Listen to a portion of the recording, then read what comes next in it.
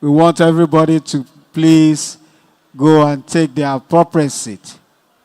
We'd like to start the program any moment from now. Can we please settle down and take our seat?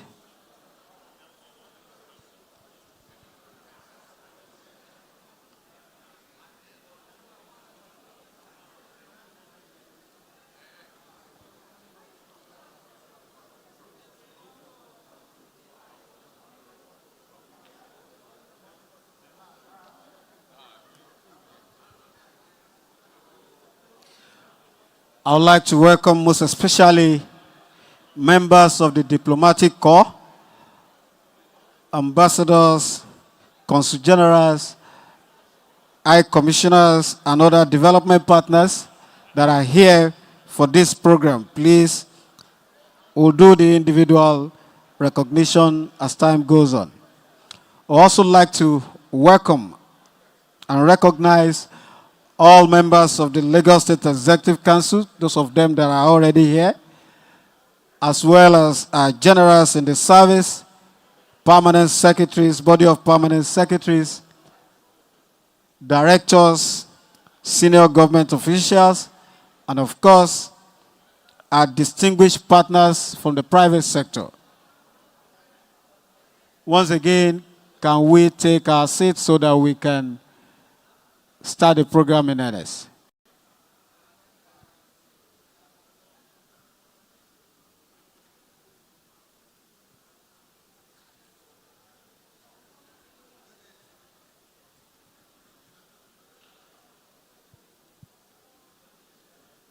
Today we are talking about water today and tomorrow. We've had a shower of blessing this morning, and that will contribute to the success of this program, I guess, as we say in Africa, especially here in Nigeria. So, distinguished ladies and gentlemen, once again, I would like to welcome the Consul General, Royal Kingdom of Netherlands, Mr. Michel Delin. Please put your hands together for the Consul General, Royal Kingdom of Netherlands. Thank you very much for coming. We appreciate you. Thank you very much. We also have the Consul General of Denmark in Lagos, Mrs. Jet Bergeron. Consul General of Denmark here in Lagos. Thank you very much. Thank you very much. We have the CEO, Vatsan Analytics, former CEO, Manila Water, Mr. Perry Rivera. Thank you very much. We appreciate you. I'll come back to other recognition on the side of our speakers and guest speakers as we move on. We also have here the #1 civil servant in Lagos State, the man that gives directives to anything civil or public service. If the civil servants in Lagos are 1 million and they ask someone to stand in front of us, it is our head of service. Please join me as I welcome the head of service of Lagos State, Mr. Bode Agoro. Thank you very much, sir. Thank you very much. I also like to recognize in the front row as well, one of our fathers, a member of the Lagos State Governance Advisory Council, talking about no other person than Cardinal James Odum Baku. You're welcome, sir. Please put your hands together for our dear father. Thank you very much, sir.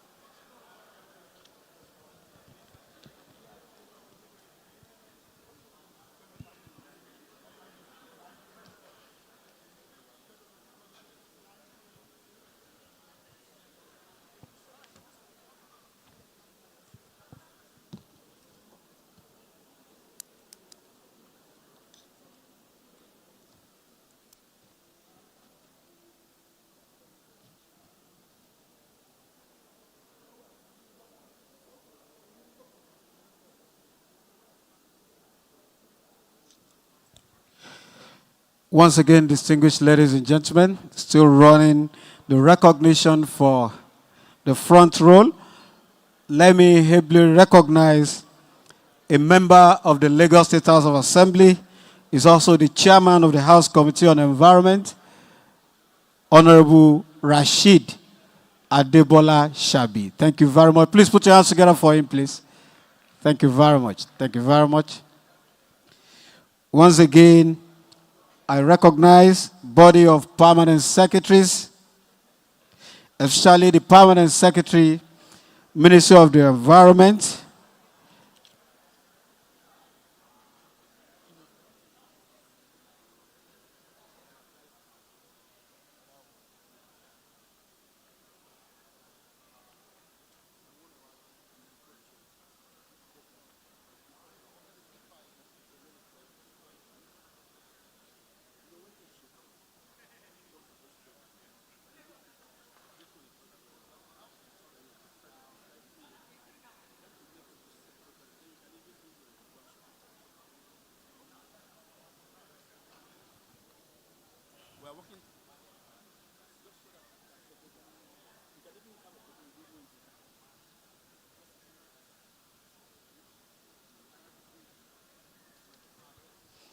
thank you very much. I would like to recognize the Permanent Secretary, Ministry of the Environment, Mr. Dr. Mobalaji Gaji, as well as the Permanent Secretary, Office of Drainage Services and Water Resources, Engineer Mahmoud Olakunle Adegbite.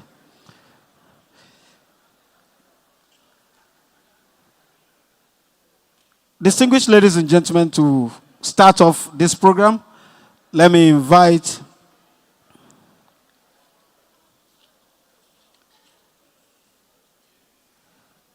Lagos Water Partnership. Is a small talk by the Lagos Water Partnership. Let me invite the Country Coordinator, Resilient Water Accelerator, Mr. Philip Obosi. Mr. Philip Obosi, Country Coordinator, Resilient Water Accelerator. He's coming here to speak about the Lagos Water Partnership by the Resilience Water Accelerator.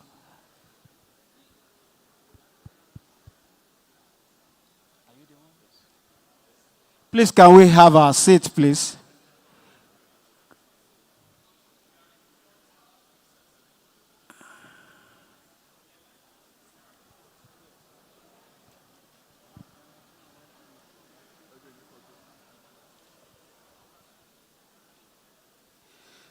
Please, all these seats have been paid for. You are just to sit free. No one is going to charge you for sitting. We can see a lot of people standing at the back. Please take your seat. The seats are free.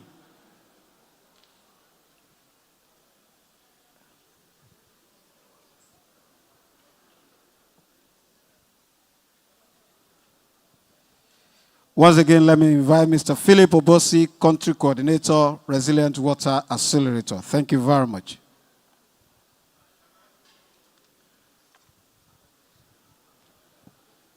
Ladies and gentlemen, thank you very much. Good morning again.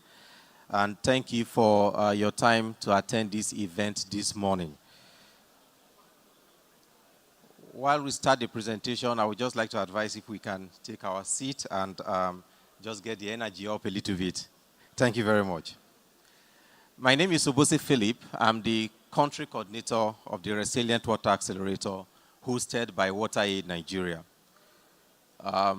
Not many times we find an event of this nature designed specifically to speak to financing for water security. So when a room of this nature is open for us, I think it's something that is very exciting and something that we need to take very serious. Can you please just present my slide? The IT team, thank you.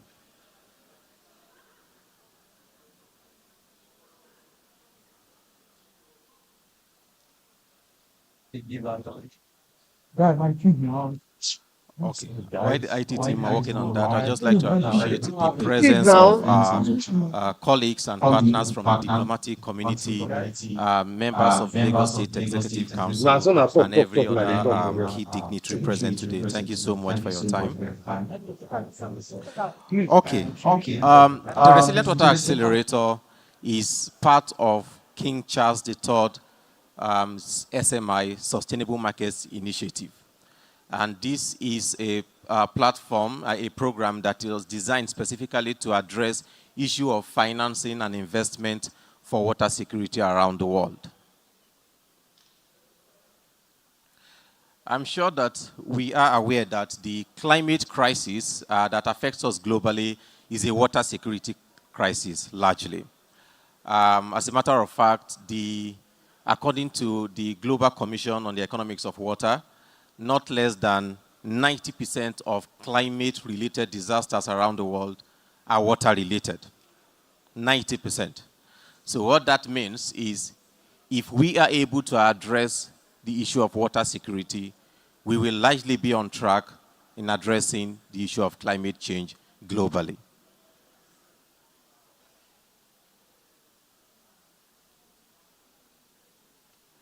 Just excuse us a little bit. I think the IT team are still working on our facilities.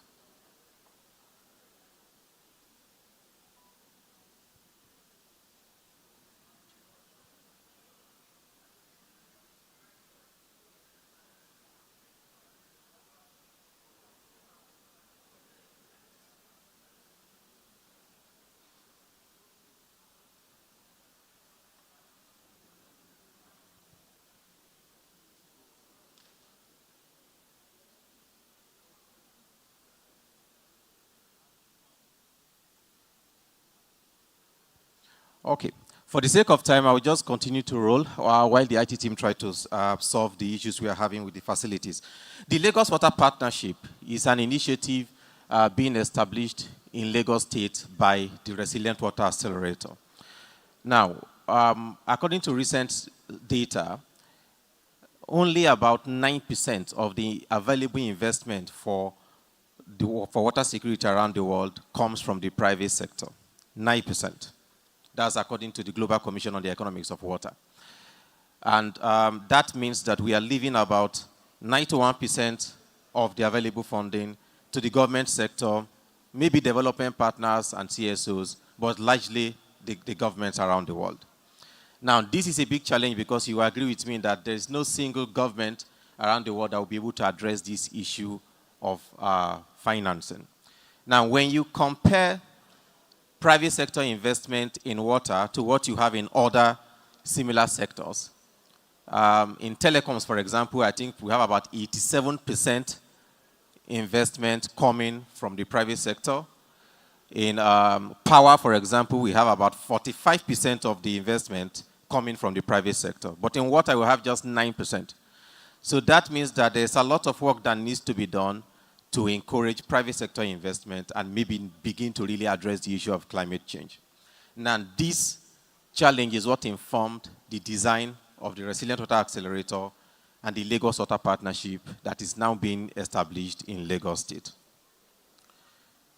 The Lagos Water Partnership, the way it's structured, is going to bring together stakeholders from the private sector, public sector, development partners, investors and financiers to work together, lead the development and implementation of an investment agenda for Lagos water security. So what that means is that this will be that singular platform where stakeholders will come together to identify priority water resilience projects, engage with investors, prepare those projects to address the issue of bankability, and make these projects suitable for investment. The LWP will be launched on the 9th of July in Lagos, and we do hope that many of the institutions represented here today will be able to attend that event. With the current structure of the Lagos Water Partnership, the technical committee, there are 3 tiers of operation in Lagos Water Partnership. There will be a technical committee where we will have technical level representation from selected private sector institutions, development partners, and government partners to address the issue of identifying projects for investment. And then we'll have the second tier, which is the steering committee, where we'll have management level representatives from these institutions. So while the technical committee identify projects, the steering committee will look at reviewing those projects, making sure it aligns with the government's priorities, and then communicating that to the highest level. And that highest level is the executive council, which will be led by the governor himself. There will be a secretariat to coordinate the Lagos Water Partnership that will be hosted by the Ministry of the Environment and Water Resources. Thank you very much. That's my very brief presentation. I do hope you enjoyed the rest of the event. Thank you.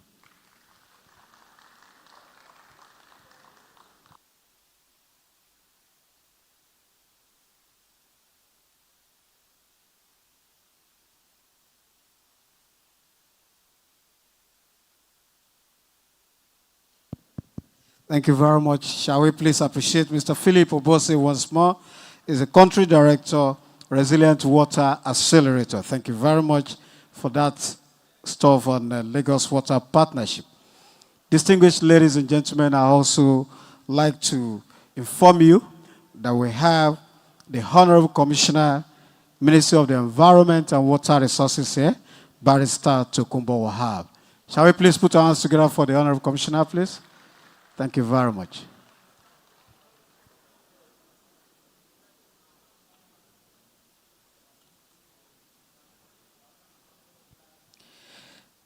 I also like to recognize, also on the front row, the chairman, Otis Service Commission, Lagos State, a retired permanent secretary from the Lagos State Civil Service, Mrs. Oluwatoyin Adegbuji Onekoyi. Thank you very much for coming, ma. Thank you very much.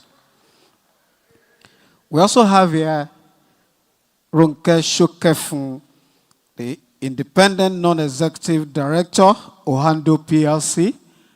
Thank you very much for coming, Ronke Shokefun. Thank you. Also, permit me to recognize the Global Expert on Regulation and Contract, Professor Rui Kunha Marquez. Thank you very much, Prof. Thank you very much for coming. We are still expecting the mission director, you said, Ms. Melissa Jones. She's also expected to join us here. The Water Sector Trust Fund, Kenya, the General Manager, Fund Development of the Water Sector Trust Fund in Kenya, Ruth Nganga is also here. Please put your hands together for her, all the way from Kenya. Thank you very much. Kenya Innovative Finance Facility for Water. The CEO, Kenya Innovative Finance Facility for Water, Eric Labi. Thank you very much for coming also all the way from Kenya. We have the Chief Executive Officer, Water Services Regulatory Body, also from Kenya, Dr. Julius Itunga. Thank you very much, Dr. Julius. Thank you very much.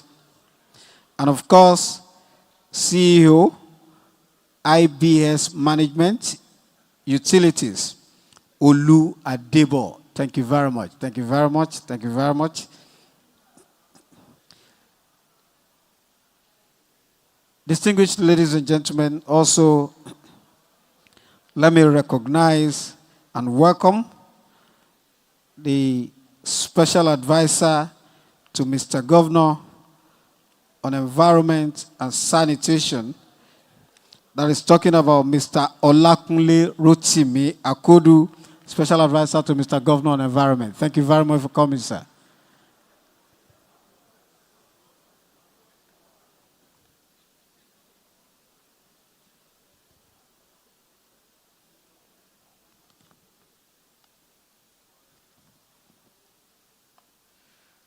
The technical crew, I hope the video is ready.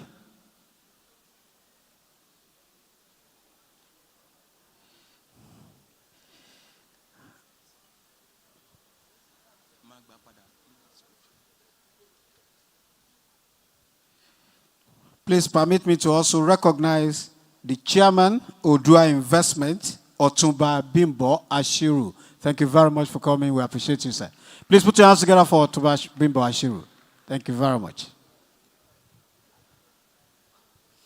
And of course, we have general managers, CEOs, and then heads of ministerial agencies here. We have so many of them, but please, all together, let's put our hands together for all our heads of parastatals, CEOs, and general managers. Thank you very much. Thank you very much.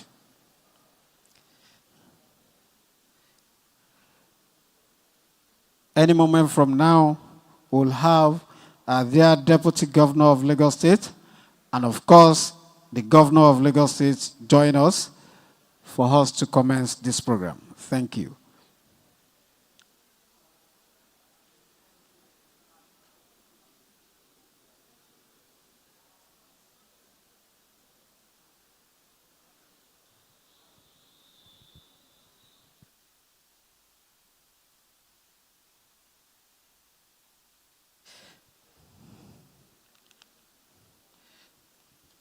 There is only one person I have not recognized here, and we all know the person.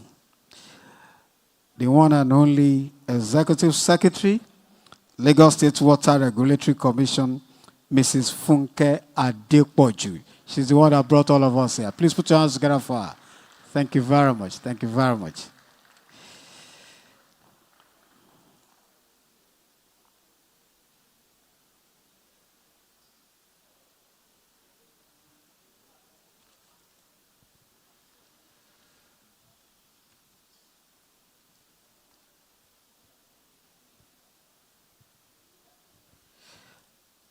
I also like to say a big welcome to the Managing Director, CEO, Jos Water Services Corporation from Plateau State, Engineer Apollos Simon Sanich, alongside all his management team. Thank you very much all the way from Plateau State, the Managing Director, Jos Water Services Corporation. Thank you very much.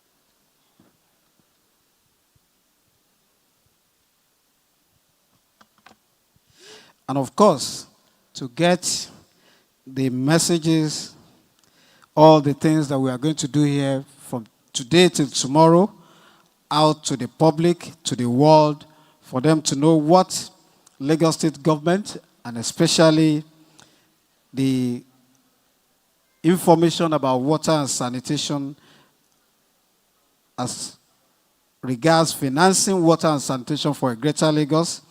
We also have gentlemen of the press here. They are the ones that will help us pass the message on who is here, what the person said, and what we agreed collectively. Please put your hands together for gentlemen of the press, all the cameramen, all the reporters. They are so happy. Thank you very much for giving them that recognition. Thank you very much.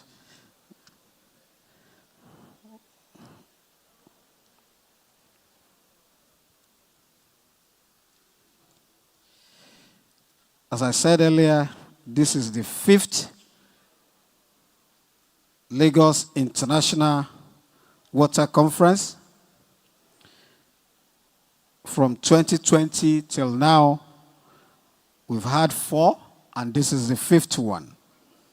And it's all in the effort to review what we are doing in water sector, to bring experts, keynote speakers, and people who know much about water and sanitation to come and discuss ideas and the global best practices on water regulation, and as well as all other matters.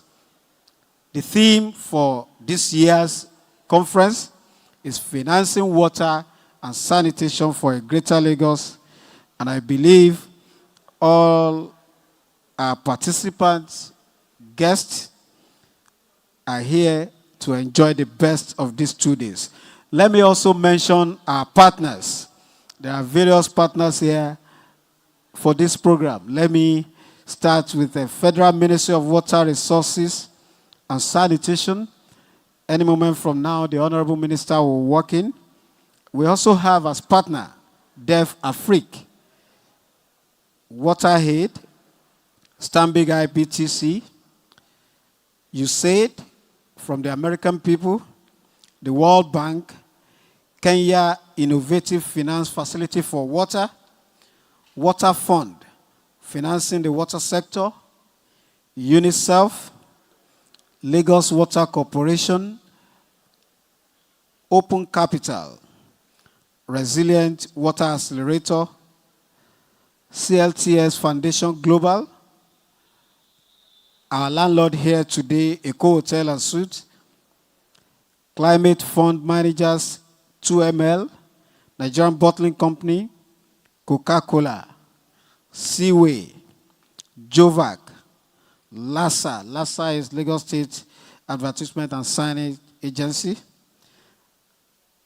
And of course, Lagos State Health Management Agency, LASHMA, Lagos State Environmental Protection Agency, LASEPA, Lagos State Wastewater Management Office, Lagos State Waste Management Authority, Lagos State Parks and Gardens Agency, I've also seen the CEO here, POPU, Funds, SHF as well. These are all our partners, those who made it possible for us to hold this program today. Please put your hands together for all of them, for what they have done to support this program this year. Some of them have been with us for the past 5 years.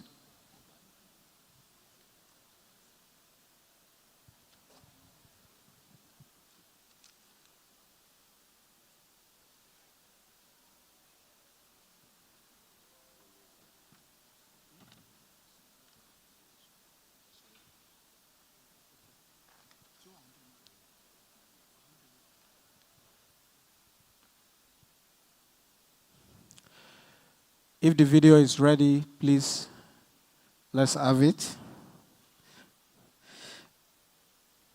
And distinguished ladies and gentlemen, there is something we will do together as Mr. Governor walks in today.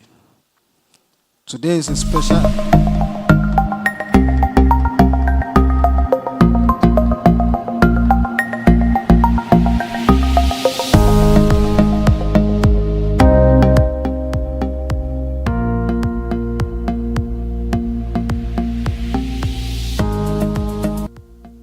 The Lagos State Water Regulatory Commission has, amongst its functions, the responsibility to regulate, monitor, control abstraction, production, distribution, quality of service, quality of water, in such a way that the investors in that sector are also able to enjoy financial viability.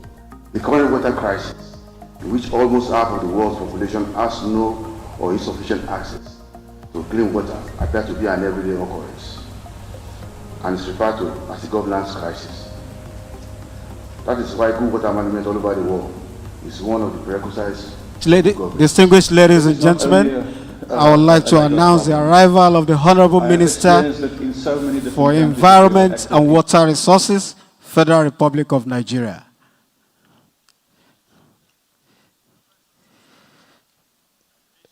The Honorable Minister, Federal Ministry of Water Resources and Sanitation, Engineer Professor Telumun Usef, FNSC.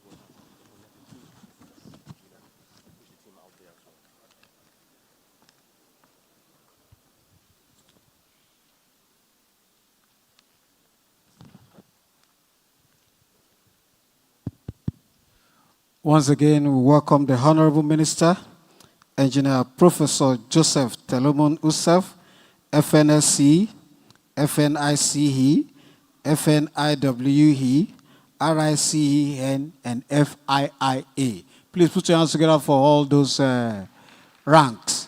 They are not easy. They are things that the Honorable Minister earned in the course of his professional career. Thank you very much, and welcome to Lagos, the city of aquatic splendor, the city that does not sleep, and the city where our hand of service ensures that services are provided 24/7, and we are all good for it.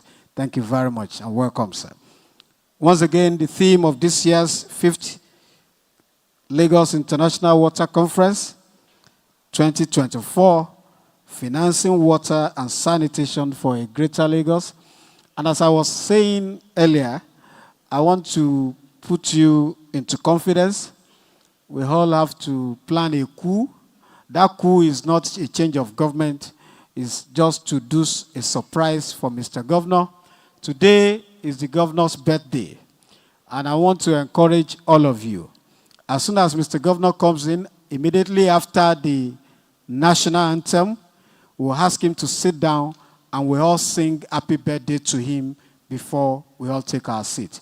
Do I have your commitment for us to do this? Thank you very much. I appreciate all of you. Thank you so much. Thank you so much. And the technical crew, can we have the video again, please?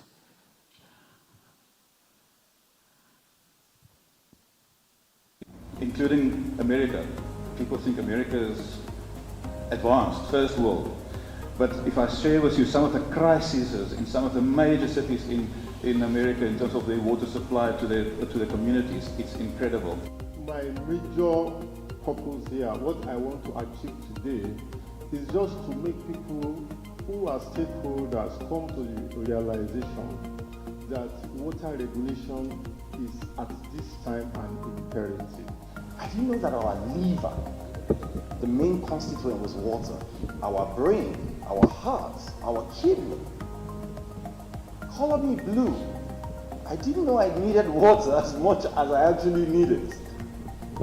So these things, it makes for fantastic realization. These are issues bordering on our environment, and I would like us to go home with a lot of ethical responsibility that we're going to change for the good of the environment. This conference is for us and basically for world drillers. There has been agitation, there have been issues about whether it is right for us to be licensed and whether it's appropriate for companies to pay surcharges and tariffs, and whether it is very important for them to pay permits before borehole can be drilled. The Lagos Water Conference aligns with the goals of the second pillar H of the theme's agenda, which stands for health and environment. Also at the conference, Lagos State Government unveiled the borehole permit for drillers and residents, as well as 4 different books on water resources management and regulations. To the glory of God and to the benefit of the good people of Lagos State, we unveil this for their information. For you to drill a borehole, you are certified for drilling a proper borehole.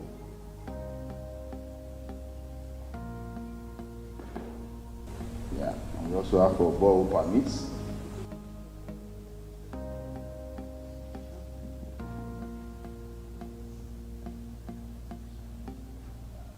Please note that this is how the permit will look like.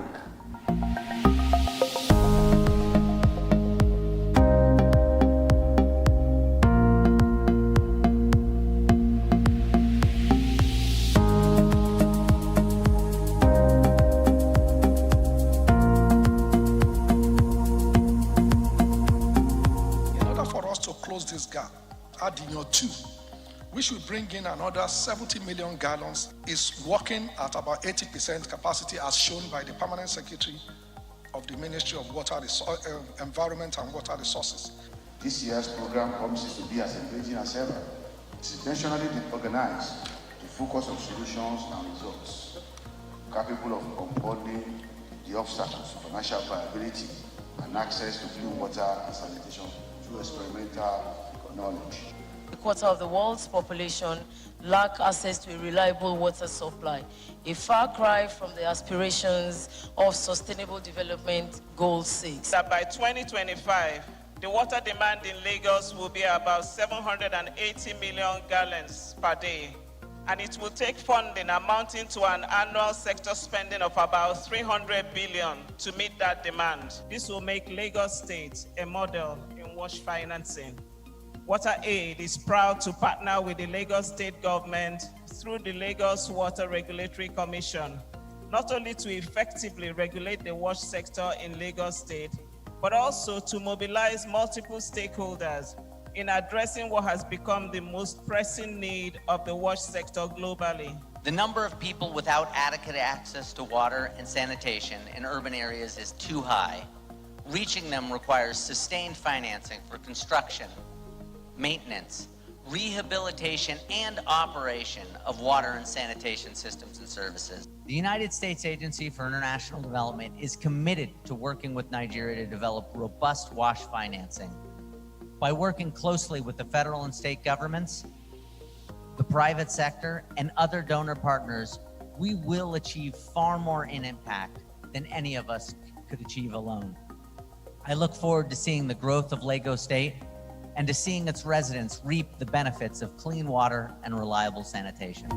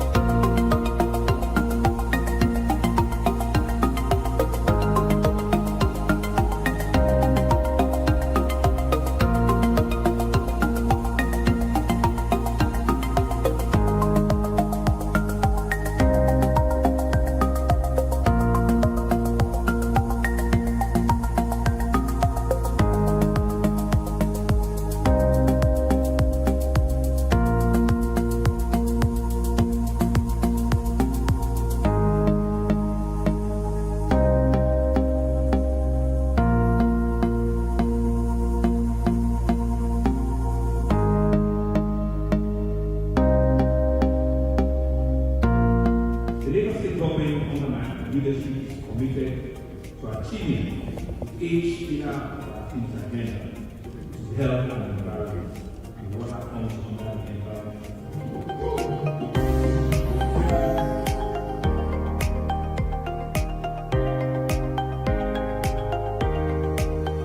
The theme for this year's conference, Unlocking Investments and Sustainable Access to Clean Water and Sanitation Services, the regulatory imperative, is especially apt in the light of current efforts to create a more conducive regulatory and policy environment that will foster investment in the water sector in Lagos State, particularly through effective public-private partnerships. Let there be deliberate quality check on most of the borehole waters in Lagos. Deliberate quality check. And then they should be helped by the Water Regulatory Commission to improve on the quality of water that is coming from the holes. That's why we're talking about franchise. They can create a franchise where you will have a neighborhood, a private partner that will have his own borehole with treatment that will be selling to the people, and Lagos Water Regulatory Commission will monitor. So what we're trying to achieve with this conference, any moment from now, is to intentionally begin to look at how we can Mr. Governor and the Deputy Governor will walk in, deliver to people, will take the national anthem. ensure that they have equitable After the access, national anthem, we and take ensure that today's in the long anthem. run, If I say we're able to today's deliver anthem, to I hope you understand me. well-managed or safely managed sanitation services and water.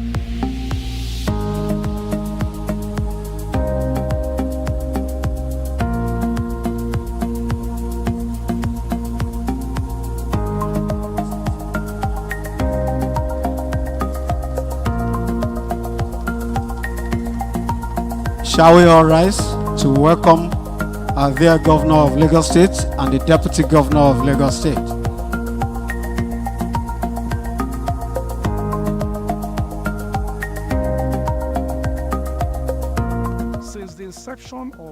World Conference.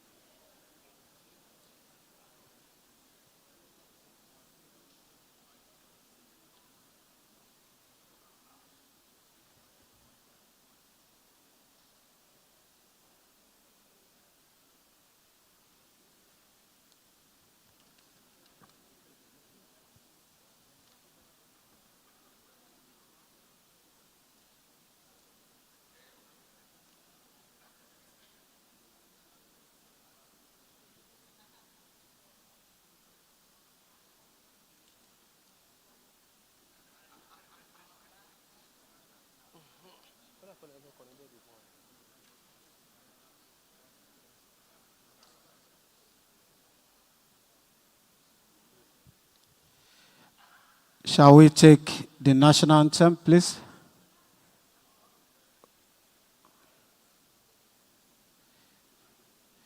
Nigeria, we hail thee, our own dear native land.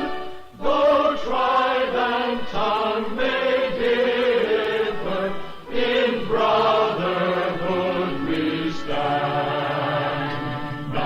Nigerians old and proud to serve our sovereign fatherland. Our flag shall be a symbol that truth and justice reign. In peace or battle honored, and this we count as gain. To hang on to our children a banner without stain. O God of all creation, grant this our one request. Help us to build a nation where no man is oppressed, and so with peace and plenty, Nigeria may be blessed. Thank you very much. Thank you very much. While we require only Mr. Governor to be seated, shall we please have our today's anthem? 1, 2, go. Happy birthday to you. Happy birthday to you. Happy birthday. Happy birthday. Happy birthday to you. Thank you very much. May we all be seated. Thank you very much. Thank you very much. Thank you very much.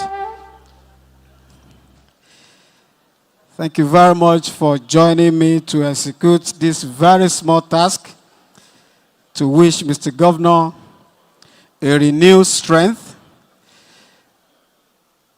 and Godspeed in all that he does in his new age. Let's put our hands together once again for the Governor of Lagos State, Mr. Babajide Olusola Sanwo-Olu. Thank you very much, sir. Mr. Deputy Governor, there Dr. Kadri Obafemi Hamzat. Let's also put our hands together for the Deputy Governor, Dr. Kadri Obafemi Hamzat. Thank you very much.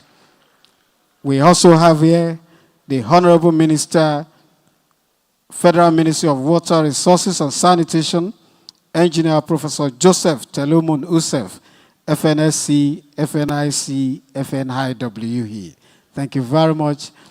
Members of the Diplomatic Corps, the Chairman, House Committee on Environment, the Secretary to the State Government, the Head of Service, the Honorable Commissioner for the Environment, the special advisor to Mr. Governor on Environment, our dear father, member, Lagos State Governors Advisory Council, Cardinal James Odumbaku, our body of permanent secretaries, distinguished ladies and gentlemen. Mr. Governor, I would also like to inform you, sir, that we have members of the diplomatic corps here, especially the Consul General, Royal Kingdom of Netherlands, His Excellency Mr. Michael Dillon, the Consul General, Denmark in Lagos, Mrs. Jet Bergeron, and of course, other international figures like the Mission Director, you said, Mrs. Melissa Jones. And of course, we have the Chairman of Odua Investment and some international well-recognized bodies and institutions here for the 5th Lagos International Water Conference 2024. The theme of the conference, once again, is financing water and sanitation for a greater Lagos. And then this is the 5th in the edition. In the past 5 years, we've done so much to review and take expert suggestions and deliberations on new ideas for water and sanitation. To give us a proper perspective on what we are here to do and for this year's conference, let me invite the Executive Secretary, Lagos State Water Regulatory Commission, Mrs. Funke Adepoju, for our welcome address. Please put your hands together for Mrs. Adepoju, please.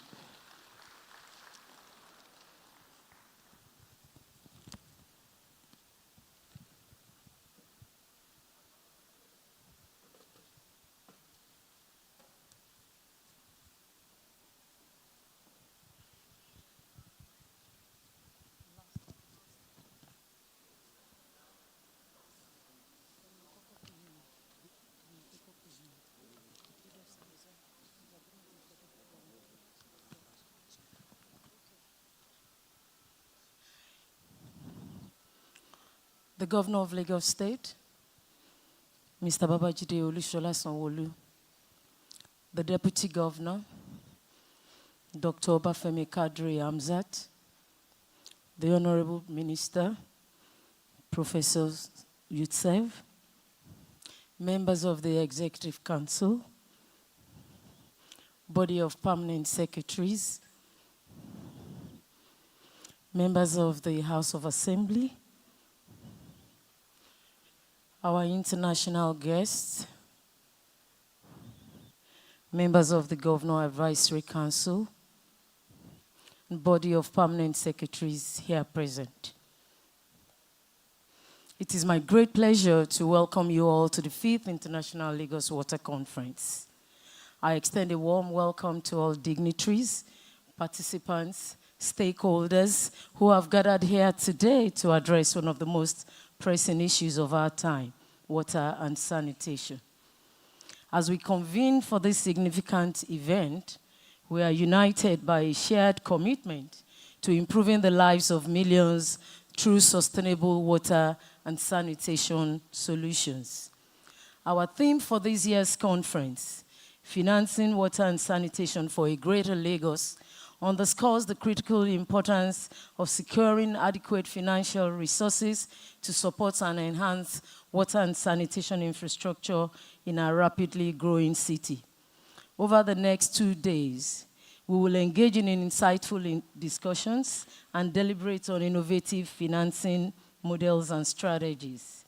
These conversations are not only crucial, but intentional.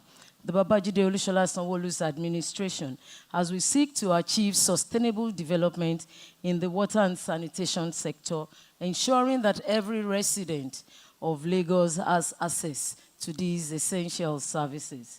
First and foremost, I'd like to extend my heartfelt gratitude to Mr. Governor, Mr. Babajide Olusola Sanwo-Olu, for his unwavering support and commitment to this conference over the years. Sir, your consistent dedication has been instrumental in making LIWAC a premier event for addressing water and sanitation challenges in Nigeria and beyond. The outcomes have been pivotal in driving the progress and resilience that we seek. Today, we have the Honorable Minister of Water Resources in our midst, and we have international visitors from the Philippines, from US, from India, from Lisbon, from Kenya, from US, coming to talk about water and sanitation in Lagos. It shows growth and the global perspective that the conference has assumed over the years. We welcome and acknowledge the invaluable contributions and partnerships of all stakeholders and participants to this yearly event. Your support and collaboration are vital to the success of our endeavors. As we reflect on our journey from 2020 to 2023, it is evident that we have made significant strides in addressing water and sanitation challenges in Lagos. LIWAC 2020 focused on strengthening governance, the regulatory imperative. In 2021, we focused on advocating for adequate budgetary provisions for the wash sector, institutional strengthening, and promoting the involvement of the private sector as key strategies. In LIWAC 2022 was urged on the need for political will to implement private sector partnerships. The Lagos water policy improved operational efficiency, both for the service providers for water supply and wastewater. In LIWAC 2023, highlighted the urgent need to develop a sanitation master plan, strengthen fecal sludge management, enhance community engagement, and again, operational efficiency and infrastructural renewal for service providers to eventually enhance service delivery. It is also noteworthy to mention that over the last 5 editions, Mr. Governor has been present at this conference. Can we please acknowledge that? We are proud of the progress we have made together, because that shows the commitment of the state government to addressing the issues we have in the water sector. We want to thank also WaterAid. We want to acknowledge the interventions from USAID and regulatory frameworks and synergies between service providers that are currently being enhanced.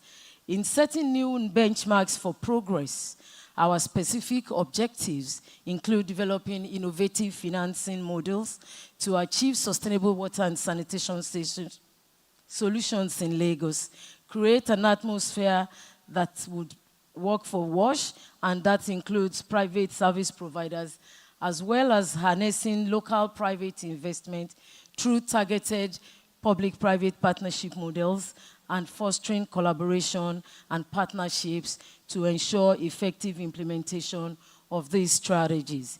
We are honored to have an array of distinguished speakers who have made significant contributions to the wash sector from across the world. Their insights will be invaluable as we explore new pathways for financing and implementing sustainable solutions. Today, our keynote presentations have been thoughtfully curated to provide insights from diverse corners of the globe, highlighting both the challenges and successes that can inspire and guide the strategies we may adopt in Lagos. These presentations are not merely informative, but are also pivotal to understanding and leveraging the experiences of other regions in transforming wash services. The first keynote would explore the transformative journey of Metro Manila, a mega city that has faced immense challenges in its wash sector with future prospects for sustainable water management. The second keynote address will focus directly on Lagos, examining the critical role of private sector investment in enhancing our water supply and sanitation systems, as well as highlighting innovative partnerships, models, and investment opportunities that can accelerate the achievement of our water and sanitation goals. The expected outcomes from all of these sessions at this conference are actionable strategies that will contribute to the broader goals of washing Lagos and indeed the water sector. In conclusion, and on behalf of the Lagos State Government through the Lagos State Water Regulatory Commission, and riding on the Themes Plus agenda of this administration, our commitment to improving access and funding to the water sector through collaborative efforts remains sacrosanct. We can achieve the goals we set for ourselves and ensure a better and healthier future for all Lagosians. Welcome to Lagos and welcome to the Lagos International Water Conference 2024.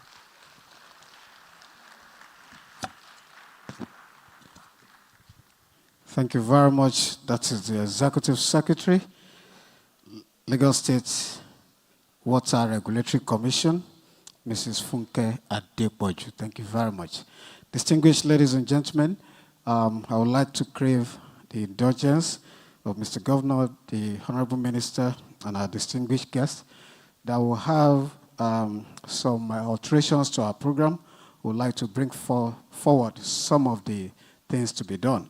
And right now, I would like to invite the Honorable Commissioner for the Environment and Water Resources, Barrister Tokunbo Wahab, for his opening remarks and setting the tone for the conference. Please put your hands together for the Honorable Commissioner for Environment.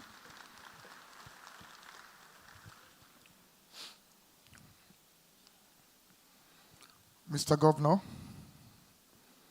Mr. Babajide Olusola Sanwo-Olu, the Deputy Governor of Lagos State, Dr.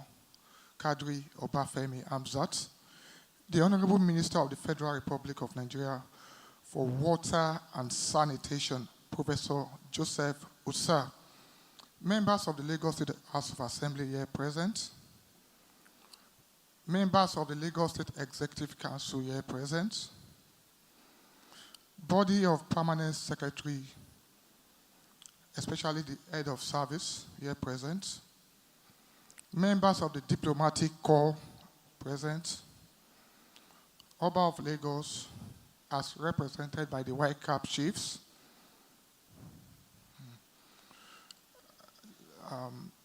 my permanent secretaries, ladies and gentlemen. Distinguished guests, I am honored to stand before you today as the Honorable Commissioner for Environment and Water Resources to welcome you to the 5th edition of the Lagos State International Water Conference with the theme, Financing Water for a Greater Lagos. The conference serves as a platform for us to come together, share knowledge, and explore innovative solutions to address the challenges we face in ensuring sustainable water management in our great city, Lagos. Water is a fundamental resource that sustains life and plays a vital role in development and progress of any society. The Executive Secretary had dwelled extensively on why we are here. So I'm going to skip a fundamental part of the speech, and I will say to you, I would like to express my deepest appreciation to the organizers, that's the Executive Secretary and our team, sponsors, and all participants who have contributed to making this coming together a success, especially the governor, because after over a decade, Lagos was able to sign and approve a WASH policy. This sets the tone and put us on a global pedestal, telling the world we are ready to address the issue of water, the issue of hygiene, and sanitation. So I welcome you to Lagos.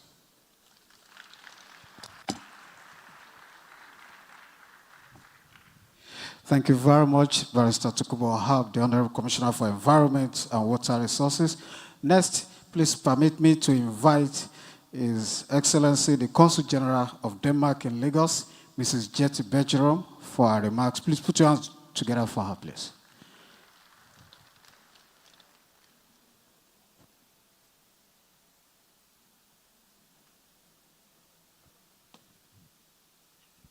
Thank you very much. I'm with my sneakers. That's how we run in Denmark. Thank you very much and good morning. We are really honored to be invited to give a keynote. I have been told I have 10 minutes and I will do my best. Honorable Governor, Honorable Deputy Governor, Federal Minister, Commissioners, Mrs. Bimbola, Mrs. Funke, I cannot thank you enough. We are really honored to be here. Distinguished ladies and gentlemen, I would like to share some words with you about the water sector because this is a key to the Danish society on different levels. Water is one of the most important natural resources, and access to water is essential for a good life. 4 in 10 people in Nigeria do not have clean water close to home, putting them under constant threat from waterborne diseases like cholera. The more our climate changes, the more challenging it's become, as WaterAid is also mentioning. Every day, already fragile water supplies are even at greater risk of disappearing completely. The world has made huge progress in giving everyone, everywhere, the clean water that is their right. Yet climate change threatens to set us back decades and push more people into extreme poverty. But water is also some of the biggest global challenges, such as problems with access to clean water, flooding, and dealing with untreated wastewater in a sustainable way. It is difficult to imagine achieving sustainable goal number 2 on sustainable cities and communities without also implementing solutions for sustainable urban water and management. In developing nations, urban population growth is increasingly putting pressure on urban water supply. It also means wastewater treatment plants must treat an increasing volume of wastewater, sewage collection, and treatment systems in creating livable cities. For example, in a mega city like Lagos. Danish companies are among the global leaders when it comes to water technology and water solutions. And their solutions can contribute to solving the global challenges. In order for Denmark to continue contributing in the fight against climate change and support the global green transition, it's important to pool efforts and share the responsibility as a united group. Therefore, Denmark export strategy for water has been launched by the Ministry of Environment, the Ministry of Foreign Affairs, and the Ministry of Business, Industry, and Financial Affairs in close collaboration with the water sector. The strategy sets a united framework for Danish export efforts within water technology. And the strategy's vision is that the Danish water sector helps solving the world water and climate adaptation problems. And it was set to the doubling of Danish exports in water technologies and services from Danish crowns 20 billion in 2019 to 40 billion in 2030. And the sector has been created in a public-private partnership with various players in the water sector, and that includes companies, utilities, advisors, industry organizations, universities, and the innovation ecosystem. There are approximately 300 Danish private companies in the water sector. And I want to mention just a few examples of Danish companies active in Nigeria. A company, Alfa Laval, it's Danish-Swedish actually, very, very strong in water and green energy. Kamstrup, they have helped utilities improve billing while reducing water loss with their solutions. Danfoss is a leader in pump drives. Their solution have helped conserve energy and ultimately reduce water loss. Grundfos, not the least, the world's largest pump manufacturer, active in Nigeria. With their solution, they've helped also utilities decrease water loss and improve the way they use their energy. And lastly, Simon Moose. It's a smaller company that have over 40 years of experience of manufacturing and supplying customized sludge, dewatering units and recyclers, as well as volume reduction management and sludge disinfection systems. But let me also touch upon some of the financial models. Let me come with 3 examples that work in the water sector. First of all, we have the Investment Fund of Developing Countries, IFU. They offer advice and risk capital for commercial projects in developing countries and emerging economies in order to create sustainable social and economic development. IFU also has the option of supporting project development in the early phases if the project is intended to be commercial. Lately, they have been investing in green energy infrastructure companies in West Africa, including Nigeria. Then I want to mention DANITA, Sustainable Infrastructure Finance. We call it the SIF. The SIF instrument enables the financing of sustainable infrastructure projects in developing countries, including guaranteed payment of contracts that would not take place under market conditions. The SIF has extensive experience in water projects specifically and would make up a large percentage of their project pipeline. And they are also started here in Lagos specifically. Then the last one I want to mention is NEFCO. It's called Nordic Environment Financial Corporation, and they offer risk capital to Nordic green SMEs that wish to scale up on global markets outside the Nordics. The aim is to invest and improve loans for green innovative solutions with international growth potential and high demonstration value. And Nordic companies interested in the Nigerian market can apply for this as well as aid to implementation. Let me just add a few words about the climate change, because this is one that's crucial issues affecting several sectors in many nations in the world. The already manifesting impact of climate change include changes in rainfall patterns and increase in temperatures and also changes in the frequency and severity of extreme events like flooding, droughts, heat waves, and damages to the ecosystem. This will subsequently impact several sectors like the water resources, in agriculture, in healthcare, and also the economy in general. So water resources which are pivotal to the development of other sectors would be most affected by the impacts of the climate change. It is known that developing countries will be more affected by the impact of climate change due to their vulnerability and less adaptive capabilities. Therefore, the climate risk will be much higher in developing countries with higher population densities and growth rates. Last week, we had a Danish group of journalists here in Lagos. And I can tell you, we showed them a lot of nice things. But we also talked about the situation. Will Lagos one day be over-flooded? Let me mention one Danish company is called DHI, who actually helped Eco-Atlantic do some coastal water testing some years ago. So of course, that's also on our agenda from a Danish perspective. What will happen and what can we do to support this? So the city of Lagos in Nigeria, being one of the most populous cities in Africa and one of the fastest growing megacities, the development of Lagos will have a huge global impact, and also negative consequences will have an impact at scale. We know that Lagos is highly impacted by people moving to Lagos from all parts of Nigeria and other countries. And being a port city and the main commercial hub of Nigeria, Lagos attracts hundreds of thousands of people each year to work in industry for many great reasons, and as a hub for prosperity and growth indeed. But the influx of people into the city has caused over-abstraction of water resources and discriminate sinking of boreholes and water wells in many parts of the state not covered by the public water supply network.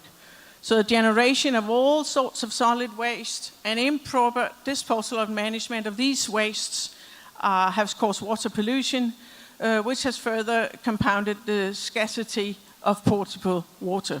Presently, Lagos state government has shown commendable efforts to curb potential outbreaks of waterborne diseases from unhygienic practices and lack of access to clean potable water by the launch of the 2023 WASH Policy and Implementation Plan. Another commendable effort is the state's ability to collaborate with other states and federal governments dealing with the current cholera outbreak. This collaborative spirit is what we need to meet these challenges. And let me also say that the visit of the senior minister from Denmark in November on climate and development programs also means a lot from us. So we are ready to collaborate and to support and work with Lagos State. Thank you very much.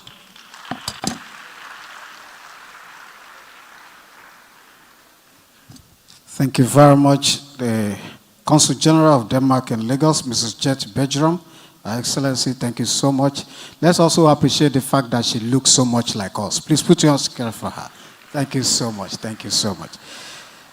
Distinguished ladies and gentlemen, we are also going to take another member of the diplomatic corps for about 2-3 minutes that is talking about the Consulate General of the Kingdom of Netherlands, Mr. Michel Dillon. Please put your hands together for him.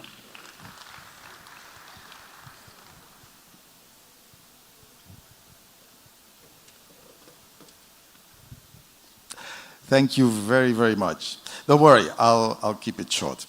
It's a goodwill message, and it's great to be here with all of you. Your Excellency, the Executive Governor, happy birthday once again. Great that you're here with us on your birthday.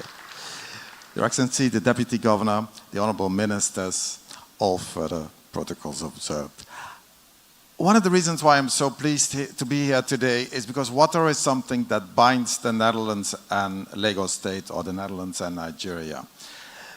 There's a training institute in the Netherlands, in the city of Delft, called IHA, Institute for Water Education. And many of the people who work for the Lagos State Water Corporation, people who work for the Ministry of, I already see some people there, Ministry of Water, have had their trainings there. And the institute was established in 1957, and ever since we've been training on the international field people on water management in the broad sense of the word.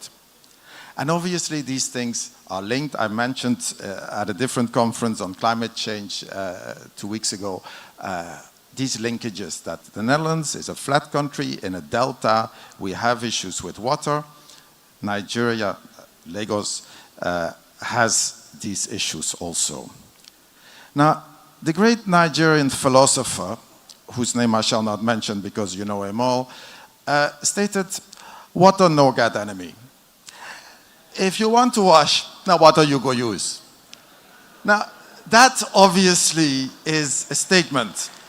And one might not always agree with that, because water no get enemy if water is pure. But as soon as water is contaminated or water is flooding your streets or your house, you do have an issue. And in the Netherlands, we've been fighting water for centuries. And in the end, we managed to control it. Not always. We are also surprised sometimes by floods. But the importance of clean and potable water, I think that's one of the reasons why we're also here. We talk about WASH, we talk about waterborne diseases, how to prevent them. We talk about water treatment, sewage treatment plants. All of these are things in which we have built up knowledge that we're happy to share with Lagos. Coastal protection, one of them. Technology transfer, another one. And it is important because, as the other speakers also mentioned, there is a link with climate change. If you're not careful, the water will come from all sides. Well, we see the last weeks have been blessed with rain, which is probably great for the farmers, but poses a problem for the drainage system in Lagos. And that's one of the other things that I hope that we can get out of a conference like this. We know when the rainy season is. We know that we have gutters and canals and water treatment systems in this, our city of aquatic splendor. And yet, every time it's like, okay, we need to clean the gutters, because the gutters have been swamped with plastics, with debris, with people building housings on them. And it requires a systematic approach with systematic enforcement to make sure that it doesn't happen every year again. And as I said, the infrastructure is basically there. Most of the roads that are sometimes flooded in Lagos have gutters beside them. It's a matter of making sure that the system is in place to manage everything like that. And as I said, we're very happy to be here. We're happy to work together with all of you. And then we can say, water no get enemy. Thank you.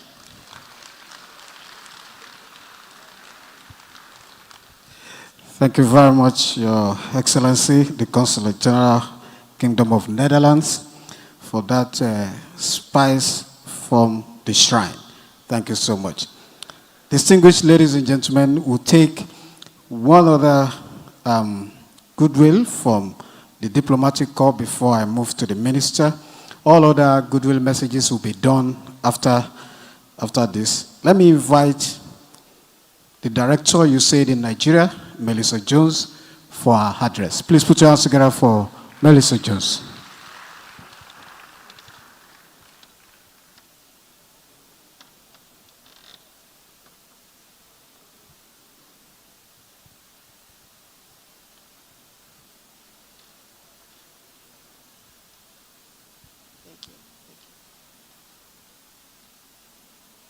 I was asked to be quick.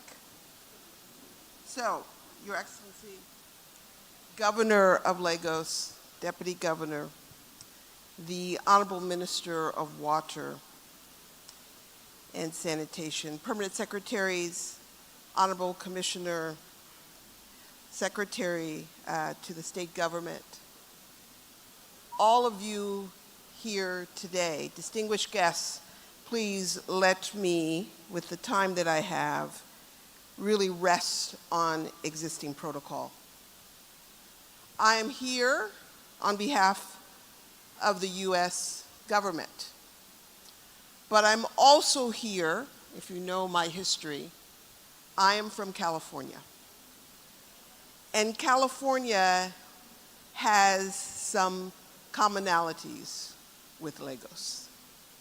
We are the source of the private sector in the United States. We are home to Hollywood and the creatives in the US. Everything that is innovative comes out of my state. And so it is true to say that these are similarities with the great state of Lagos. But I also want to acknowledge that what makes this state so great is the power of progress. The power of progress is driven by the power of partnership. And this governor, on your birthday, demonstrates the power of leadership. Leadership makes things happen. And as we mark the 10th anniversary since the passage of the 2014 Water for the World Act, I am also so proud that the United States has supported many countries on their journey, on their trajectory for progress, especially here in Nigeria. And we do that because Nigeria matters. It matters not just for this continent, but it matters for the world. We say, we all know the data, 1 in 5 Africans will be Nigerians, that we know that when Africa talks, when Nigeria talks, Africa and the world listens. So as I sit here and stand here with you today, I want to acknowledge that our water investments at USAID is driven by power. It is driven by the power of progress, the power of partnerships, and of course, the power of leadership. We in the US also recognize the impact of climate, and the impact of climate change has had a detrimental impact in so many parts of this world. And for us to collectively to get out of this, we must all recognize that not one single entity can do it alone. So I'm very appreciative of others in the diplomatic corps who put this on the front burner. But we also know that so much of what we do has to be driven by the people themselves, those that are most affected, those that live in places where the infrastructure for water is just not there. We also know that governance is central to the work that we do. So USAID will work with other WASH stakeholders in Lagos to increase access, especially for low-income communities. We know Lagos is densely populated and a rapidly growing city.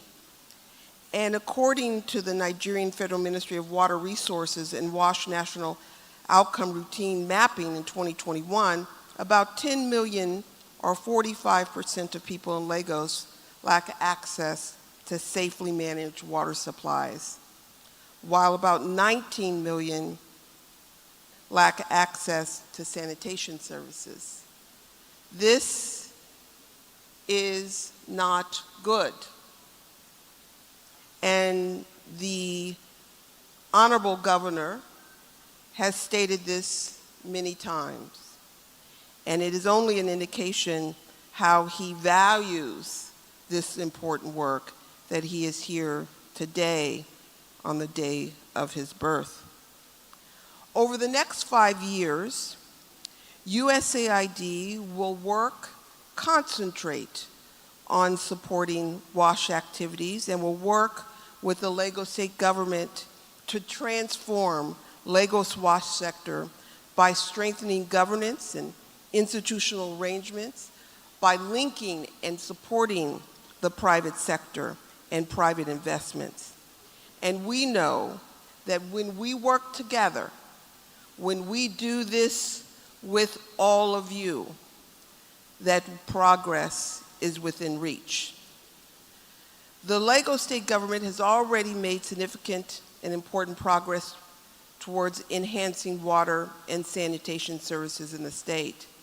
This includes the recent approval of the WASH policy and the implementation of the roadmap for the transformation of the urban utility.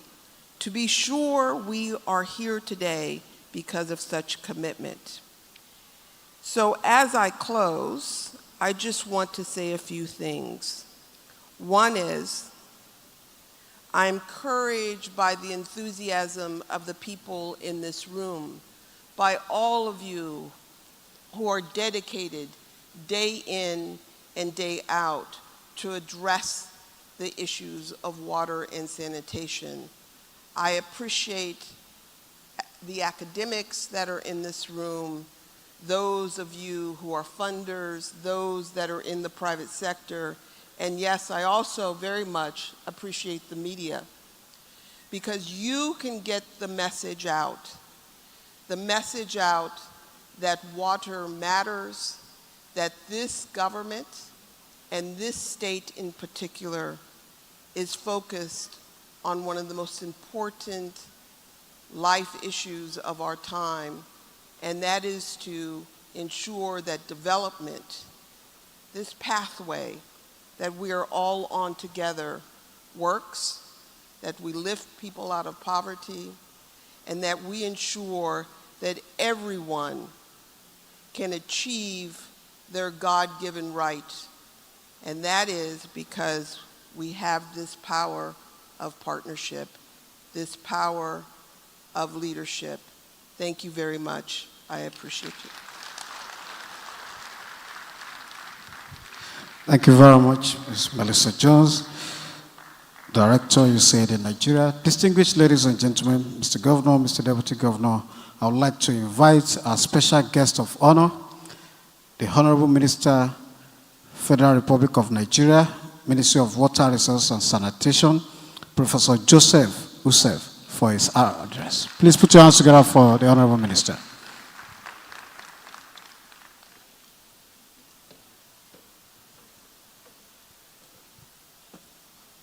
Thank you.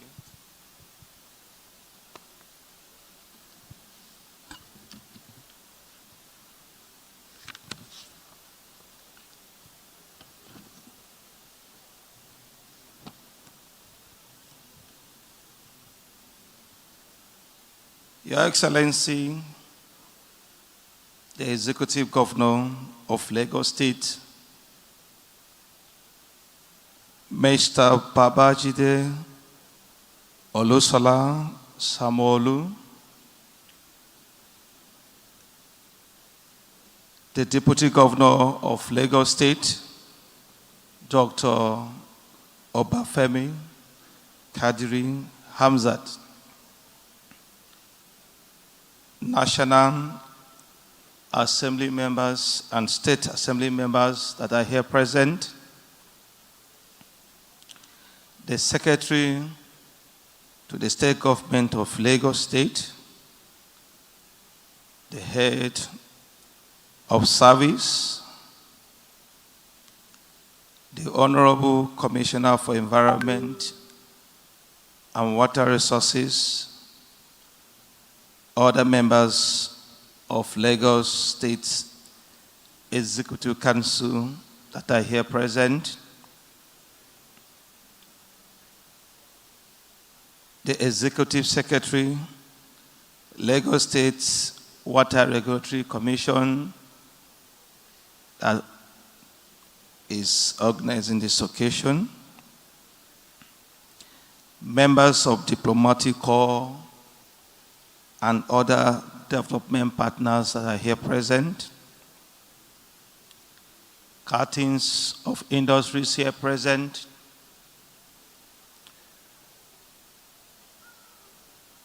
our royal fathers, invited guests, my team that came from Federal Ministry of Water Resources and Sanitation, the press, ladies and gentlemen. I am very, very delighted to be here today because today is a very special day. It's a day that I am talking, I'm giving an address on a special resource on the birthday of our governor.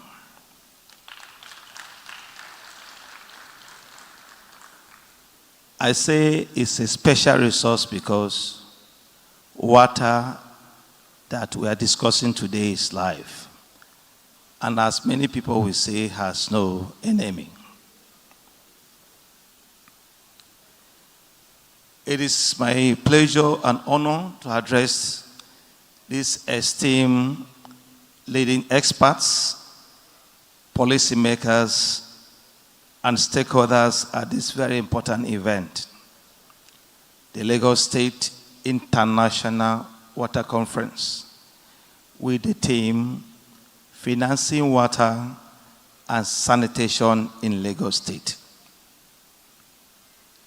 Financing water and sanitation in Lagos State and Nigeria at large, because Lagos State is a city that is so populous and has the replica of Nigeria at large.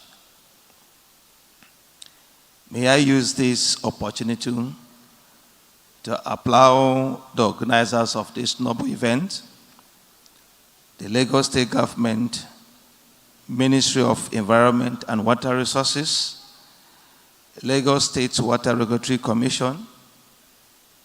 I'm also mindful of other efforts and resources expended towards ensuring the success of this event. May I specially acknowledge the presence of our governor, the governor of Lagos State, His Excellency Babajide Sanwo-Olu, Once again, Your Excellency, happy birthday. I appreciate the Governor, the Honorable Commissioner of Environment and Water Resources, and other agencies that are saddled with the responsibility of providing water and sanitation for Lagos State. The Executive Secretary of Lagos State Regulatory Commission for putting this forum together to discuss financing water and sanitation in Lagos State, noting that Lagos is a mini Nigeria. And of course, if Lagos gets it right, Nigeria as a whole will be better. As we all know, Lagos stands as one of Africa's most populous and economically vibrant cities. Yet, it grapples with significant challenges in providing adequate clean water and sanitation as a balanced population.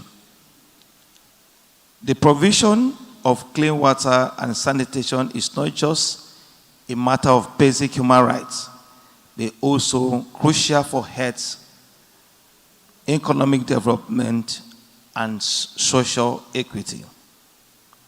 However, the financing of water and sanitation infrastructure remains a critical hurdle, not only for Lagos State, but the country at large.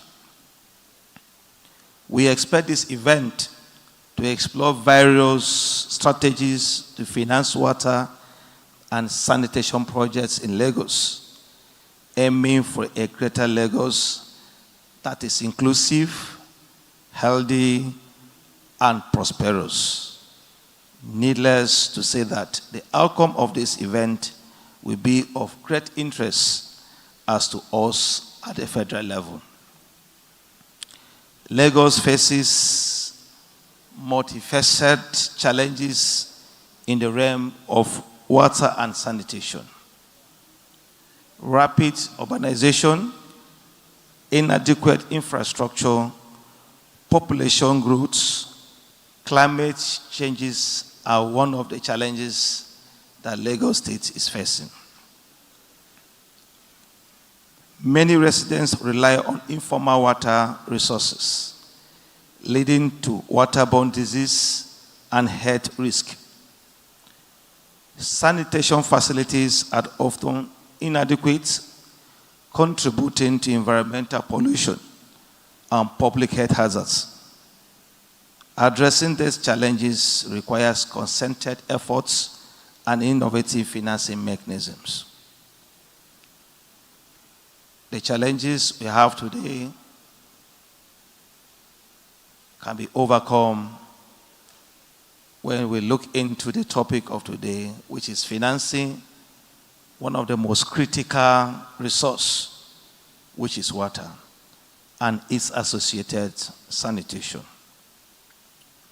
One effective strategy for financing water and sanitation projects in Lagos is through public-private partnerships, the PPPs.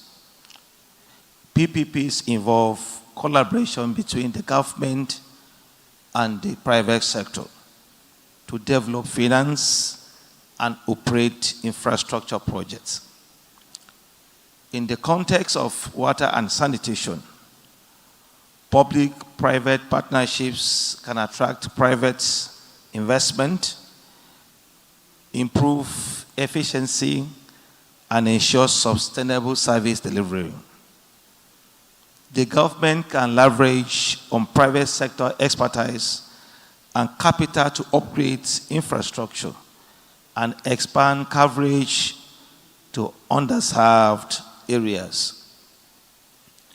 Microfinance initiatives and community-based approaches offer promising avenues for financing water and sanitation projects at the grassroots levels.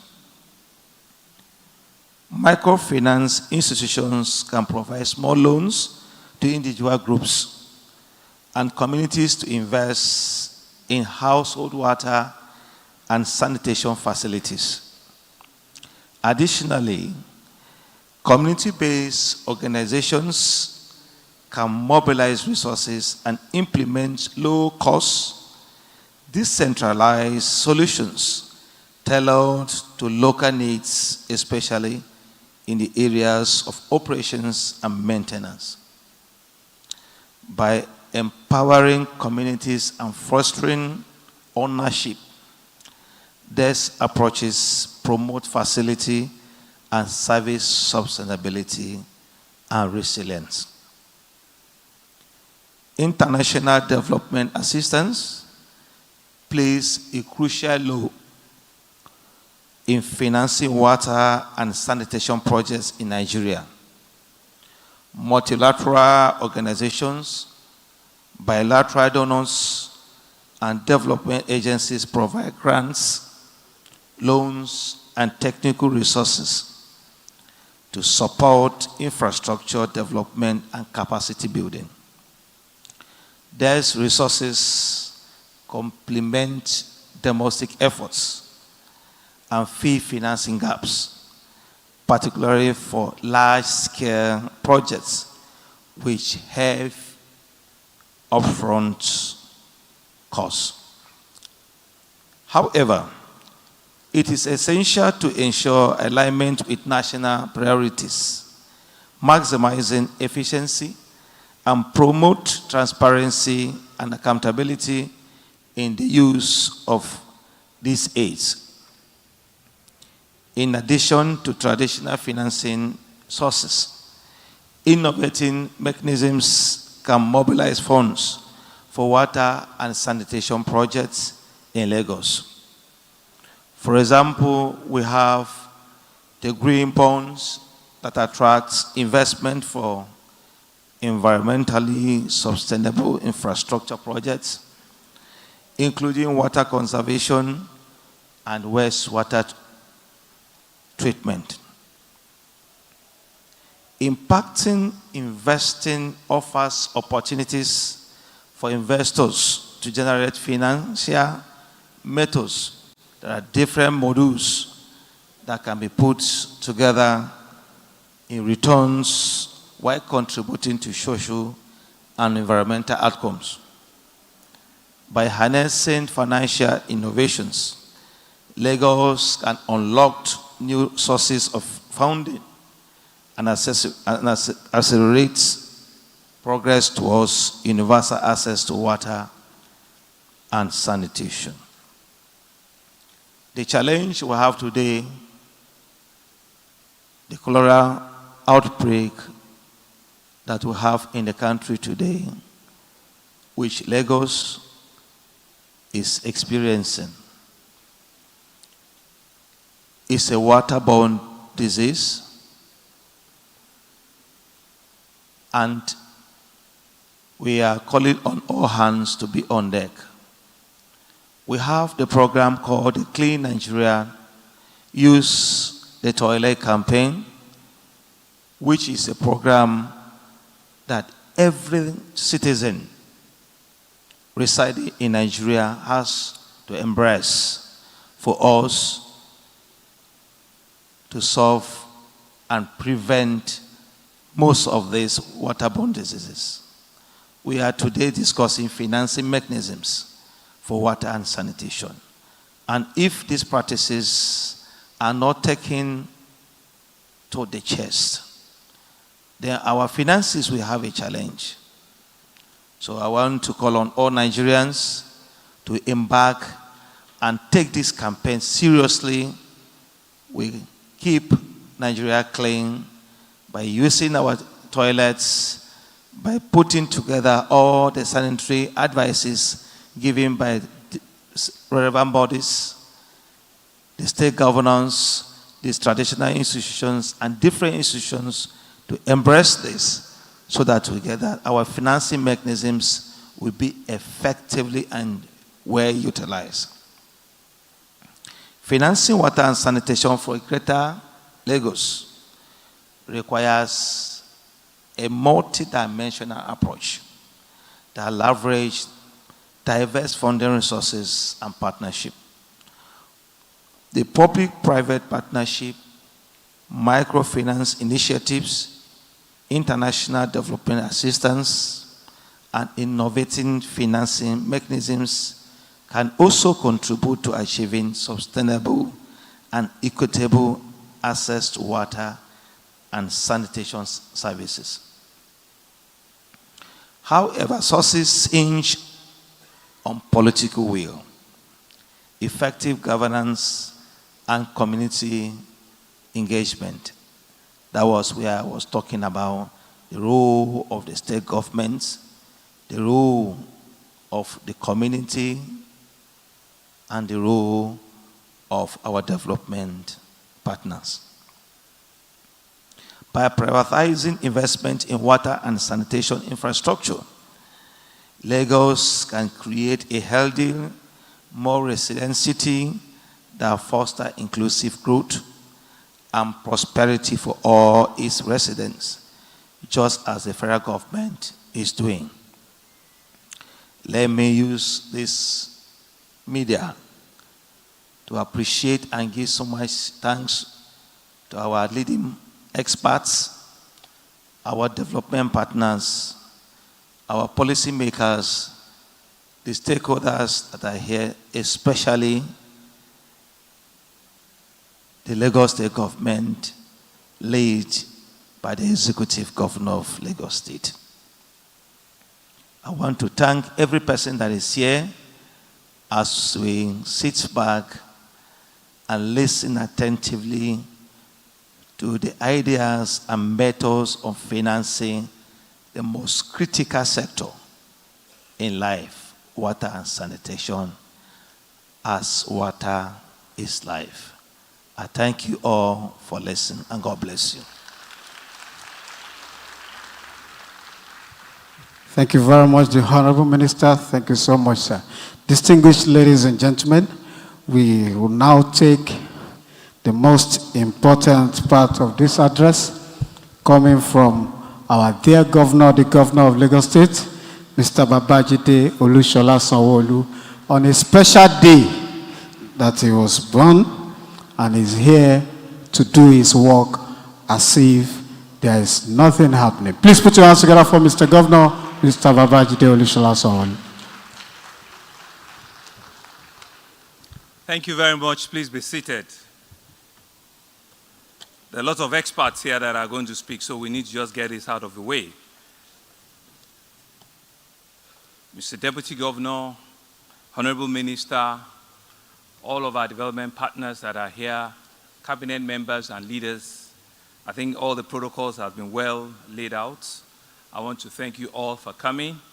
I know how important, this conference has been for us over the last 5 years, and I'm happy that indeed we can keep faith with our yearly convergence of this all-important topic and sector that is not only dear to me, but there to us in Lagos State. So I want to welcome all of you and gentlemen of the press.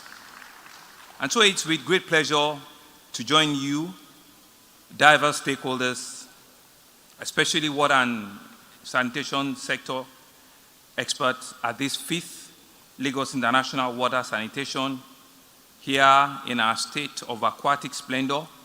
Here in Lagos, that is the commercial economic nerve center of our country. That is the heartbeat of the country. And we're indeed excited and happy for all of our international invitees to have traveled far and wide to come to Lagos.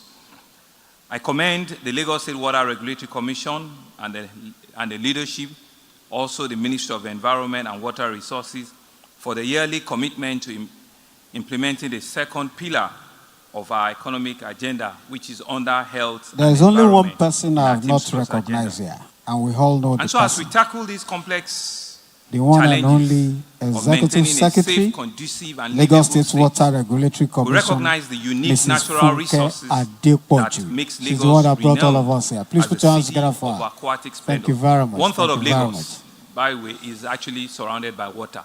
Lagos is 3,670 square kilometer, and so 1/3 of that is really water. So really, what we have as a space for the over 22, 24 million people is just about 2,300, 2,400 square kilometer. That's just like a little dot.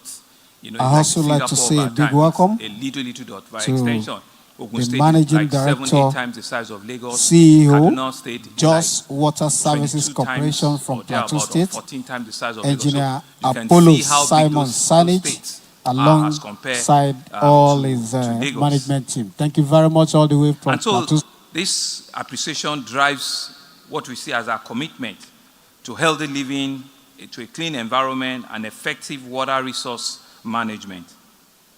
In the last 5 years, this administration has been dedicated to financing this conference.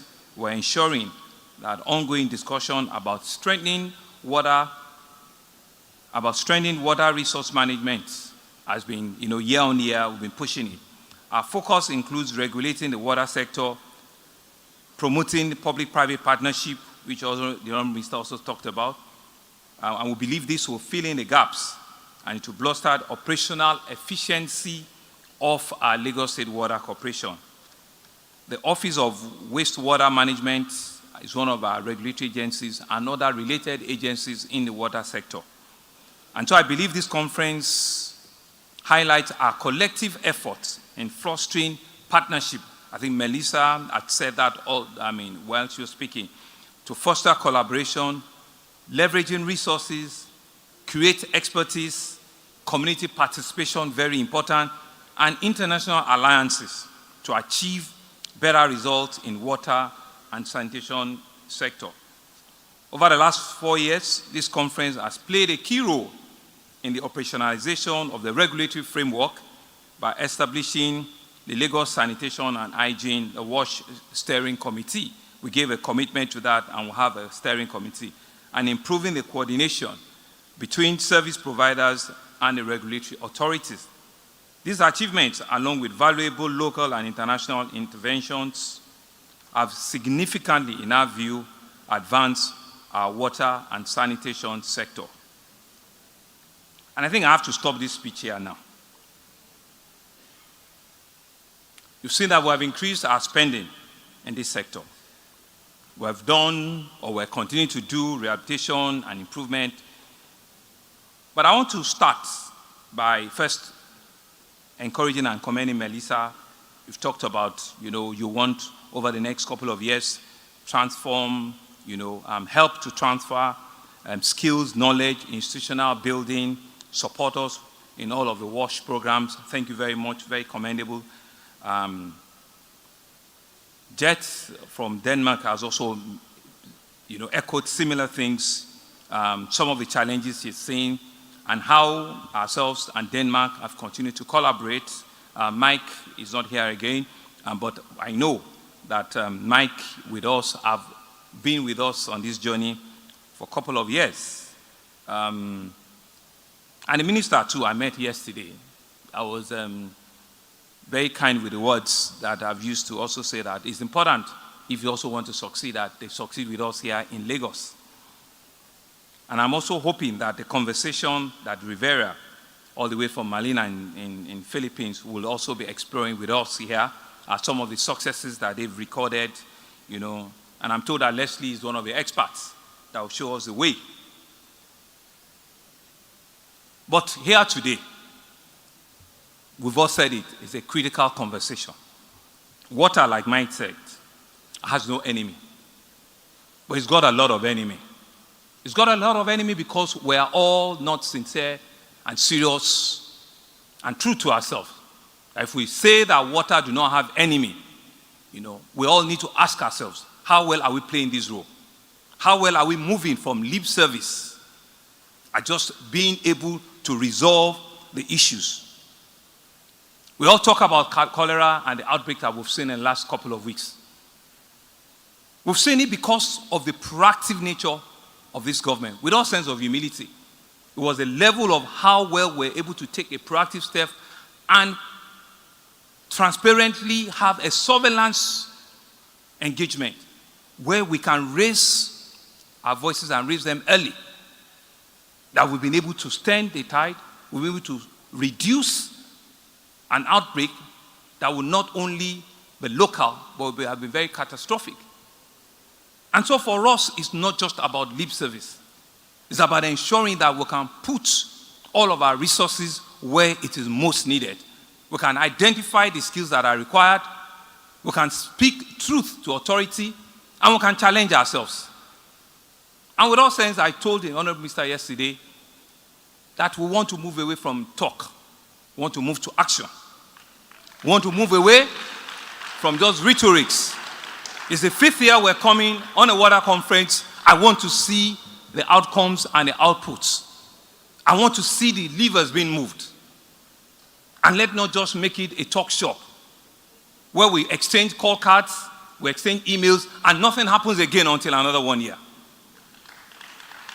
And so that's why I believe that as a government, and I think Mike said it, we've sent all of you to the nice schools to teach us and to help us with all of the things we need to know. They were all clapping there. They've been to Netherlands. We've had several World Bank best trainers. You know, I see some of them there, ex-Lagos State Water Corporation staff. They've all been trained in the best institutions in the world. But that has not put solutions on the table for us. That has not resolved the challenges that we have as a state. And I think the change we need to stay here is for all of us, both development partners, both the Ministry of Environment, both the Minister for Water Resources and Sanitation. Let us stop this rhetoric and just talk. Let us actually. It is so important to us. And I told you, water is so important to us as a government and as a people that we will not shy away from whatever is going to cost us. My speech is not a lot. It's really to ask all of us that if we want to build partnership, let's build this real partnership. Let's identify where the resources have to come from. Let's identify truthfully and honestly what needs to happen. And I'm going to make myself as an example. The best birthday present that I want here today is not the song. It's the fact that when we come back here next year for this yet another conference, at the year 2, which will require tens of billions of naira, we should have been completing it. That is the commitment I want to leave here today. Whatever it's going to take, whatever resources is going to require for us to be able to complete a 70 million gallon water treatment plant that would change access to water, that would change availability to water, is committed. And if I'm making myself as an example, I'm looking for partners. I'm looking for real partners from the Federal Ministry of Environment, from all of our international development partners, to the private sector, that I see all of the very nicely done proposals, but nothing happens after the proposals. It's just been all proposals. We want boots on the ground. We want people that are committed and will take this forward. Because that's the only way where the legendary person that Mike doesn't want to talk about, Fela Anikulapo, who says that water doesn't have enemy. Unfortunately, we are still the enemy of water. And it's only when we change our perception, our resources, and ensuring that, we give it the right place, that indeed water will not be our enemy. And I'm hoping that the conversation we're having here today and tomorrow will indeed birth a real convergence of ideas, of opinions, of collaborative efforts. And we've brought all the experts from everywhere, from every part of the world. Teach us, work with us, let us share experiences, let us create a real partnership. Let us see that convergence and be able to improve the quality of life for our people. It's important that I continue to commend the effort of the agency that brings us here every year, the modest effort of the Ministry of Environment, but there's a lot to be done. There's a lot to be done. But we've seen successive government make those commitments, but the output and the outcomes are still not where it should be. And so, if you believe that I'm your governor and you want to wish me a very good birthday, let's live here today and tomorrow without collective commitment, without single-mindedness at whatever level we are, that in the next 12 to 18 months, we want to change that narrative on a positive trajectory. We want to build public facilities. I told the minister yesterday, about 100 to 150 within the next 1 year, 1.5 years. Let's change the conversation. Let's see a movement in the collaborative efforts of our discussions over this very, very long period. And let us use ourselves as the change that we want. Let us use ourselves as the change that we desire. Because it's only when we do that, that indeed, water will not have enemy. Thank you very much for listening. Thank you very much, Mr. Governor, sir. Mr. Governor, you stay here for a group photograph just downstairs. This way, sir. This way, sir. Yes, sir. Mr. Deputy Governor, the Honorable Minister, the Chairman House Committee, the Honorable Commissioner for the Environment, the Special Advisor, the ES, the Head of Service.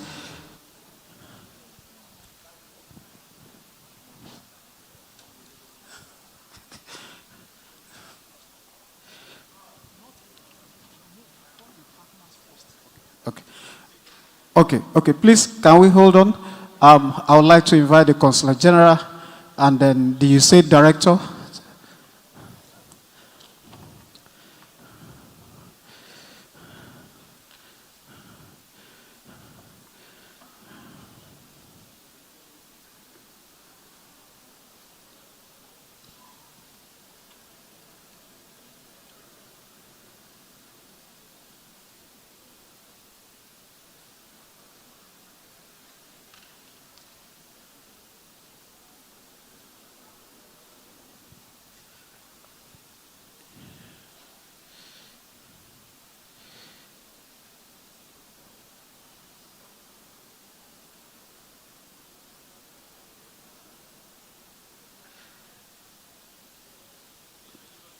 Thank you very much.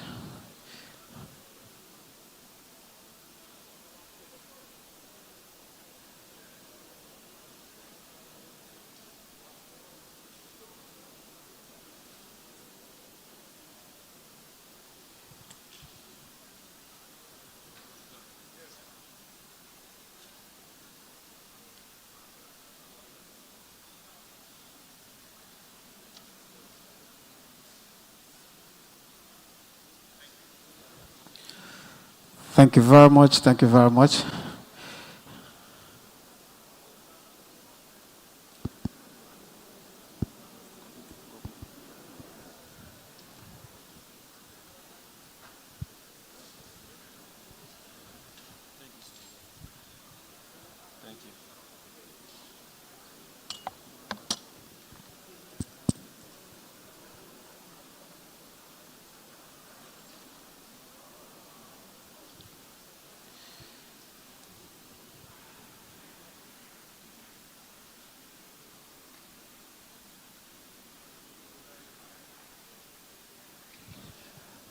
Please let's continue to applaud Mr. Governor as he takes his leave.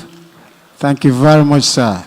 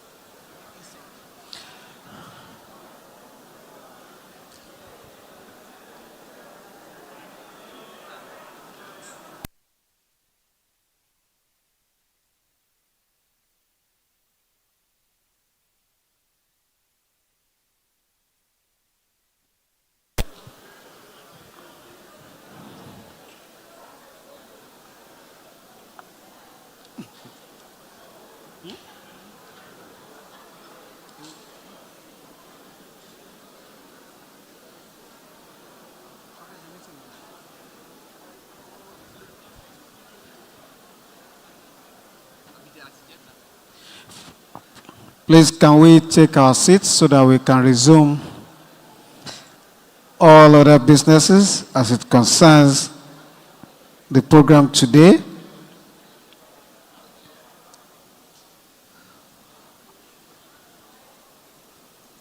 Can we please take our seats, please? We still have about 4 goodwill messages that we'll take one after the other before I invite the keynote presentation speaker to come and take his or her turn. So, to continue with the goodwill messages, let me invite the head of service of Lagos State, Mr. Bode Agoro, for his goodwill message. Please, let's take our seats. Please put your hands together for the head of service of Lagos State, Mr. Bode Agoro.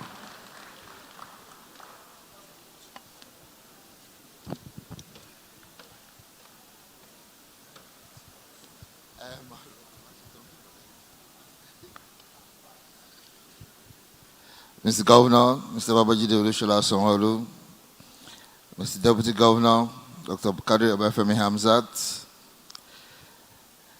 the Honorable Minister, Ministry of Environment and Water Resources, Sanitation, sorry, the Consul General and Royal Kingdom of Netherlands, the Consul General and Head of Mission, Denmark Royal Consulate, members of the Lagos State Assembly here present, especially the Chairman House Committee on Environment, the Honorable Commissioner, Ministry of Environment and Water Resources, Otumba Bimbo Ashiru, the MD of Odua Investment, members of the diplomatic community, chairman members of the statutory commissions here present, members of the body of permanent secretaries here present, especially the Permanent Secretary, Office of Environmental Services, and the Permanent Secretary, Office of Drainage Services, the Executive Secretary, Lagos State Water Regulatory Commission, Mrs. Funke Adepoju, members of the Governor's Advisory Council here present, ably represented by Cardinal James Odumbaku Babaito, Mrs. Ronke Shokefun, Non-Executive Director of Orlando PLC, recognize you. The Organizing Committee of the year 2024 Lagos International Water Conference. The distinguished invited guests, ladies and gentlemen, I'll just run through the quick presentation. I am delighted to be part of the esteemed gathering of the 5th Lagos State International Water Conference, convened by the Lagos State Water Regulatory Commission. The prestigious event has established itself as a vital platform for addressing the complex challenges surrounding water and sanitation in our great state. Since its inception in 2020, the conference has consistently facilitated meaningful dialogue, knowledge sharing, and collaboration among stakeholders, driving the process forward and achieving sustainable development goals, ensuring universal access to safety, managed water, and sanitation. I commend the organizers for their insightful choice of this theme, financing water and sanitation for a greater Lagos, which resonates deeply in this critical phase of our development. As we approach the rainy season, we are keenly aware of the profound impact on our environment, particularly in terms of flooding, which poses significant threats to our potable water resources and sanitation infrastructure, especially in the coastal areas. The prosperity of a thriving city like Lagos relies on a delicate balance of economic activities, robust infrastructure, social services, effective governance, a skilled workforce, and resident well-being. Under the visionary leadership of Mr. Governor, the Themes Plus agenda prioritizes health and environment as its second pillar, with access to clean water and sanitation being a critical objective aligned with global targets for a greater Lagos. While access to clean water and sanitation is a fundamental human right, it remains an elusive dream for millions worldwide.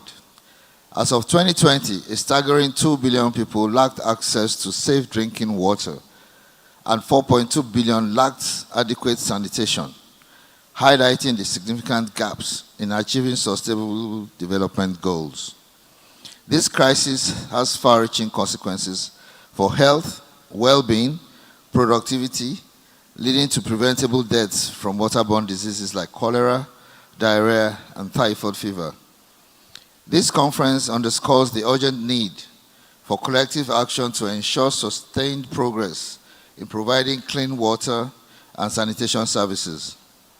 Let us reaffirm our commitment to enhancing the sustainability and resilience of the Lagos State water sector, ensuring that all residents have access to clean water and sanitation services that are essential for a healthy, prosperous, and thriving community. Ladies and gentlemen, esteemed guests and fellow stakeholders, as we gather here today to discuss the critical issues surrounding water sanitation in our great state, let us remember that water is the very essence of life.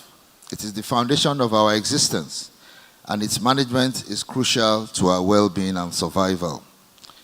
In a densely populated city like Lagos State, effective wastewater management is not just a necessity, but a matter of public health. This is why financing the water and sanitation sector is paramount to enhancing the operational capacity of our agencies. We must come together, government, corporate organizations, financial institutions, local businesses, and stakeholders to mobilize support for sustained investment in this vital sector.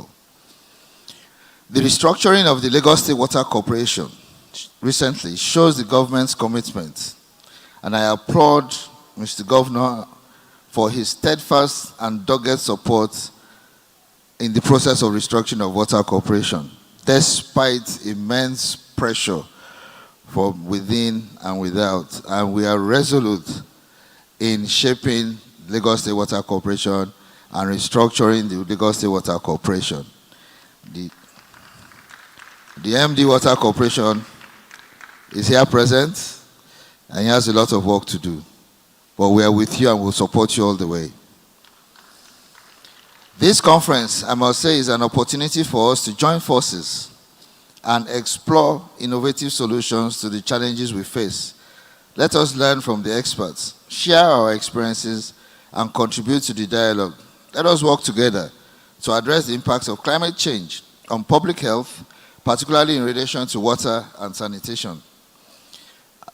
I, at this junction, commend our governor, Mr. Talk and Do, Mr. Babajide Olusola Sanwo-Olu, and his deputy, Dr. Kadri Obafemi Hanzat, for their unwavering support in driving developmental goals in Lagos State. I would also like to commend the Honorable Commissioner Environment, the Special Advisor Environment, the Permanent Secretaries in the Ministry of Environment and Water Resources, the General Manager, Mrs. Funke Adepoju, and her dedicated team at the Lagos State Regulatory Commission for organizing this successful conference. As we engage in faithful deliberations, let us remember that our collective efforts will shape the future of water and sanitation in our beloved Lagos State. Let us strive for a sustainable future where every resident has access to clean water and sanitation services. I thank you all for your attention.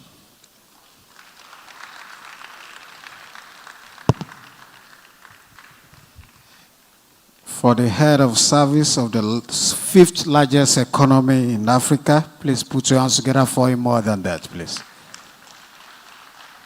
Thank you very much. Thank you very much. Distinguished ladies and gentlemen, I also like to inform us that we have the Honorable Commissioner, Ministry of Environment in Ogun State, Dr. Ola Oresoya here. Please put your hands together for him. Thank you so much. Thank you very much. We also have the Honorable Commissioner for Environment from Osun State.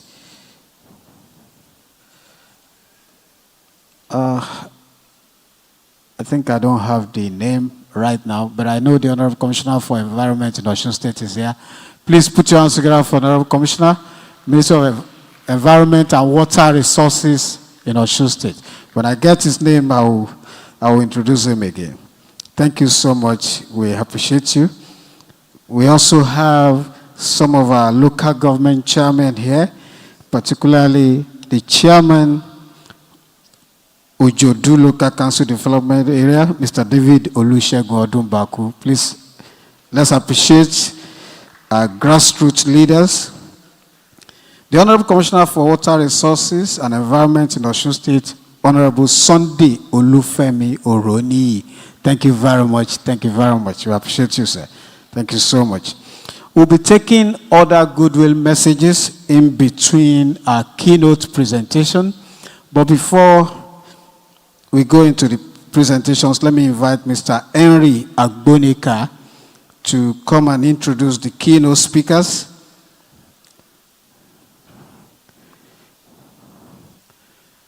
We take 2 keynote presentations before the tea break.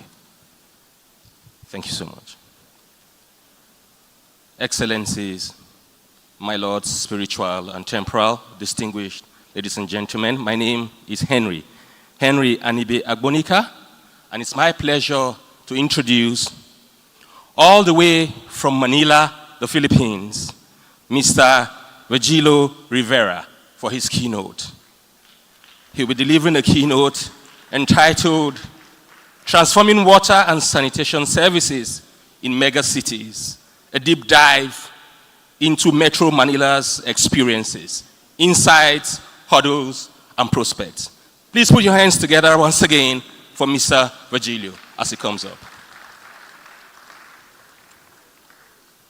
Mr. Virgilio is the founder and managing consultant of Watson Analytics, a management consultancy outfit catering to the water and sanitation sector.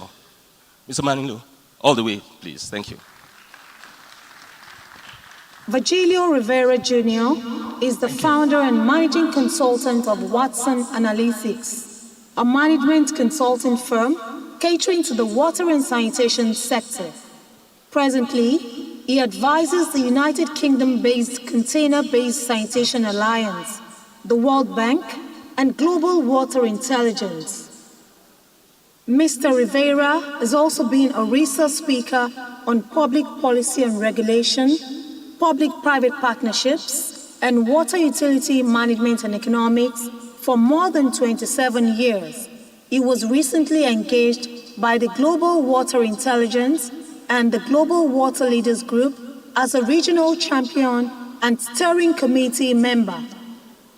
His expertise spans utility economics, design and implementation of large-scale water, public-private partnerships with a focus on build and transfer, concession and management contract models, corporate strategy, public policy and regulation, conducting price reviews, preparation of master plans for citywide utility operations, international business development, and general management in a highly regulated water utility setting. Mr. Rivera was employed by the Ayala Corporation, a leading Philippine conglomerate, for over 33 years, with the highest position of managing director. He was seconded to the Manila Water Company in 1997 and has held leading roles such as the Chief Operating Officer, the New Business Subsidiary Operations and Business Development, the President and Chief Executive Officer of the Manila Water Philippine Ventures and the Manila Water Asia Pacific.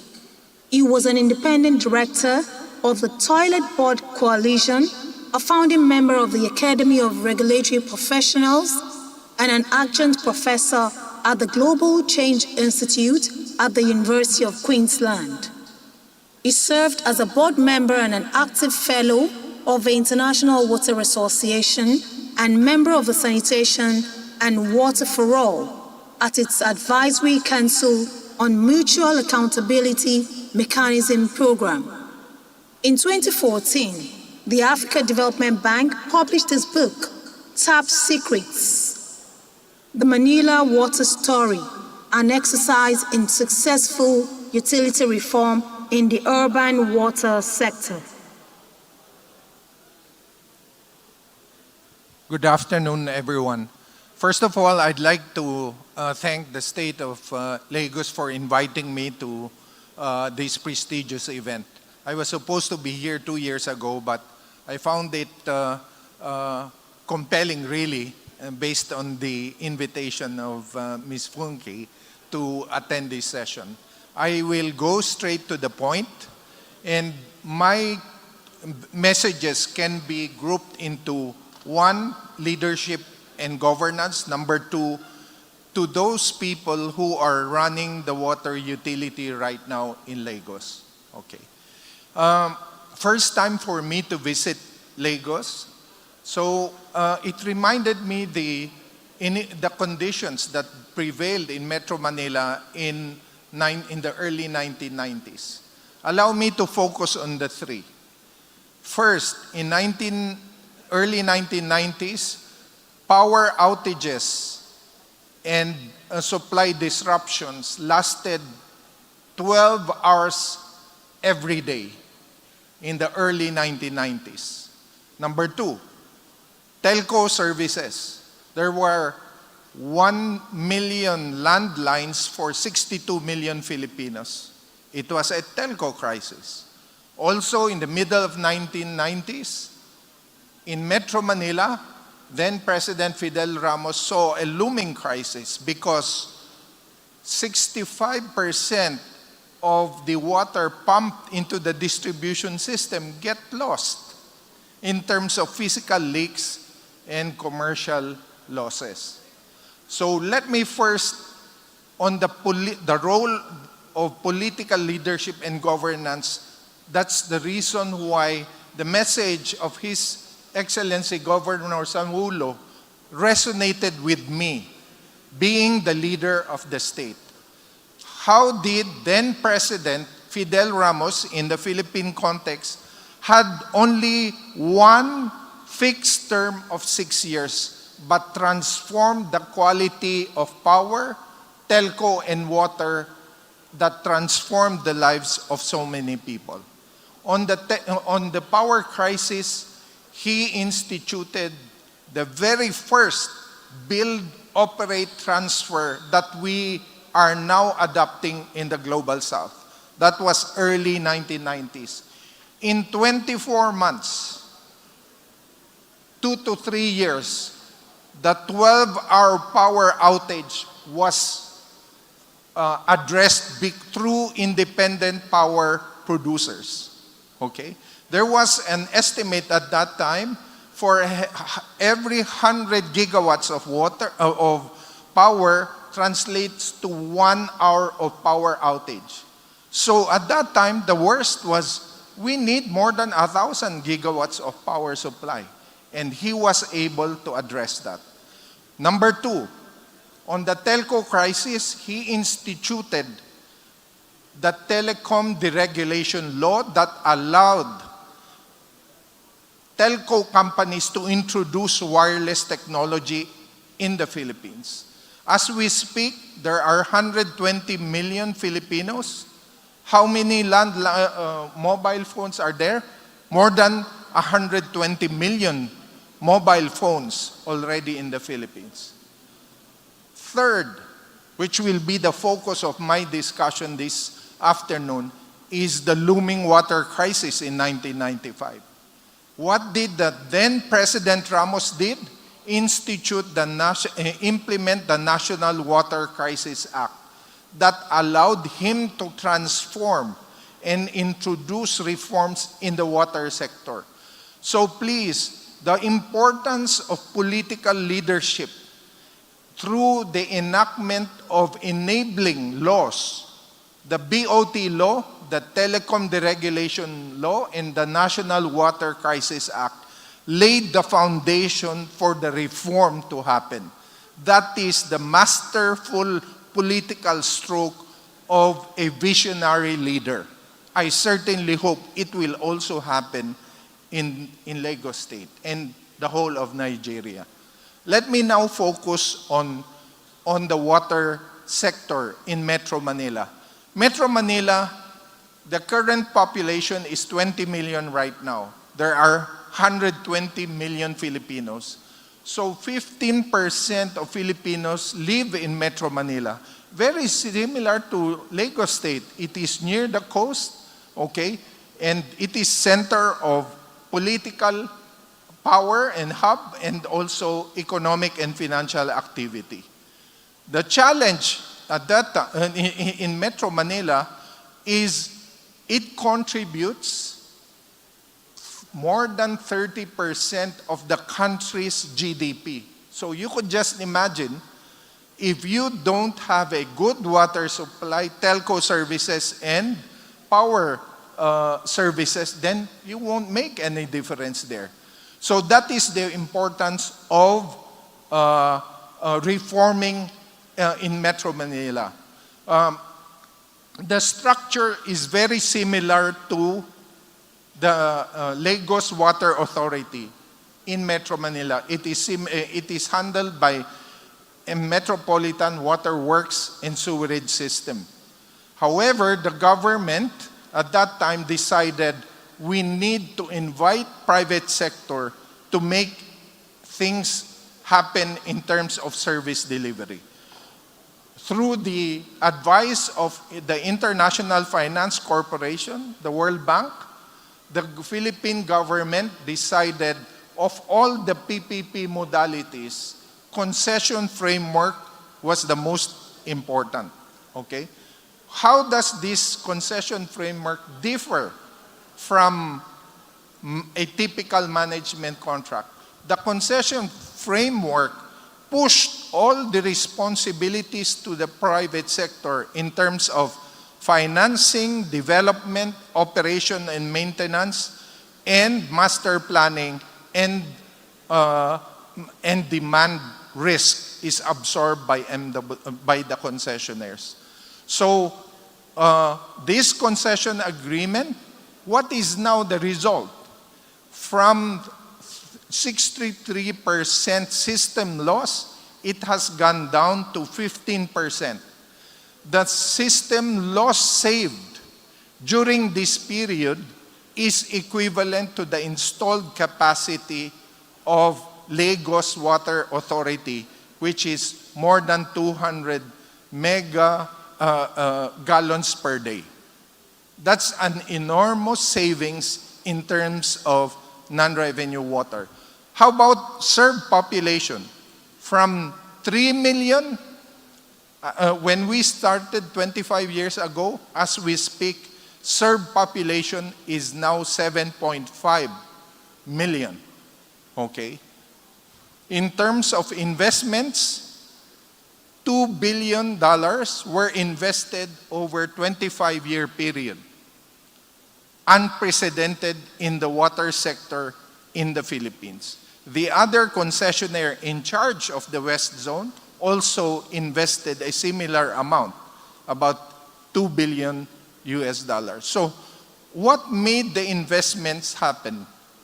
One, the operators, the concessionaires, believe in the contract that allowed them to recover all prudent expenditures. Okay?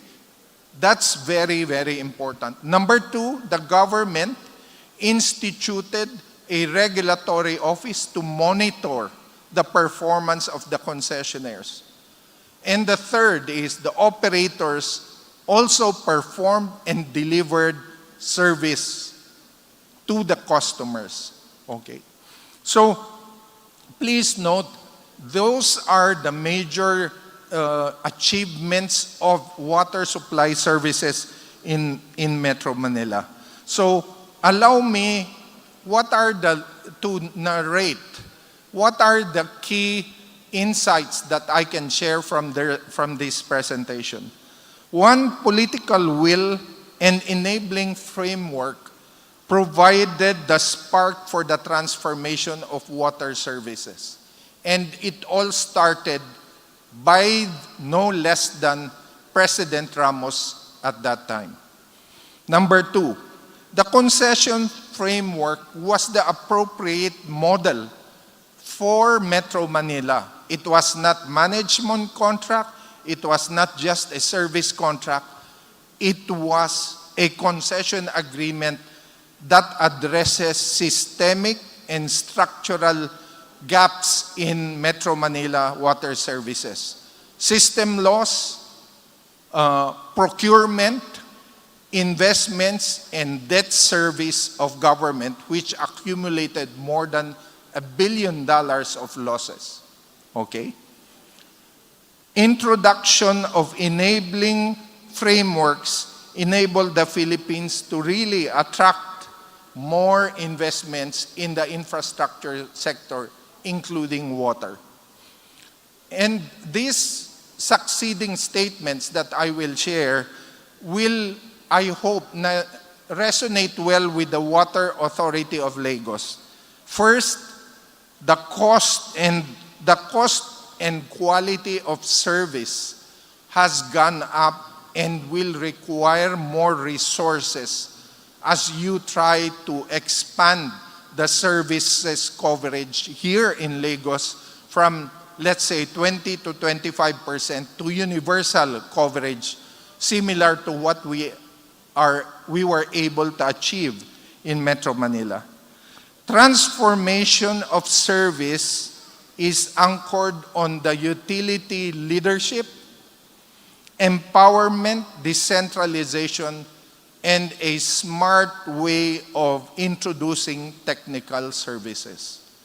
Please note, if someone approaches the Water Authority of Lagos and will say AI technology will solve your problem, please don't listen to these guys, because what makes the utility transform its services is essentially the governance.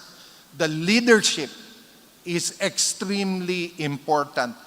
The Water Authority should be given a lot of elbow room to attack the problem, okay? Once they know how to address the problem, they will now ask, do I need new technology to address it? Please note, the early gains of Manila Water was not spending. It was smartly addressing the low-hanging fruits. For the next 10 years, obviously, there was improvement. But when we reached the second phase of the concession, that's where the capital investments came in. Remember, the past 25 years, we spent $2 billion fixing the pipeline. This is where I would also mention the critical role of the regulator. If you invite private sector and the contract says for all prudent expenditures, allow them to implement the appropriate tariff, it has to be implemented. Because if the regulatory credibility is not there, the private sector will not be able to raise capital from the foreign market or from any local lenders. The regulatory credibility in terms of implementing what is the letter of the contract is extremely important. Non-revenue water. One, you will ask me, I'm not an engineer. If you ask, what is the best way to address non-revenue water? Let's implement DMAs. Let's call the best engineers to address it. If that is the problem, then all utilities in the global south would be as efficient as Manila Water. Again, addressing non-revenue water requires the commitment of the CEO of Lagos Water Authority that non-revenue water is job one priority for the authority. And if that message is cascaded down the organization, the whole organization will respond. In our setup, when we took over the government operation, it was very tall. So many layers. So what did we do? Delayer it and created territory teams. it is at the end of the day, the employees that you have that knows where the leaks and they know what kind of intervention that must be introduced. So leadership under a decentralized management system will create miracles. It is only under this setup that AI or new technology will work. It's not the other way around, to be honest, okay? Last 2 points.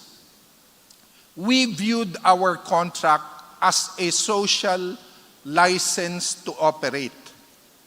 If we don't address the base of the pyramid, and the ultimate objective of the privatization is to address disenfranchised, low-income, and poor people, then it is not a success. So we always viewed that we had a bias for the urban poor. Because of our setup, we were able to introduce and connect to the grid nearly 2 million people who were previously disenfranchised because they're squatting on government land, they're poor, therefore you're not part of the system.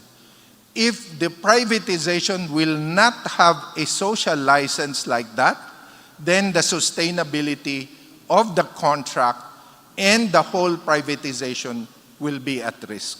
Okay? Again, in our view, non-revenue water was not purely a technical solution that is headquartered at the head office. It doesn't work that way. Non-revenue water was part of the transformation turnaround of the utility and delivery of services in Metro Manila. So on that note, thank you very much. I hope I was able to share a few points. Okay. The deck will be, you can have access to my presentation, but I thought it was best to just narrate my thoughts, okay? And I will be actively participating in the panel sessions. Thank you very much, and thank you for inviting me. Thank you so much, Mr. Rivera. Thank you. A round of applause for him as he walks down. That was some insightful presentation. I saw a couple of you taking notes copiously. Thank you so much. At this point, we shift to Mr. Leslie Blinker for his second keynote, which is on navigating the nexus, private sector investment in water supply and sanitation in Lagos. Mr. Blinker, please. Mr. Blinker.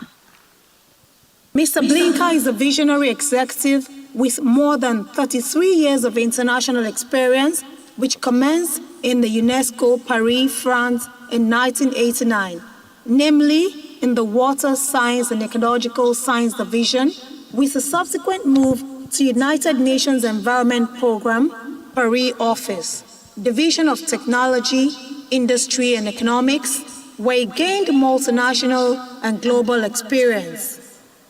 In preparing and implementing multi-dimensional disciplinary projects with strong environmental and social components, and in cooperating with development partners using diverse funding sources. In the process, he also acquired significant experience and knowledge in assessing and developing operations, trends, and financing approaches in specific industry sectors, like the energy, mining, oil and gas, iron and steel, sustainable production and consumption, sustainable building and construction, utilities, infrastructure, and natural resources management projects. Thank you very, very much. It's a great pleasure to be here. Thank you. I arrived last minute, a bit tired, but I will make the best of it. I must say the previous speaker, brought up something very important. Leadership, good governance. It starts there. And then it takes me back to the governor's speech this morning. And when that speech was going on, I looked at the governor, I said, I think I can work with His Excellency. Because he hit certain points that are actually what the problem is in the water sector and sanitation. He said about boots on the grounds and action. I'm not unfamiliar with Lagos. I came here in 1990.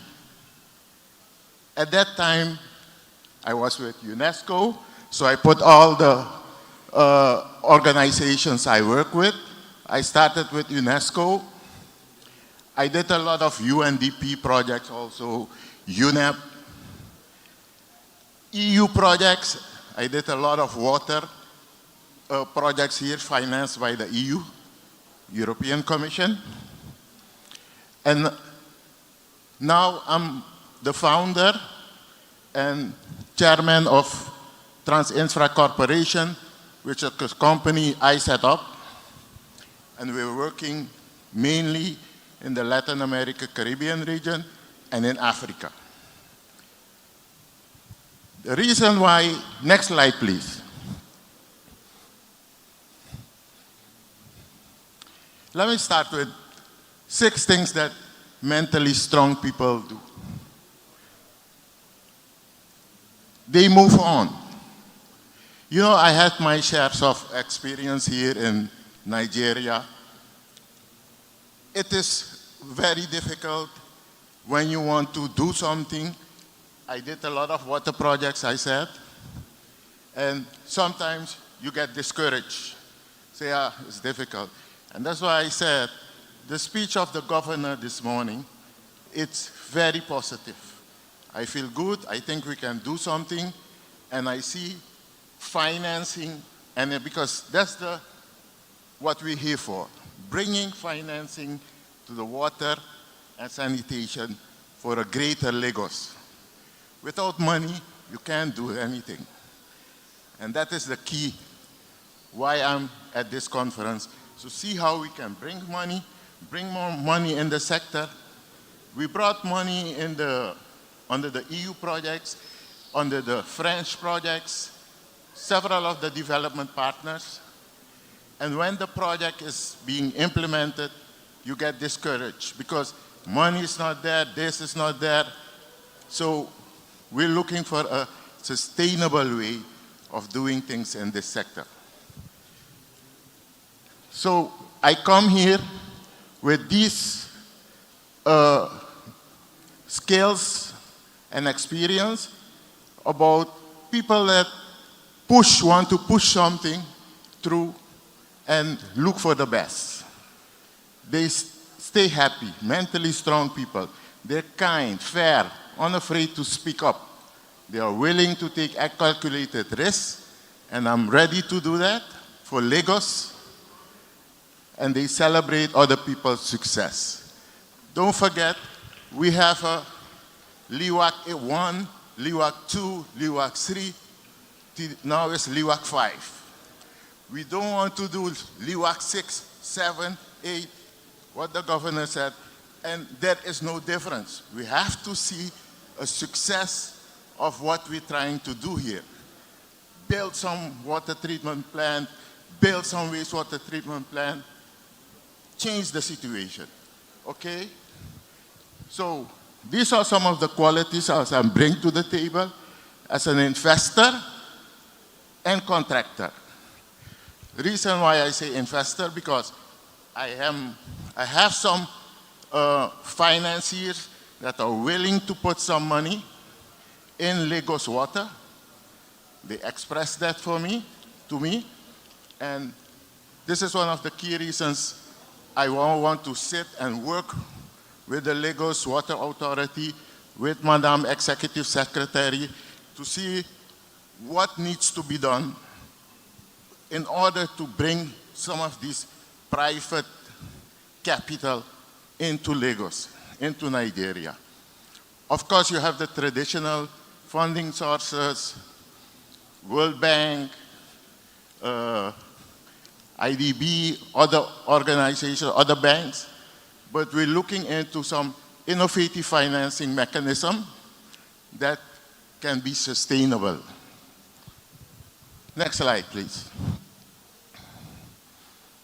This was me in 1990, Water Science Division, UNESCO. This was my first international mission. I came to Lagos after we went to Kaduna. The federal government administration was still in Lagos at the time. They had not even gone to Abuja yet. This is how I started in Nigeria. So I have a long experience, as you could see. Important is to partner with local fisheries who are unlocking the potential, in this case, of Nigeria. For example, this Kaduna project, it was to set up the National Water Resources Institute 35 years ago. And I came here again 3 years ago, 4 years ago, and I was happy to hear that the National Water Resources Institute is still functioning. It's still functioning. And this is important about the sustainability of these kind of projects. We don't want to do something and then after 5 minutes. Okay, so we'll have to rush. Next slide, please. Risk management, as I said, calculated risk. Next slide, please.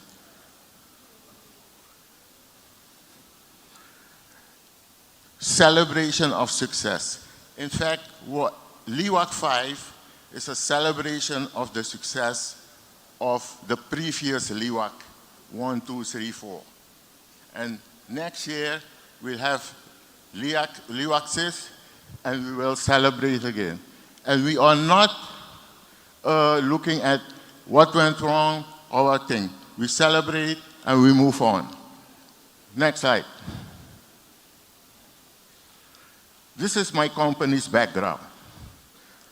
We built a strong foundation to eliminate poverty, foster prosperity and economic growth. The aim is strategic economic transformation and social empowerment through the private investor and contractor in cooperation with governments. And as the previous speaker said, by tackling that, you deliver the needed infrastructure which shall then diversify the economy, create employment opportunities, increase production and economic growth. So you're tackling the water and sanitation sector, power generation sector, and you're looking at other components of the economy. Next slide. This is our company. We're working on several projects. We are headquartered in St. Lucia and have offices in Suriname. We're looking into establishing office in Nigeria. We have a subsidiary here.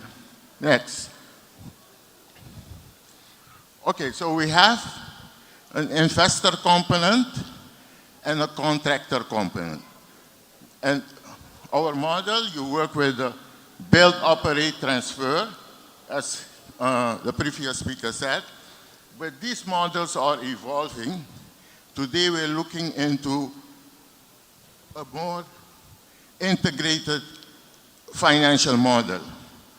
We design the project, we finance, build, we own the project, privatization, operate it for several years, we maintain it, maintenance is very important, and then we transfer. Okay, who is actually doing the work in the field? That is very important. Next slide, please.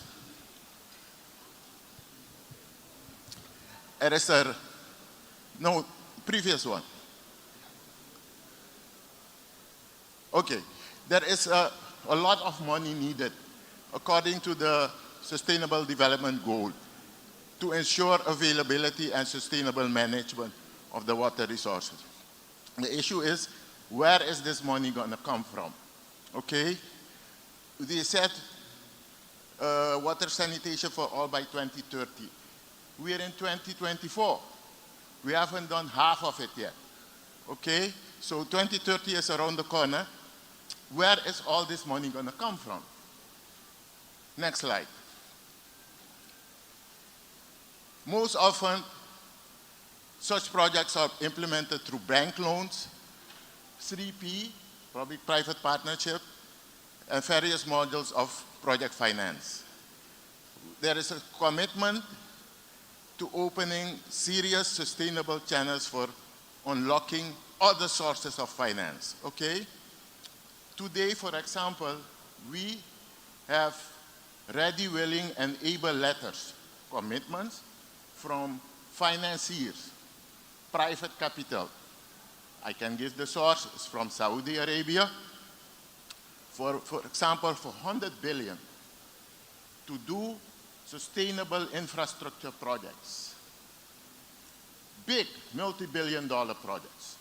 For example, in Suriname, Guyana, these are upcoming, booming oil and gas countries. Okay, Nigeria is there also in that category.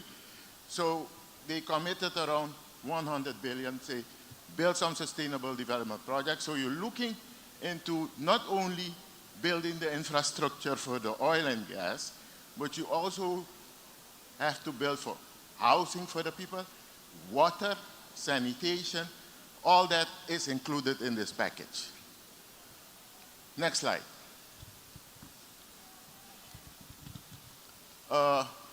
So as I said, we have the investor component, okay? Sometimes you use your own money for like internal funding, but most of the time for startups and existing companies, you look mainly for external funding to finance these kind of projects. Next slide, please. Dus you have equity financing, debt financing. In the case of equity financing, in our case, for example, they require a 30% equity financing. So you have to work with other development partners. Okay, and then this is the name of the company, Al Buraimi International Finance and Investment Company. They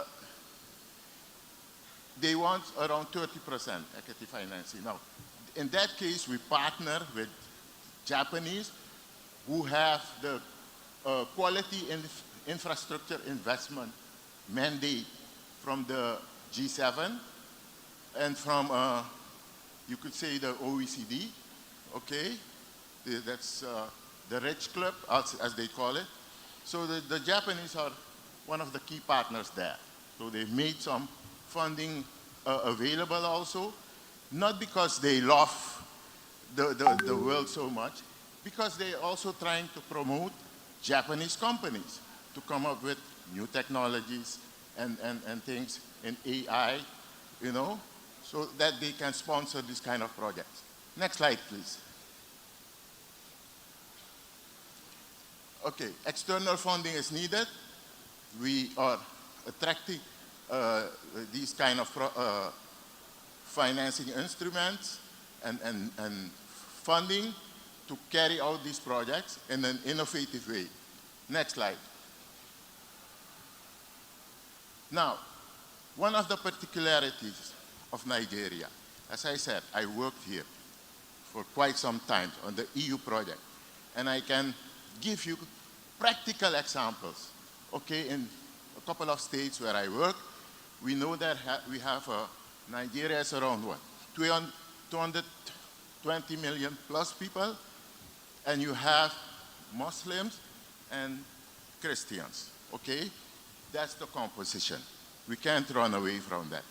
Now, I remember some projects funded by the EU where you have to go in the communities and work, and you come in a neighborhood which is Muslim people, and money is provided by the EU. It is very difficult sometimes.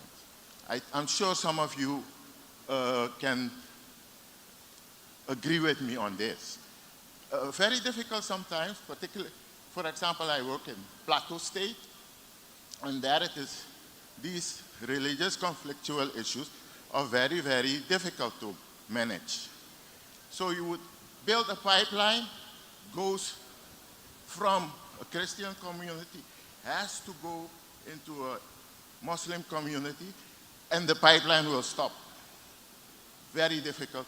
Money coming from the Western side, and the Islamic side does not have the necessary fund. So, this is a trust bank that is in Suriname. It is the only, what they call halal banking system, because these two countries, Suriname and Guyana, they're member of the Islamic organization, and they're also a member of the Islamic Development Bank. I think Nigeria is also, okay? So this trust bank, Amana, established in 2017, you need to have a close cooperation with the different states, the local government authorities, and the community consultation is important, because you have to talk to the communities whether the pipeline will pass there and who will pay. All these things come in. So very practical. Today, I don't know if you guys are aware, Saudi Arabia is setting up a new global water organization. It is something that is being promoted by the Crown Prince, Mohammed bin Salman, and there is quite a lot of money being put into that global water organization. I think the first initial endowment is something like 24 billion, okay? Now, it's still in baby shocks, I would say, because they're now working on it. But the idea is now, there is the bank, the Islamic Trust Bank Amana, has asked me to look, can't we set up such a bank in Nigeria? There are so many Muslims there, so maybe there's something that can work there. And then you can finance some water projects and sanitation projects through this bank, backed by the Global Water Organization. You know, I'm trying to stick to this topic, financing water and sanitation for a greater Lagos. How do you get money in the sector so that we can implement the projects we want to implement for the sector? I remember that was in 2007, we did an EU project in 3 states, Adamawa, Ekiti State, and Plateau State. Now, right after that, I think the head of delegation, the EU, announced that, you know, things are going difficult in the water sector. We're moving out of the water sector. We're going to now work on climate change and stuff like that. But that doesn't mean that the water sector is no priority anymore. We just have to look for other sources and see what we can implement in partnership to bring these projects to a successful conclusion. Next slide. It is the innovative financing we're talking about. See how we can realize that. Okay, next slide.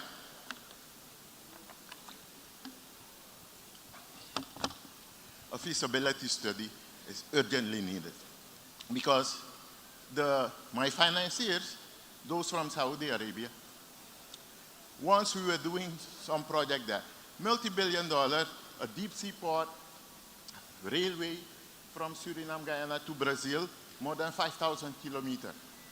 Okay, so we had done a preliminary study and we submitted the thing to them. So they said, Mr. Blinker, you're embarrassing us. We need a feasibility study. We want to put the funds in the project, but we need the data. We need a proper feasibility study so that you can justify the figures that you're asking. Say, I want 10 billion to do this water project in Lagos area, but you need to have a proper FS, okay? The financiers don't want to release funds without that. Next slide. Okay, so now that was from the investor point of view. We're looking now into the contractor's point of view. What the contractor has to do. What is the model he should use? And as I said, to make things easier, the design, finance, build.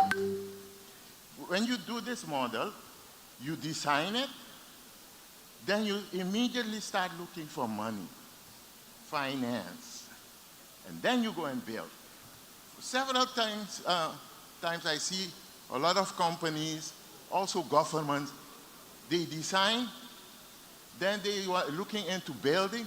After that, they look where the money is going to come from. You have to look for the money first before you start to build. And the new model that we are promoting builds that financing component into the structure. Next slide. Okay, so you see design, finance, build, own, operate. That is the privatization you're talking about, the 3P model, okay? And then an important component that is often forgotten is the maintenance. Before you even build the structure, you have to maintain. Okay, yeah, you have to maintain it, all right? So you have to look how you're going to maintain it, because that's one of the key problems in infrastructure development. Building a road, building a highway, a bridge, sometimes even before you finish the road, it's already destroyed. Maintenance is a big problem, not only in Africa or Nigeria, all over, because we don't look into the maintenance aspect from early on, okay? So these days, we like to integrate the design into the financing, construction, and operations is already included. Because O&M cost is very high, also for water projects, okay? Next slide. The previous one. I just want to say something about that issue in red, because that's a real practical experience. Previous slide, please. The previous slide. Okay. All right. So the O&M cost is very high, and a practical example, I remember, yeah, this one. There was a water project, a water treatment plant built by the Chinese, for example. And then the manual for maintenance was in Chinese, not in English. So the people that are maintaining the thing, when it came time to do some maintenance work, because it was not working, you have to call China. Okay, so it shows that this O&M is very important because it is the cost, in fact, to keep the plant running. Next slide. Next slide, please. Okay, so we have the infrastructure financing. Next slide. So in our approach, we have certain commitments. Trans-Infra Corporation shall also establish appropriate training facilities to qualify local people for skilled positions. It has to do with the maintenance and stuff like that. Next slide.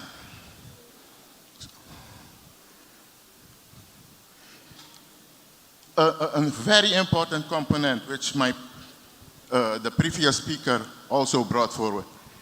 The problems of the water and sanitation sector in Nigeria are closely linked to the power generation, distribution. Sometimes the treatment plant is not working because there's no electricity, there's no power. So I'm happy. I heard it was a few months ago. Every state now has the responsibility to generate their own power. So that is a very good development for Nigeria and for Lagos. So we can look into the power generation and distribution aspect and solving the water and sanitation problems. Next slide. Yeah, this one is the last one. Let me just go back to it.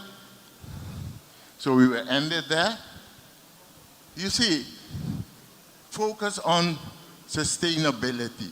That is why I mentioned the National Water Resources Institute project.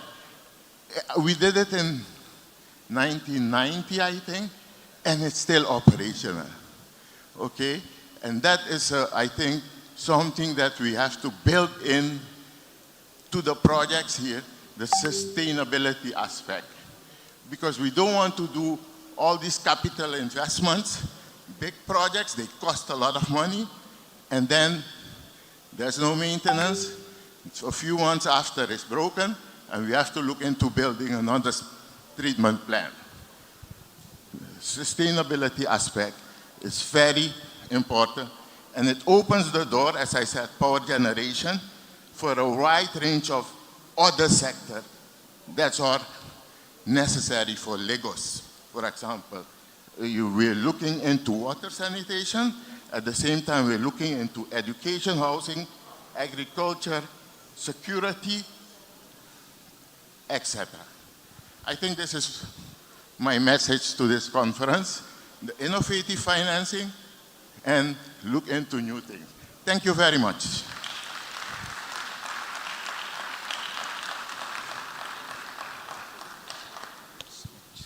Thank you very much, Mr. Leslie Blinker, on navigating the nexus private sector investment in water supply and sanitation in Lagos. The Honorable Commissioner, distinguished guests, before we go for tea break, let me also announce that we have the Ogun State Commissioner for Budget and Planning here, Mr. Olaolu Olabinton. Thank you very much for coming. The Ogun State Commissioner for Budget and Planning, thank you so much. I've also been informed that all moderators, panel moderators, should see Mrs. Titi Ojo. She's right here. Please, all moderators should see her. And then we need to go for tea break now and come back in the next 30 minutes for us to continue with the program. I have your commitment to be back here in 30 minutes' time. The tea break for VIPs, that is those on the first two rows, will be on that terrace over there by my right. Then others should go to the grand ballroom. The first three rows will go for their tea break up here, while others should go to the grand ballroom for their tea break. Thank you very much. The ushers will assist in directing us to where we should have our tea break. Thank you very much.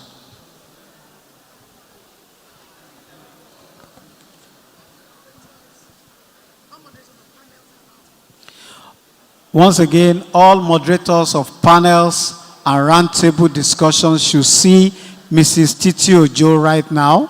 She has an information to pass on to all of you.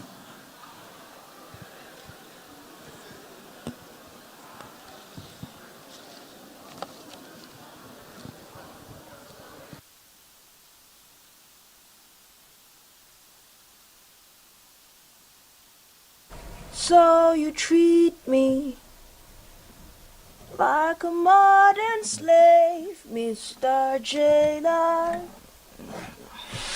I've got that.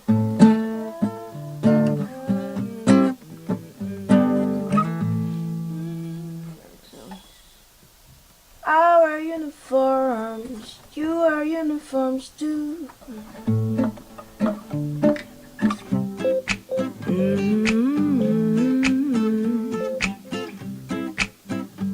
No, no, no, no.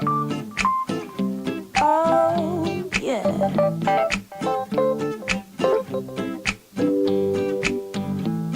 I'm in chains, you're in chains too. Our uniforms and you wear uniforms too. I'm a prisoner, you're a prisoner too, Mr. Jailer. Oh, I have fears, you have fears too. I'll die, but you said will die too. Life is beautiful, don't you think so too, Mr. Jailer? I'm talking to you, jailer. Stop calling me a prisoner. Let him eat with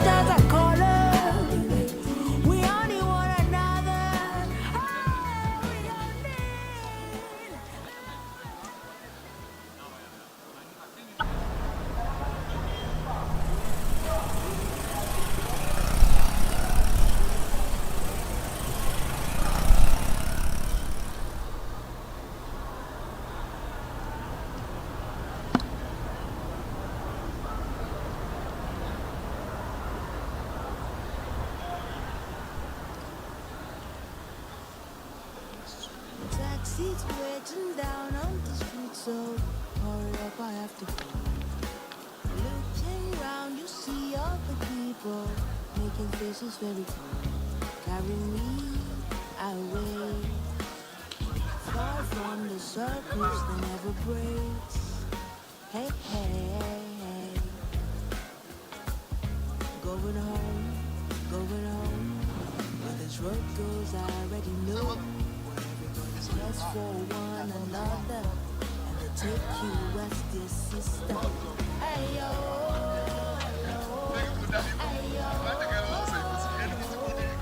where the children run around, just laughing in the crowd. I hope it still remains the same. Hey yo, hey yo, hey yo, hey yo.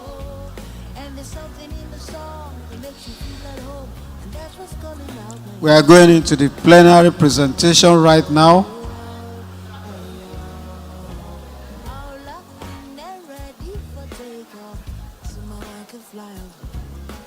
Houses getting smaller the way up. My heart a sunny day, dreaming of me on stage. 5 years of age and I'm not afraid. Hey, going home, when this road goes, I already know. Everybody cares for one another, and they take you as their brother.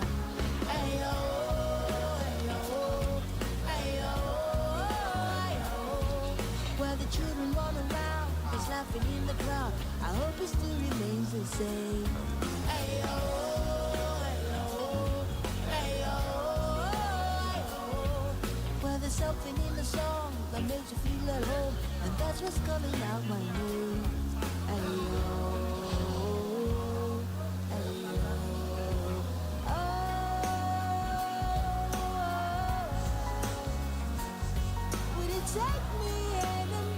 Please, we need another seat for the moderator, please.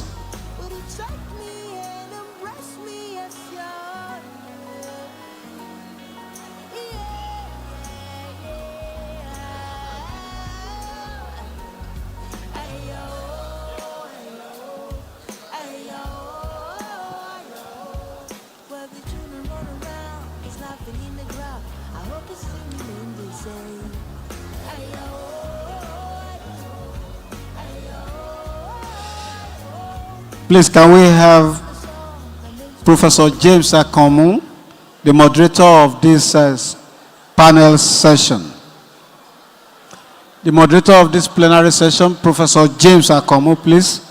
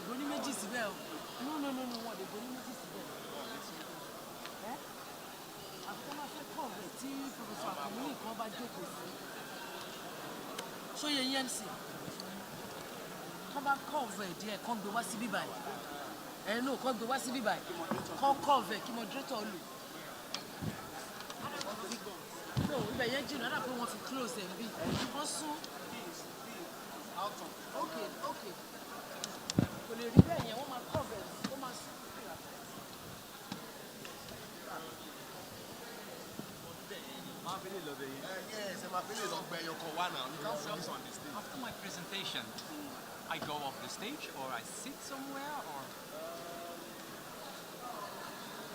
Hello? Off stage is... We want to make it 5. It should be 6. 6. Yeah. Because he's making presentation. Yeah, I'm also finding... Are you not Frederick Labi? Let him... No, I mean, I can also go off stage, but I think I'm needed on stage, or not? Okay, I know what you are saying now. That means It's right, right? After this, that means it's true. After the presentation, I said.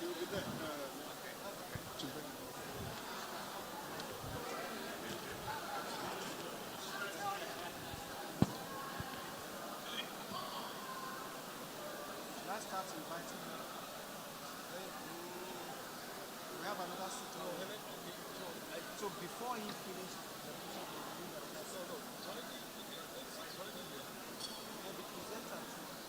No, what they do is, they are four. I should be at the center. Two on my left, two on my right. So I can really see them.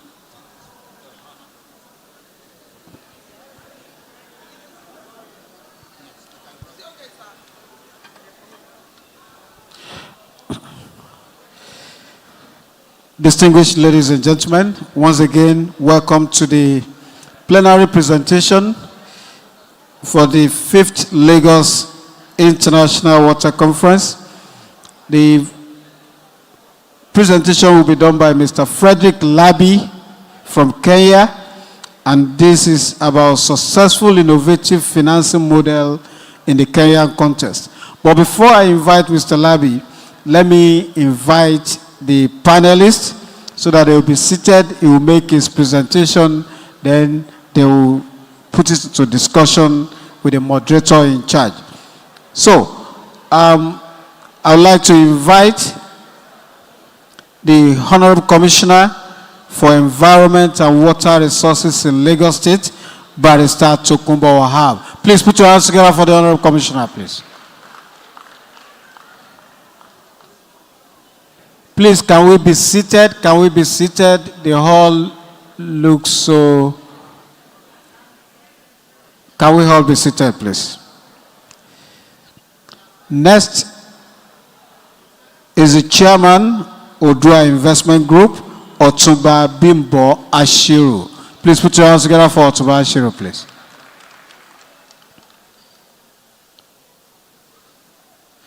Also on that panel, we have the Honorable Commissioner for Environment in Ogun State, Dr. Ola Oresoya.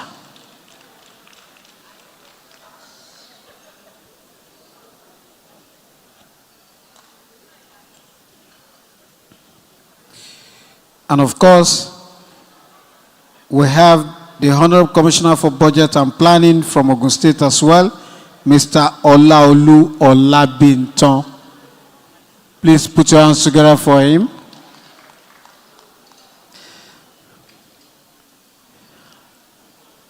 It is now my pleasure to invite for his presentation Mr. Frederick Labi from Kenya. His presentation is on successful innovative financing model in the Kenyan context. And after the presentation, Mr. Moderator will take over for the discussion. Mr. Labi, please.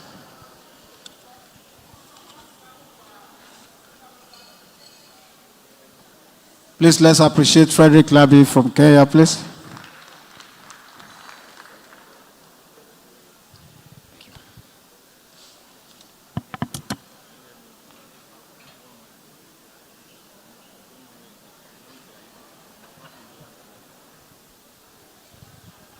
Good afternoon. The room is not full, but as long as the right audience is there, I'm okay with it. Your Excellencies, honorable guests, ladies and gentlemen, good afternoon. Next slide, please.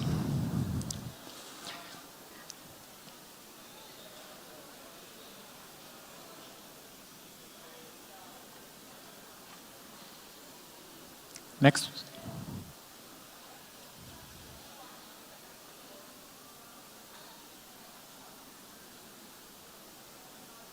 Next. Yes. So I'm the CEO of KIFWA.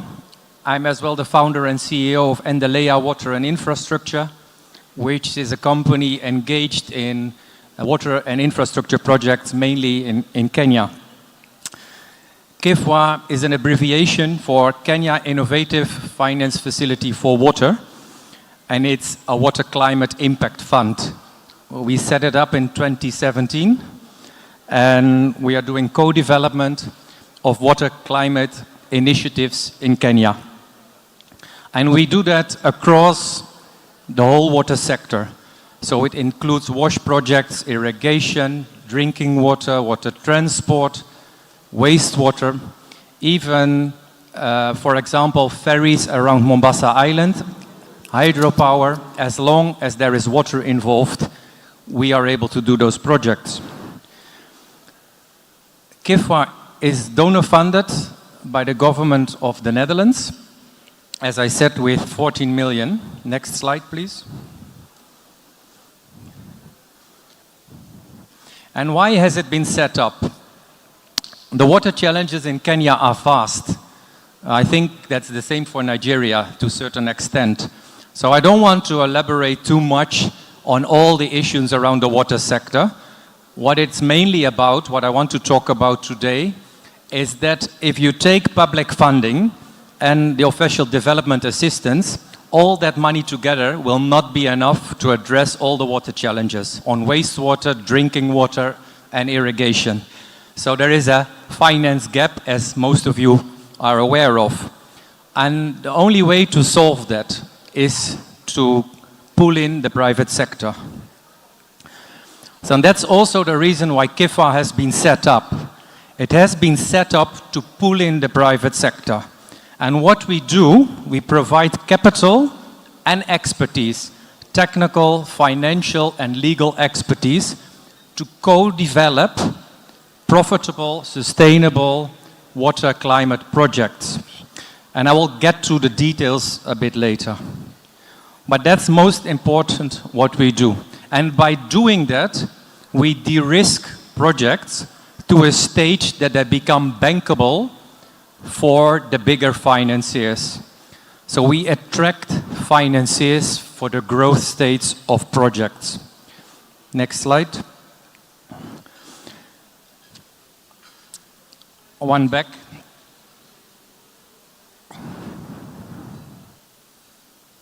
Thank you. No, back 2 times.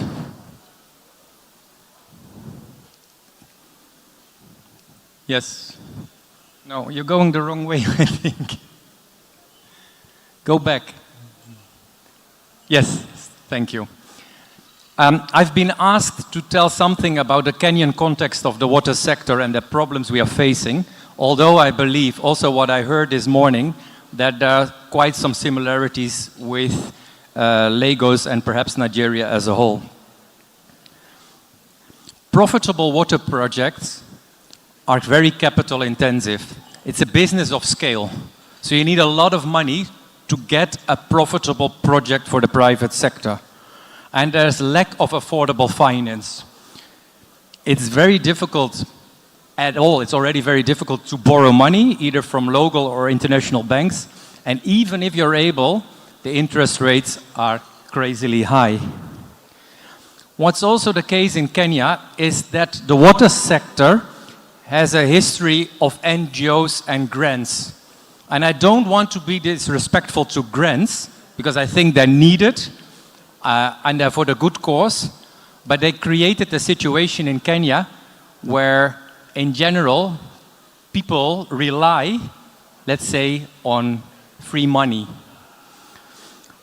And to do privatization of the water sector, we are lacking, for that reason, a history in how do you privatize the water sector? How can you make money by doing water projects and at the same time get high social returns? Another problem is that the development phase of a project mostly or often takes longer than 5 years. In Kenya, the governmental period is 5 years. So what it creates is like an uncomfortable position for investors or entrepreneurs to put in their money, because who knows what the policies and the government will be in the next round of 5 years. So there is a need to shorten as well the development phase as much as possible, so to de-risk that. What we also see is that the sectors are mainly working in silos. Please keep in mind, water is key. Water is the guiding principle. We see too often an agricultural business, the building of a hospital, building of real estate, and then afterwards addressing the water issues. Or sometimes even sectors are conflicting. Start with water and then look at agriculture, tech, hospitality, real estate, whatever. And as long as the sectors, it's not only the government, all of us, as long as we are working in silos, we will never make it. It can even be counterproductive. Next slide. So shortly said, based on what I just said, the water sector in the development phase has very high risks and a relatively low financial return. And that's why a lot of private investors shy away from investing in water businesses. Next one. What we also see is that financiers, and then I mean the ones with the bigger pockets, they shy a bit away from the development phase. They are keen to invest in early stage or growth stage, or perhaps after a successful pilot project, but they're not so keen to put money in the development phase. Because if you put money in the development phase, how sure are you that afterwards you will make profit in the operational phase? We also see that the matchmaking is quite difficult. There's a lot of money in the market, loads of it. And also people willing to invest in the water sector, despite what I already said. But it's difficult in the matchmaking. That's also what we experienced as KIFWA. Either the projects are too big, they are too small, they are not women-led, they're the wrong phase, the wrong time, the wrong region, which can be very frustrating. You think you have a good project, it is a good project, you knock on the door of the people with the big money, they also give presentations like me, like, please come to me, we have the money, but once you get there, you don't get the money. So that's what we see. And I don't want to step on people's toes here in the room. I say it a bit, you know, I'm originally from the Netherlands and we are known to be a bit straightforward. And I put it very sharply to get the discussion going. Of course, there are nuances, I'm aware of that, but I say it a bit straightforward. When we are talking about PPPs, and I will address that a bit more later in my presentation, it's very difficult for the government in Kenya to provide firm guarantees. So what I also would like to to address today is that PPP is not a quick solution. Some people always talk about PPPs like it's like a trick to get the money. But that's not what it is. The private sector will not step into a PPP if there's not a profitable business case. And I think that was also addressed by the sir from Manila. He said it also well, I think. So it's all about de-risking, blended finance, and matchmaking. Next slide.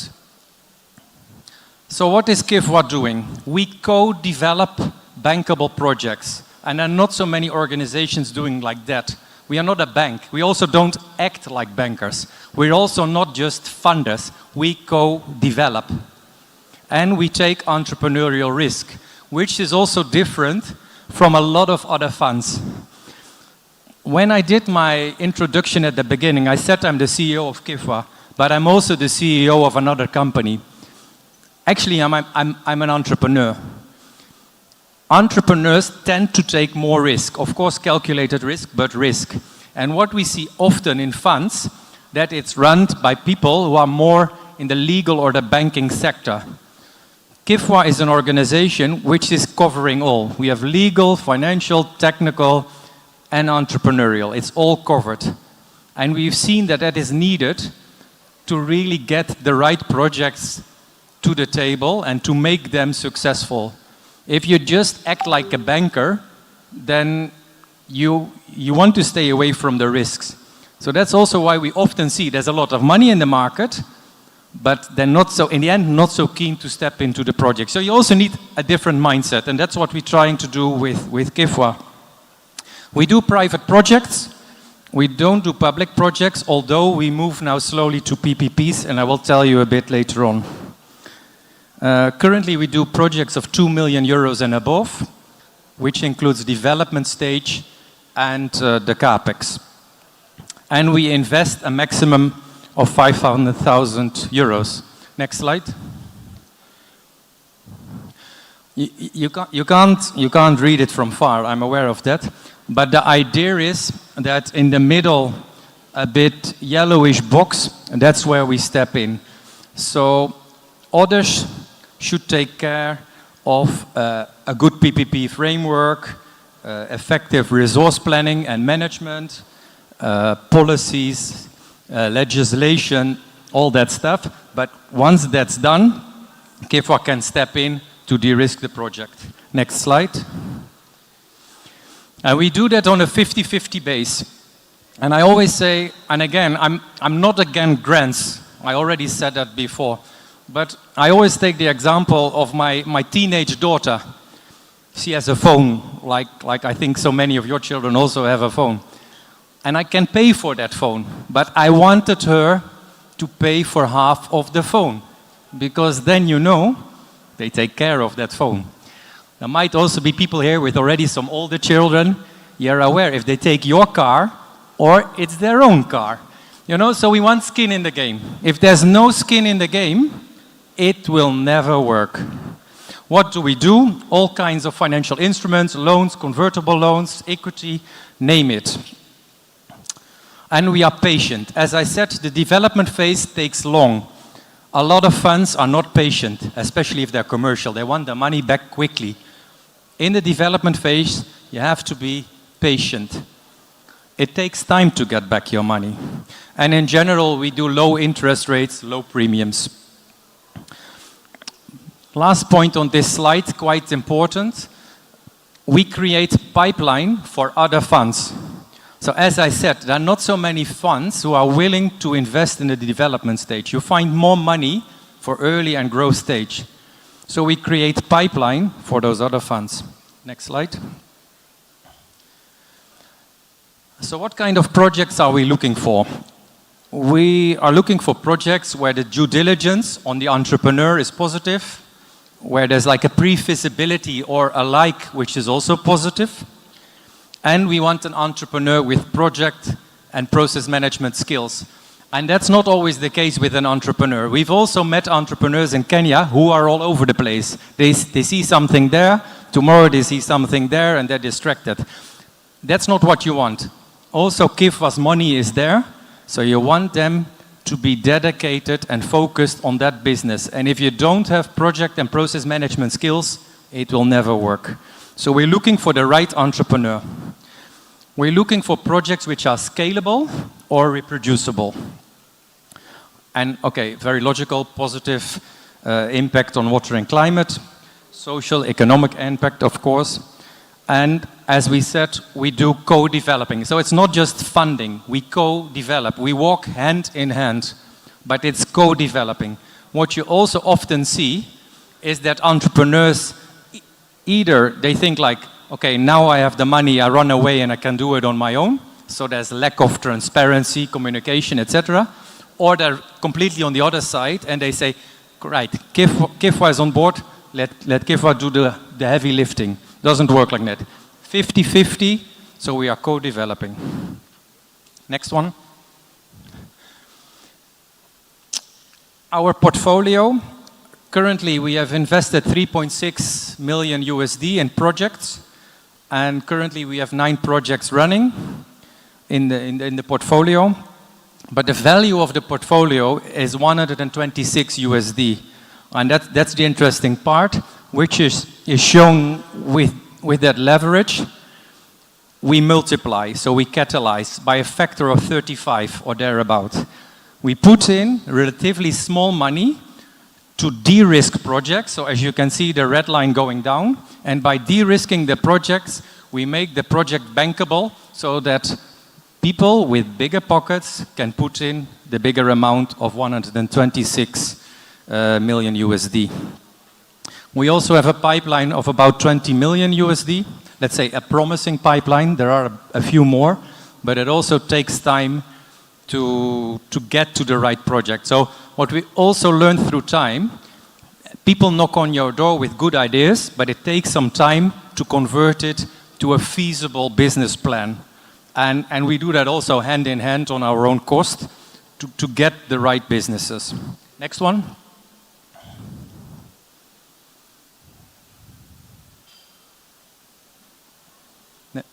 Yes, thank you. So what is our outlook for, let's say, the rest of this year and coming year? As I said, currently we do projects of 2 million euros and above, but we are going to reduce that to about 1 million. We've seen that in Kenya, the sweet spot of the good projects is around 1 million or above. There are some good projects already around 1 million. But we also have projects of 50 million and above. We will do more follow-on investment. When KIFO was set up, the idea was we invest in the development stage, we de-risk, we showcase the project, and then when an investor comes in, we step out, get our money, and be revolving and move on to the next project. But we've seen that follow-on investors would like us to stay a little bit longer on board, so that we give comfort to the follow-on investor. So that will happen as well. It's also likely that we move to other countries, hopefully end of next year, that we can do other countries as well, perhaps as well Nigeria, next to Kenya. We have demonstrated the proof of concept that the way we are walking, that is working. So now we try to further catalyze the market with strategic business partners. And I think what also will happen is that we get more partners in the development phase. And one is already quite concrete. It's the green sentence at the bottom. We are heading to a collaboration with Kenya Climate Ventures, which is funded by the Danes. And they do what we do in water, that's what they do in climate. So we're already getting a stronger force. But there's an open invitation to the audience to join us on the journey. Next slide. I already promised to say something about PPPs and Mr. Rivera agreements, but at least firm guarantees from government. Green bonds can be quite useful. I hope that we talk about bonds as well, perhaps this afternoon or tomorrow. Revenues need to be ring-fenced, so that you, as a developer, are secured that you will get the revenues to recoup your investment. So the money should not go into the big bucket. It should be ring-fenced, perhaps even on escrow accounts or something like that. It needs to have a manageable size. What we've seen often in PPPs is that the projects are way too big. Also, Mr. Rivera, I think, addressed it. Don't go too big. Start a bit smaller. Development of those big ones, they take way too long. And then you pull in all the risks I already mentioned before. Take them a bit smaller. First take the low-hanging fruits, show examples, and then maybe later on you can either reproduce or scale. But we often see that the PPPs are way too big. Make also use of innovations. What we also often see is that the PPPs are too centralized. And I often take the example from the mobile phones in Europe. Africa has adopted the mobile phones way faster than, for example, Europe did. Because in Europe, everything was centralized. All the infrastructure was already there, and it had to be recovered. But currently, there's so much innovation, you don't need to centralize. You can do wastewater treatment relatively decentralized, and that will be cheaper. Nowadays, there are so much innovations on that, so don't go too big as well. Don't make things too central. Work more decentralized. It's time for that. Prevent investor fatigue. I think I addressed that already enough. And what has also been addressed before the break, reduce non-revenue water. If we're talking about water utilities, there's no private investor going to put in money in your water utility if you have non-revenue water of 50%, 40% and above. You will not be taken seriously. How can you ask for money and you show your house is not in order?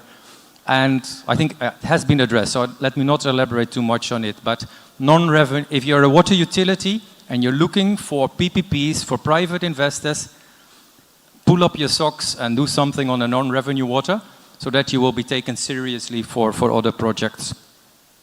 Last slide.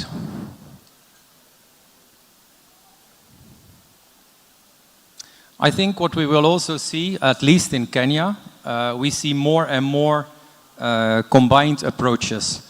Remember that in one of the previous slides I said that we are still working a lot in silos as sectors, but we need to look as well where is the possibility to do combined approaches so that it becomes like 1 and 1 is 3. What we certainly will see is more blending of public and private finance. And I think also on the learnings of KIFWA in Kenya, for sure in Kenya, we will see that it's possible to get more bankable projects on the market and also with higher financial returns. I think that was my last slide, or second last. Yes, it was the last one. So I assume I try to be quick. If there are any questions or comments, I'm here the whole afternoon. I'm also here tomorrow. So most happy to have a talk with you. Also, my email address is on the slide. Thank you for your attention. Can we do better? Let's give me a round of applause. Coming from Kenya to come and share the experience with us, how it has worked. We sincerely thank you for your presentation. And I want to believe the panelists, you listen attentively. Honorable Commissioner. Very good. You are saying very sure. You're on the seat. And I want to sincerely thank you. I've been given power to moderate and then to listen to you, having listened to him, what your opinions are. How do we move forward? And he has actually spoken to us. We've heard clearly from him. But we know time is of essence. Because remember we had a brief meeting earlier to make sure we cut it short. Let me tender out a apology if I need to stop you at a particular time before you round off. So we need to make it smart from what he told me. Let me start with Honorable Commissioner. When he was talking, he did mention legal, technical, and financial. I know you are now in charge, not only water resources, you take care of environment. And you are called to the bar. That means legally, you are qualified to be there. Once again, let's sincerely thank you for being here and for making yourself available. For one of your executive secretary to direct as you come and sit down and you humble yourself to sit down to listen. Once again, I thank you so much for that. When she called me that, Prof, you have to moderate this thing for me. Like I was telling Frederick earlier, I was in Nairobi. I came back on Saturday. So not knowing that even come from Kenya is coming to Nigeria. So to save our time, sir, what lesson do you think we can learn based on what he has presented to us to bring innovative financing to our own sector here in Lagos, particularly for infrastructure? Please, just as brief as possible because we have little time, so that other people could also make some contribution. I throw it to you, sir. Okay. Thank you very much, thank you, Mr. Moderator. And thank you, co-panelists. For me, the first thing we need to say to ourselves is how committed is the government to provide water for its citizens. And that commitment starts from the political will as displayed by the governor of the state this morning. Once we are able to tick that box, then other things will now fall into place. The first one is the legal framework. And I said earlier, after 12 years of pussyfooting, this governor and his deputy approved the wash policy for Lagos State and the implementation of same.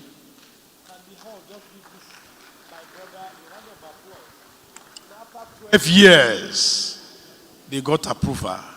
We need governance. We need legal backing. That's what he had just said. Please, can we note that? Because all those who have spoken earlier told us, and the governor told us here, we are not here for rhetoric again, to get results. We need results. Thank you. Please go ahead. So now that we have the legal framework in place with the wash policy of the state and the implementation, we can now go to the next thing. That is letting the MDA in charge look inwards to start with. And I'm glad the young, energetic MD of the MDA, Engineer Mukhtar Tijani, is seated here. Let him take ownership of the process. Let him come up with a report that is holistic. And then let us now seek a financing that suits our own local context. Don't forget, Kenya is a sovereign. We're a subnational. But we can seek out a financing that will be blended. We can seek out a private financing. We can show our commitment with the wash policy, with the willingness of the government in place to say, you know what? We are putting our skin in the game. World Bank, can you assist with this project? And I think that is what we want to do in the next few weeks. I want to thank you for that point at that point. Can we give him a round of applause again? You can see from legal framework, MD Lagos State Water Corporation, you are hearing. LIWAC, you are in charge. I've seen all of them. My brother from Federal Ministry of Water Resources, Dr. Madu, you are in charge of water. So you all must come together to make sure it works. My Honorable Commissioner did mention Kenya is a suffering. We are subnational. But there's one man they call Lord Lugard, sir. What that man did here in Nigeria is what he did in Kenya. Let's go back to that history so we can do it. We can also do it and get it better. Thank you. That man they call Lord Lugard who joined us, actually is the one who worked to make sure Kenya came together as a country. Sir, I'm forced to come to you, the Honorable Commissioner. But the pressure on me from outside say, no, don't just talk to the government people. Look at those people who are business-minded first. So I want to jump by going to, because if I go to Oresoya immediately, it's actually Lagos, almost the same Lagos for now. So even though it's representing us from Ogun. So I would like to go to Otumba Bimbo Ashiru, the chairman of the group. Oh, sorry. Oh, I'm looking for you. Sorry, I find you. Thank you very much. So I have questions for you and comments to you before you say anything. Okay. Because the time is no longer on our side.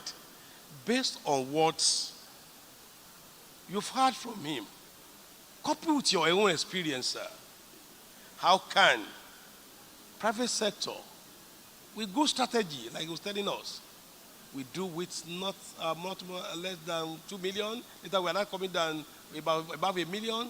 How can private sector adopt sustainable investment in water and sanitation? Do not forget SDG 6, the Sustainable Development Goal 6. It's all about water and sanitation. I want you to pick from his paper, and then based on your own experience, share with this audience how we can move forward. Thank you, sir. Thank you very much. I want to correct something. Investment in water, it says something, it says low return thing. I disagree with that. And I want to tell you this. To invest, a private investor, the primary objective of any investor is to protect his investment and get a malleable return. But having said that, government has no business in business. Government needs to create that environment for business to thrive. So government needs to create necessary infrastructure, put necessary security in place, and ensure that they sustain it. I was happy when I listened to the governor. He sounded frustrated. If you remember vividly, in 1988 and 1999, the IFC and the World Bank, they encouraged Lagos State to privatize water sector. And I mean, I remember one woman, Mrs. Tower Williams, was one driving it. But something happened. We need to look at something. They must create that awareness for the people. Because when private sector gets involved in business and the people, I mean, you need to get returns on your funds. You are not a Father Christmas organization. So I will give you a good example. Look at iTech. When they invested on the roads and they pulled tolls, then people started fighting that, oh, they are going to create problems. So the same thing will happen to water. Government will be bullish about it. And I will tell you, if you look at the number of tankers on the road, they are making money. Some, I interviewed them one time, they're making an average of 5 million naira in a day. And that's about billions of naira. So we need to give them run for their money. And government needs to now focus on it and say, well, maybe in the next 1 year, we want to have, we call state of emergency on water.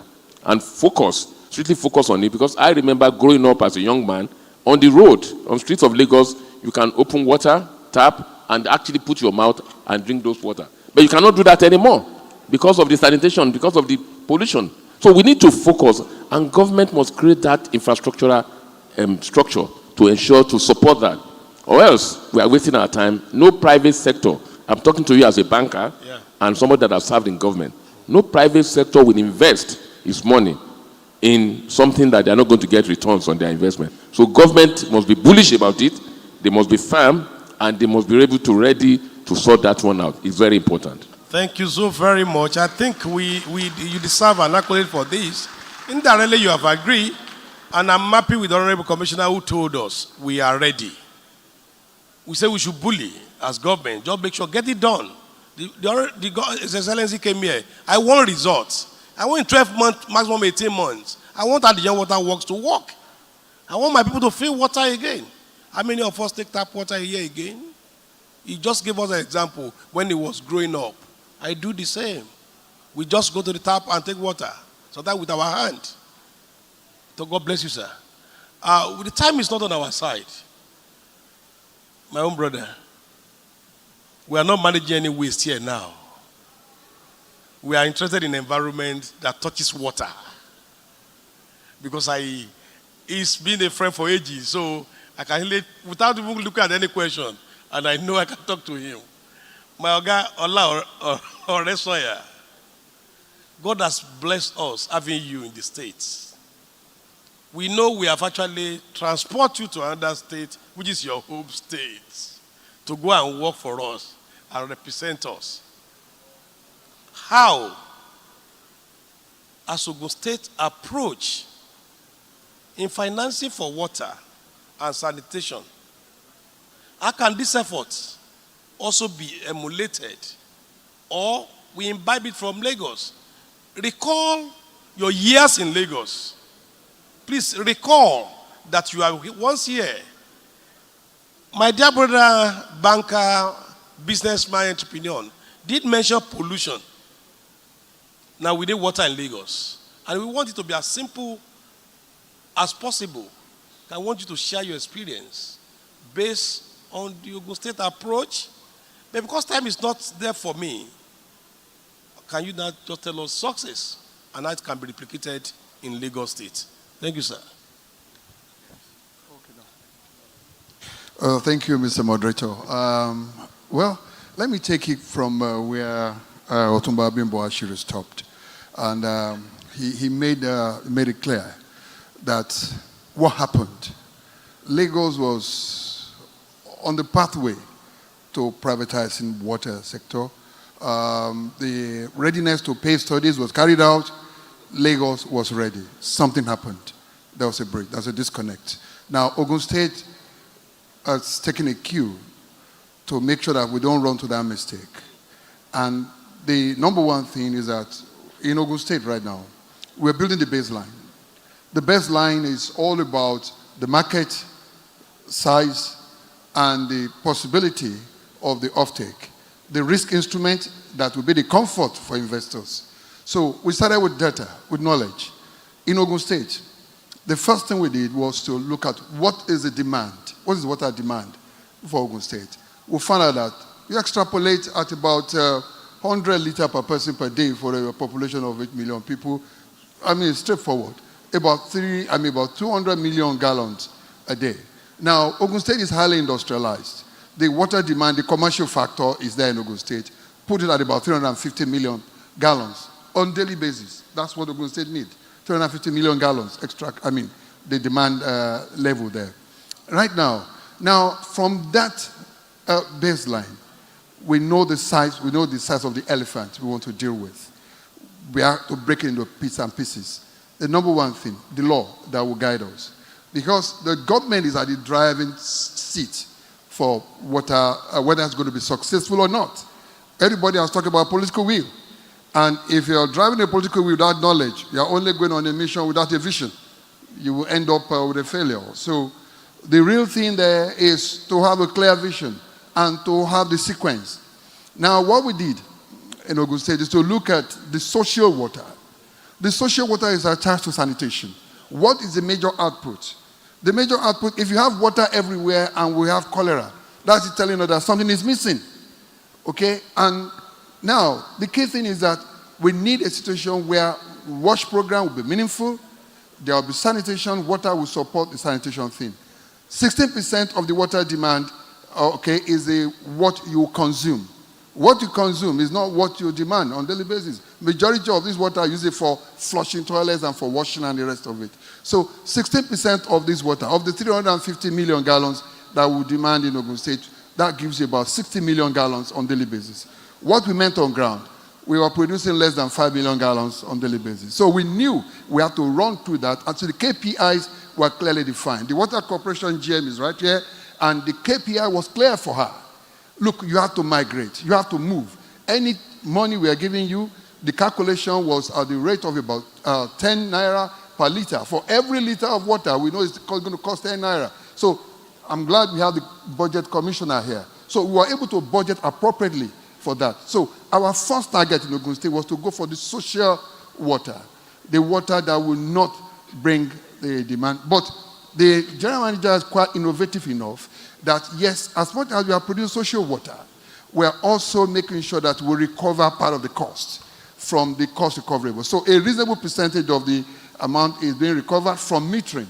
Most houses, the low, medium income and high income in Abeokuta, in most states in most areas in Ogun State now, are on meter. Go around Abeokuta area, you see meter in all the houses. So there's a cost recovery coming into all the areas. So it's all about going with the knowledge and building the sequence.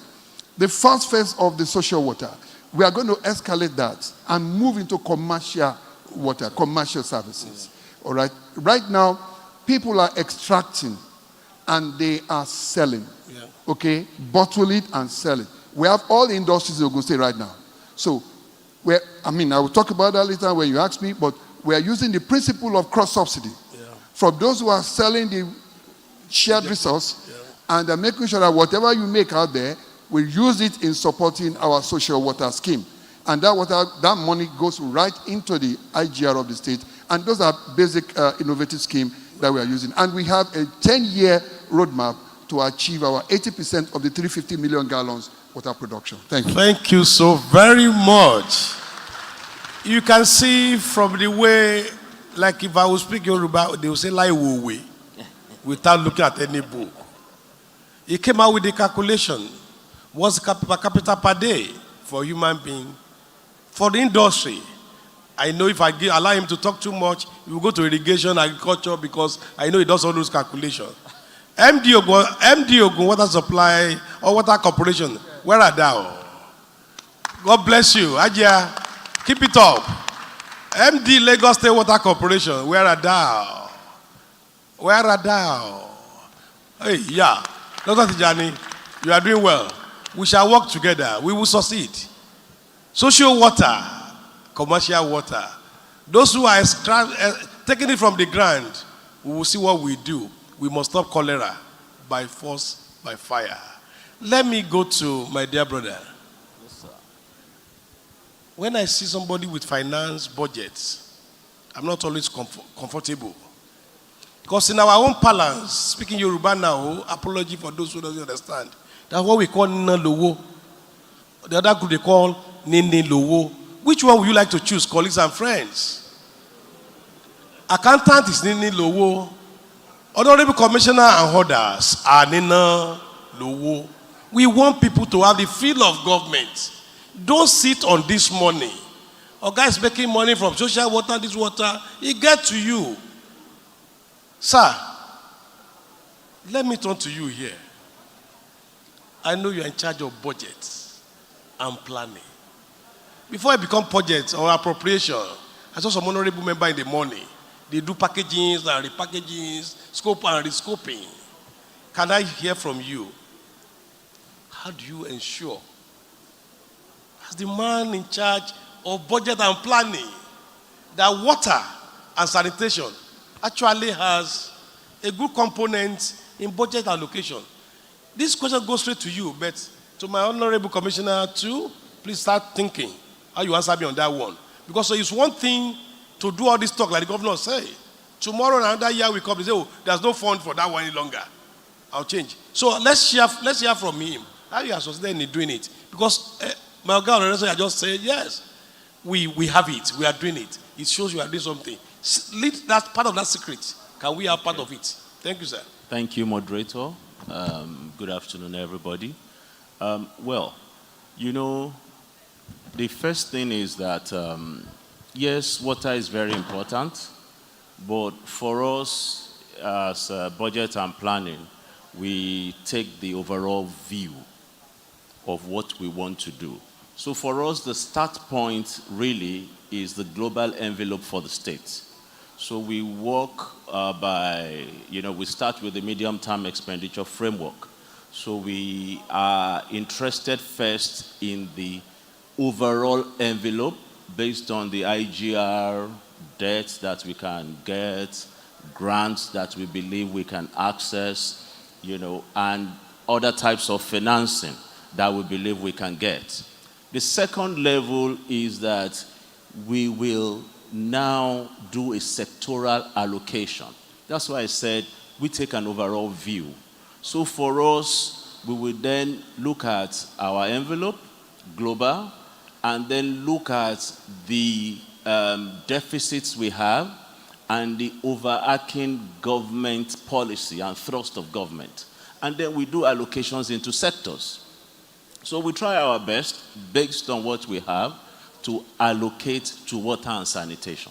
That's what we do. Now, and I'm very happy that you didn't call me here alone. You called my older brother, Mr. Oresanya. Now, we don't pretend to be what we are not. I don't know anything about water and sanitation. So at that point, we will invite the water and sanitation sector and say to them, based on all these things I've said, this is the allocation we have for you over the next 3 years. And so they will come up with exactly what they can do. And now, this is where it gets interesting. After they do that, of course it will be costed. And then we now have those hard discussions. Young man, this money is not enough for us. And then we begin to talk about it. There are times the allocation may be increased. There are times we need to sit down and say, okay, let's look for other sources of funding for this. But we really try our best. Over the last 4 years, allocation to water and sanitation, I think, has been respectable figures. Thank you. Thank you so very much. You see, when I said there are some people who need Lowo, I told you I was in Nairobi last week. I was with some Namibian. Interested, both of them that I was talking with the accountants. They say we enjoy sitting on money. So I'm so happy that you don't sit on it in your own case. You actually make it available to our people. Just last word, sir. I'll start from that end. Odua, because time is not on our side. I have about 20 questions for you, but I've been actually also wanting to make sure I don't go beyond the time limit. I am thinking, what role, sir, do you think local businesses can take or they will enjoy in financing or support they could get into this water and sanitation issue? I mean, the private sector, probably small business like I was saying, SME, at the point of telling us, we do less than 1 million. And probably he knows, well, let's take Bariga as a community and create that business and so on. So as a banker, as somebody who is chairing us, Odua, group of company, can you please shed light. I think there is more to the issue of private sector involvement, like I said earlier. Yes, sir. Government should be very conscious of what they want. I had my brothers from Ogun State. You see, if Lagos, and I'm sure they are doing some partnership now, Lagos, Ogun State is what New Jersey is to New York. And we have Ogun State, what river-based, Ocean River-based authority now. They can come together as one. And you see, private sectors will always want to be confident in government. And let me tell you this. When any governor comes in, he has only 2 years to survive. Because after the 3rd year, he starts politicking. That is the problem. But I'm happy with the present situation. Governor Sowolu doesn't need a 2nd term or a 3rd term anymore. He's now on his last lap. So he can be very bold to attract private sector and for private sector to have confidence in government. There must be that confidence and trust. Because nobody wants to invest and another governor comes in tomorrow and they change the... You see, that is the problem, the dynamics.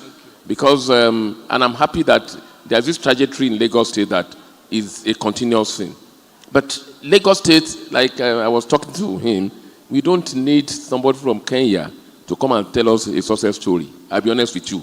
Let us stop deceiving ourselves. Now, Lagos State is the 5th largest economy in Africa. Lagos State has the power, the capacity to attract the necessary investor. The problem we have is that the boldness, and I will finish with this, sustainability. If we cannot sustain what we are doing, even in our private homes, if we cannot sustain things, there's no way we can progress. So the point is that government should be bullish, they must be ready to sanction people, and they must be ready to build trust in private. Once you can build trust, then there's no problem. I can assure you of that. Thank you, sir. I will quickly go back to the Honorable Commissioner, Ogun State. I was reading history. I finished my primary school in the Western States. Before we became break to the States. How do you think, sir, we have broken states, we can enjoy interstate collaboration? My brother there, MD, they call it Ogun Osun River Basin. It's not only Ogun and Osun. It covers Lagos, Oyo, and so on. What do you think, sir? How can we collaborate? Lagos, Ogun. Bring this thing together. Like, where's my brother who's always ready to give us flood? Oga Nipsa, Oga Clem Inze. Don't give us flood. We need right water. It's there. Because he will give us another information now that we flood tomorrow. And we are ready to dam you and make sure we have reservoir. How can the states, interstate, I know Oshun or some other people are here, can benefit from this the collaboration? That's my last point to you, sir. All right. Thank you very much, the moderator. Well, I'll just talk about the basic thing, the baselines, which is a generic thing, is that you need to know what you cannot measure, you cannot manage. You just have to start by making sure that you have the real size of what you want to deal with. And you must be able to calculate what is the cost of production per liter. You must be able to appropriate. That's only when you can budget appropriately. Now, then you need to be able to separate your social water from your commercial water. Your social water is going to address your hygiene. That's the water people consume. So that must be available. That's the potable water, must be available. So you don't commingle production. Like I've just mentioned, what we demand in Ogun State is about 350 million gallons on daily basis. The 350 million gallons on daily basis, almost 80% of this are not what people drink. Yeah. They're going to use it for other things that may not, you don't really have to treat to the level. Okay? So we shouldn't get ourselves confused. You need to be able to segment what you need and go for it. And you're not going to do it in one day. Develop your sequence and space. Do your bit. Preserve the institutional knowledge. Now, let me go back to Lagos and Ogun. There are peculiarities. Yes. Okay? If you look at Lagos, Ogun State envelopes Lagos completely. The only neighbor Ogun State, Lagos has is Ogun State. Yes. Ogun State is a source of water supply to Lagos. Both surface water, and underground water. Most of the extraction point for water that supplies Lagos, the 70 million gallons or 100 million, Lagos State needs close to 500 million gallons a day. That's what Lagos State needs, or more than that, 500 million gallons. And these have to be extracted from Ogun State, from Adiyon and the Adia Water Works. And this is coming from Oyon Dam. I'm glad the dam team, they are all here. That's the source of fresh water for us. Now, Lagos has a point where they can extract, and cost of reticulation in Lagos is very, very high because you have to pump, because you have one location where you extract from. So Lagos has the peculiarity of high cost of reticulation. Ogun State, we don't have a high cost of reticulation because we have various sources of extraction points. It's cheaper to reticulate in Ogun State than Lagos. So now, even the underground water that you tap in Lagos, the reservoir, which is Abeokuta Formation, Elaru Formation, everything comes, the recharge zone is from Ogun State. Ogun State is what recharge your underground, your borehole in Lagos. So if there's any pollution in Ogun State, Lagos is in trouble. If there's any pollution, Lagos is in trouble. So the hygiene and sanitation of Ogun State is important for Lagos. We need that collaboration. We need to protect the underground water together. We need to make sure that the extraction of underground water is what we work together. We need to work together. For Lagos to survive, Ogun State must be efficient. Thank you, sir. For us to survive, Ogun State must be efficient. You know, I use us. Okay? Over to you again. Because I want him to actually give the last word before we leave here. That's why I actually reserve him. We are budget and planning. Oga just spoke and started giving figure again. In your own opinion, let me share briefly with you. Currently, I do monitoring of groundwater in Lagos with some other universities from Cardiff, UK, and some other places. We've been on it for the past 2-3 years. We're having data collected. On recharge, you are talking about for non-pump boreholes. Non-pump boreholes. And I want to thank Lagos State Water Corporation for what I've realized, again, is sometimes that collaboration you are talking about is already there with appropriate people who will do the study and turn that study to the reality for you to use. Whether first aquifer, second aquifer, or third aquifer, wherever we are taking our water from, what is the charge level? How can it be polluted? I come back to you, sir, because I'm just thinking about money, you see, and financing. Because the reason why we are here is financing water and sanitation in particular. So I want to see, sir, that how can Lagos effectively integrate water and sanitation into the broader economic and social development? I have to add join social to it because Oga has been talking about social water. But if we leave you alone, you may stay only in economic. But you also must be in a sustainable manner. Because I've heard that word, sustainable. We want to meet the present need without compromising the need of those who are coming behind us. So how can we do that financially, sir? Thank you, sir. Thank you very much. I think that the first stage is to look at the bigger economic development plan of Lagos State and try and determine what does this portend for water and sanitation sector. You know, because you can't have your vision out of the larger vision of the state. Now, so once you do that and you are able to articulate accurately what do we need to do in the area of water and sanitation to achieve the bigger goal of the state. The second thing is a comprehensive need assessment. Just like he was talking about baseline, you've got to be able to say, this is where we are and this is where we want to be. Then you are able to say, this is the gap. Before you can begin to look for financing, you must be able to say, I am looking for X billion. Now, that's very critical. After that, you then do what we call a strategic plan. You are looking long term, you are looking at all the externalities. Now, when you do that, you begin to show the intended investors that you are serious. One, you are addressing issues of feasibility and sustainability, so they know for sure that these guys know what they're doing. You address the issues of risk. I was very happy when the gentleman was talking and he was mentioning de-risking. And Otumba also mentioned those risk issues. You don't expect a serious investor to jump into high-risk ventures. And that is what the strategic planning helps you to do. You touch on the feasibility, the sustainability, the scalability, then you talk about the risk management. And then you show clearly that you understand the costs that are involved and the revenues that will come in.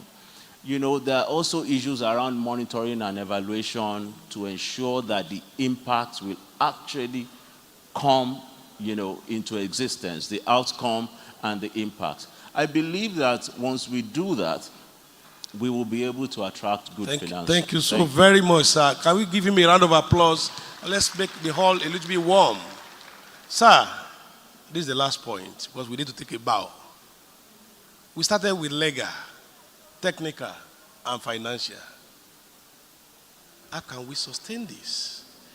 My question to you, sir, Honorable Commissioner. You said it in the beginning that regulatory reform really matters. The law to be there. And you did mention that we need to be careful. Government go, government come. You said the law and that person come, fight towards the law or repeal it and so on. How do you think, sir, we can create a conducive environment for innovative financing in Lagos? That will be the last word. Thank you very much. Otumba said something that is very instructive. Lagos have been very fortunate. We've had continuity since 1999. So when people say to you there's a master plan in Lagos, there is actually a master plan in Lagos. The Adiyon Phase 2 was born out of that master plan. And I'm glad Mr. Oresoya is here. We all know the problem, like the governor said. Let us speak to the solution. We need to do the heavy lifting financially to get water to our people. During the tea break, I had a very strong conversation with MD of the Water Corporation and my brother, the SA budget. And we both agreed, we all agreed, we said, if we are going to do budget reordering, we must start by showing commitments to solve the water problem. And then by the time we go full circle for next year's budget, we must show further commitments to solve the problem once and for all. It's heavy lifting. It's when you show those commitments and put the superstructure in place. The willingness is there. We've signed the wash policy. The government is not waiting at that. We're also talking about the green bond. And I'm glad my sister, the essay to the governor of climate matters and the circular economy is here, Mrs. Oshodi. We're going all out to solve a problem that requires creative, out-of-the-box thinking. So, be rest assured, as a state, we are ready to put our skin in it. We can't have a third of Lagos be water, and there's no water for people to drink. Thank you. A better round of applause for him. If you watch his words, what he said summarily is, together we can. He was not talking about himself alone as Honorable Commissioner. Say, SA budget, SA this, MD that. Now together. And to those who manage the regulatory commission as herself, my own dear sister, as you can see, he didn't leave you alone. So you have to regulate appropriately for us to succeed. It's at this my pleasure and honor to have the great team here talking to us this afternoon. I want to sincerely thank every panelist and our lead speaker from Kenya to tell and share your own experience. He said he's CEO, 2 different companies to finance. Take advantage. Please do that. Once again, I want to thank all of you sincerely. I want to hand over the mic Now we want to do photograph. Okay. Oh, okay. We have been directed to rise. Photographers, please. Photographers, step forward. Yes. And the PS as well.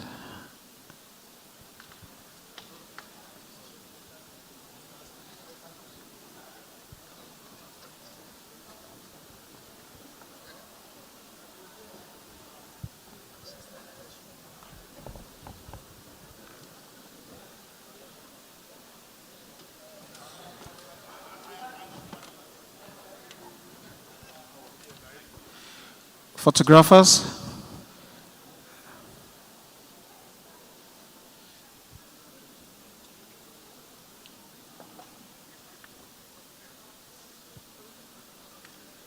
Yes, the special advisor.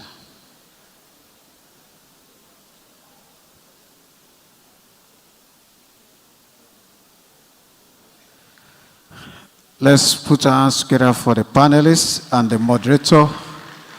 We thank you, the Honorable Commissioners, the Special Advisor, Engineer Kodu, as well as the heirs. Distinguished ladies and gentlemen, we'll move to the next presentation, this time by Dr. Julius Itunga. The moderator is Job Godep, PhD.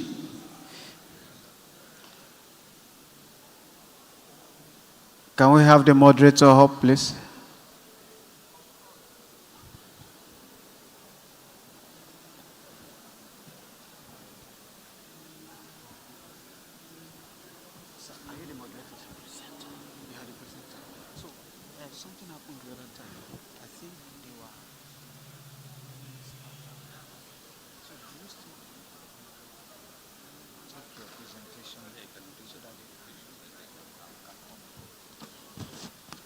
Yeah, I'm the moderator. Yes, something happened.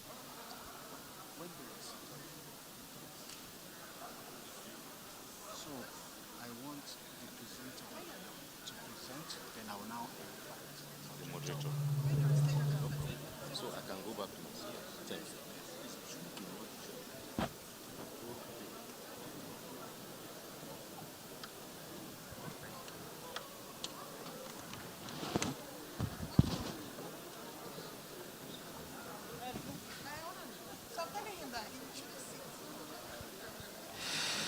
So, sorry, we had some adjustment there. The other time when the panelists were here, they were forced to be turning around to see the presentation. So we want the panelists to see the presentation from here.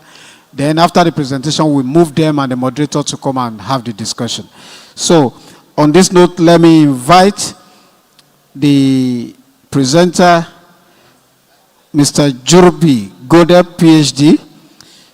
Is going to speak about governance and regulatory lead using USAID LUWASH.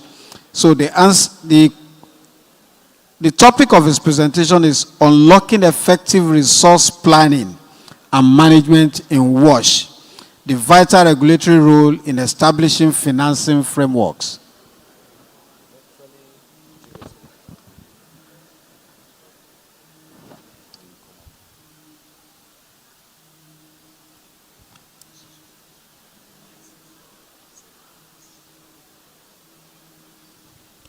Okay. Once again, join me as I invite Dr. Julius Itunga to speak on unlocking effective resource planning and management in WASH, the vital regulatory role in establishing financing frameworks. Dr. Julius Itunga, you can comment, please.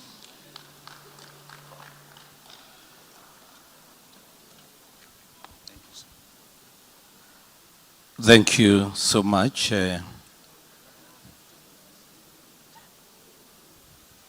Thank you so much.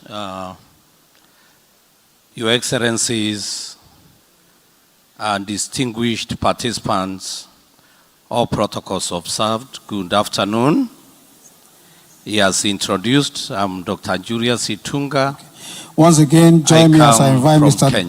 Dr. Julius Itunga to speak on unlocking effective resource Kenya and Nigeria has had a vital regulatory role long-standing in establishing financing over many frameworks. years.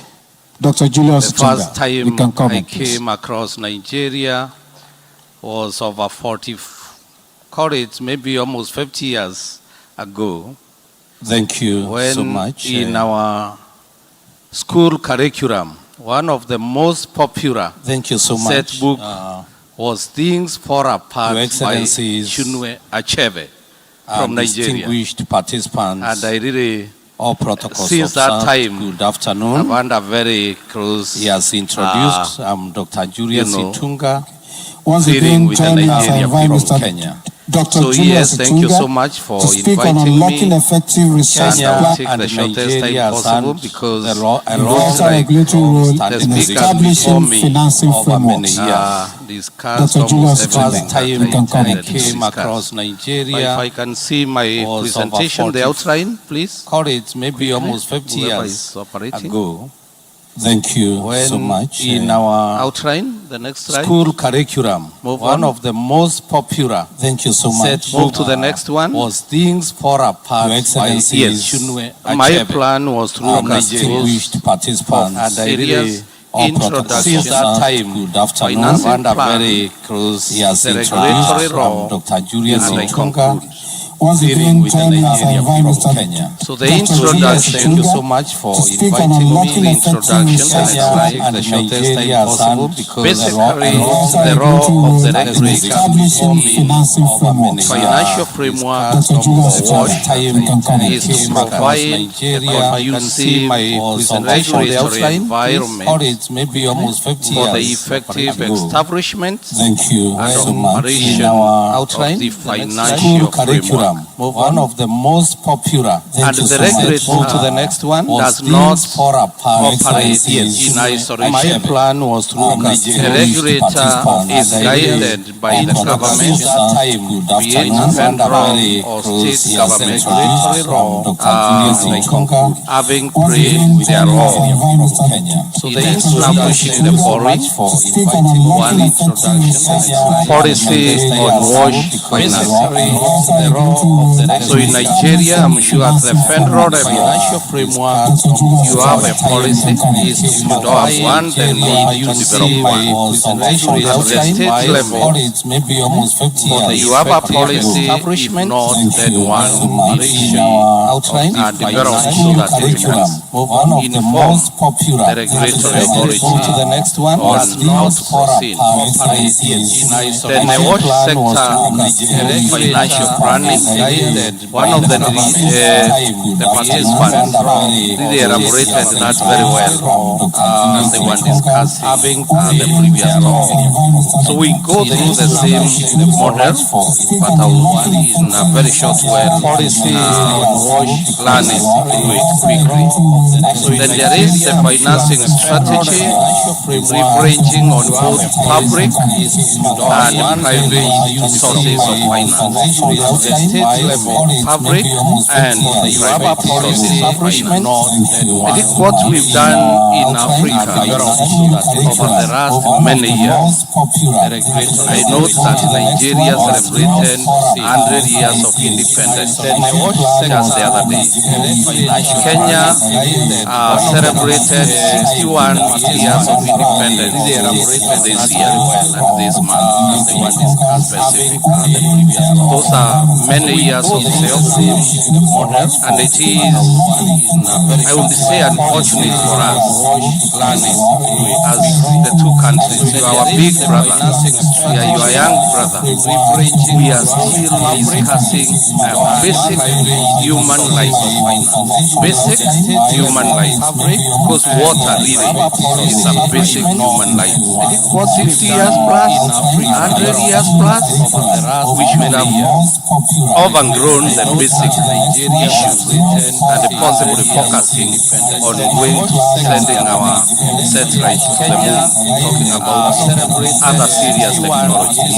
But nevertheless, what is it that we can do now to quickly accelerate and catch up with the rest of the world in matters water and sanitation.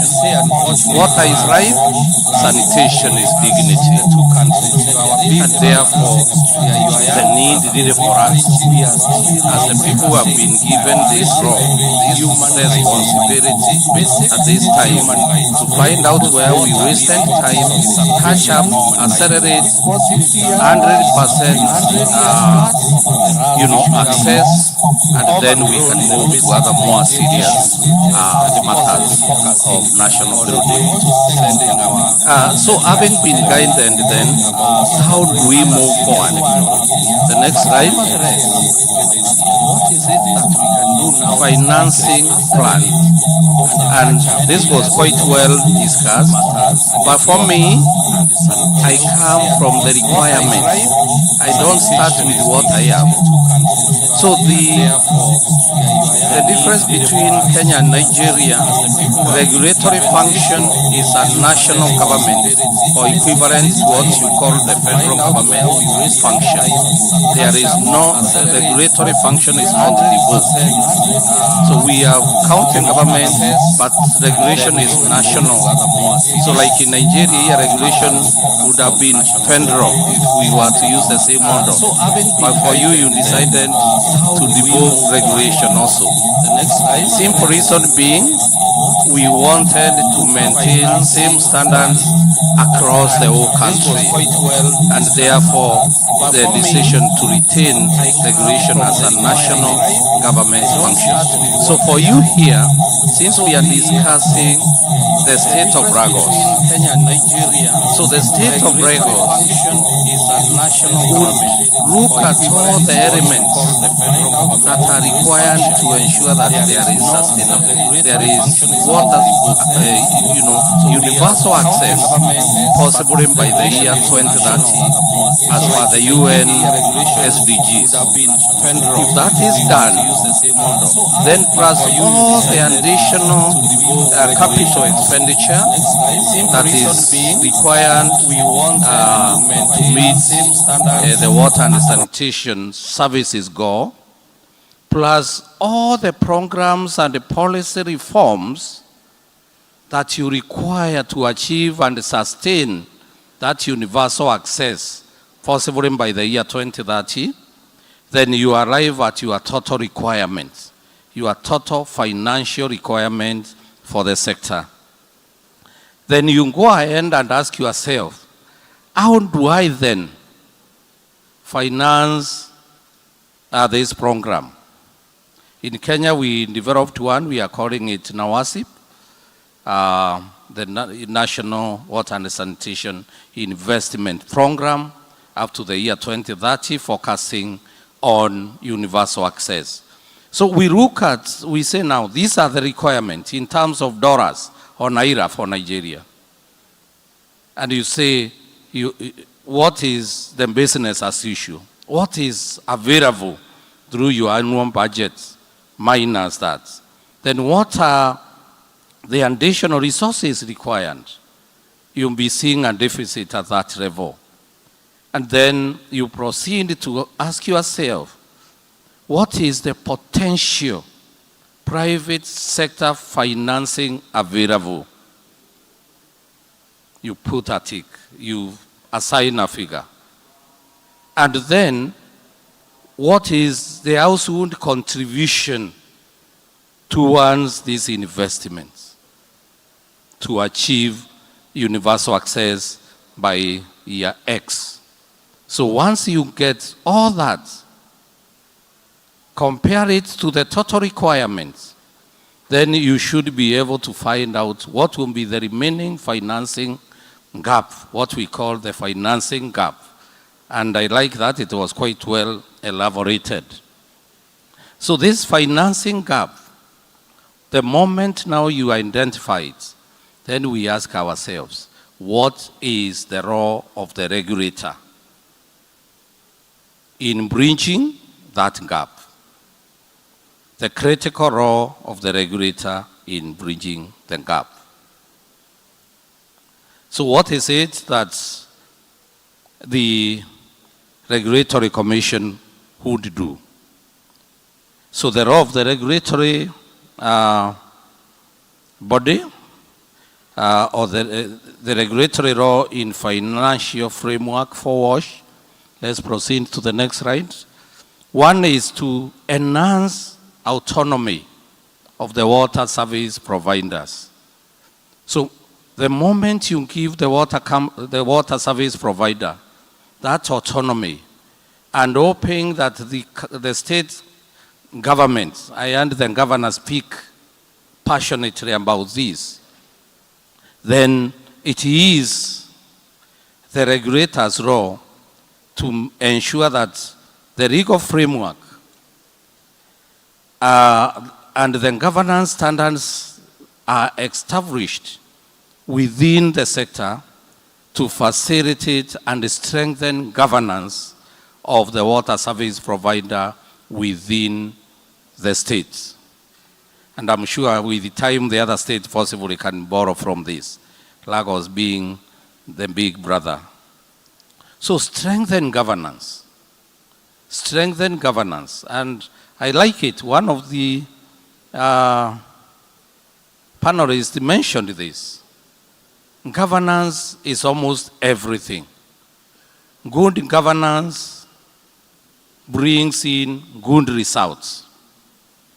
And once that role is seriously taken by the regulator to ensure that the water service providers are governed in a manner that is, in sync with the vision of the state, then obviously that will give positive results. The other one is to ensure clarity of mandates of the provider. This is through ensuring that if there are commissions, there are standards that govern that. For us, what we've done, we've guided to the effect that all water companies be private companies limited by shares, so that they can be governed also by the Companies Act, which exists in our country. And therefore, the mandate is very clear. They have a board of directors, and whatever they are supposed to be done is quite well modeled in their memorandum and articles of association.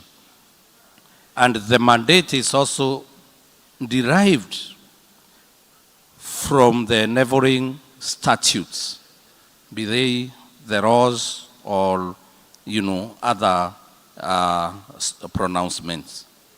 Then ensuring that there is an effective tariff setting standards. There should be a standard for setting tariffs so that it is very clear what the water company or commission, for your case, charges the consumers of water services. Water services basically the potable water and the wastewater services. And once that tariff guideline is established, then it is incumbent upon the water companies to follow and the regulator to ensure that the standards are adhered to. Quickly then, ensuring there is adequate performance regulation through monitoring and inspection. Once these companies or commissions or whoever providers are established, there should be set standards upon which now the regulator monitors through inspections and enforcement standards to ensure that the providers are behaving in a manner that is likely to take the state where its vision is. Ensuring accountability, a mechanism of periodic reporting to the regulator, to the shareholders, to the state government, and even to the federal government, and all the other stakeholders in the water and the sanitation value chain. And ensuring that there is solid financial and operational management by enforcing minimum requirements for the provider's management. Then a repository of sector information.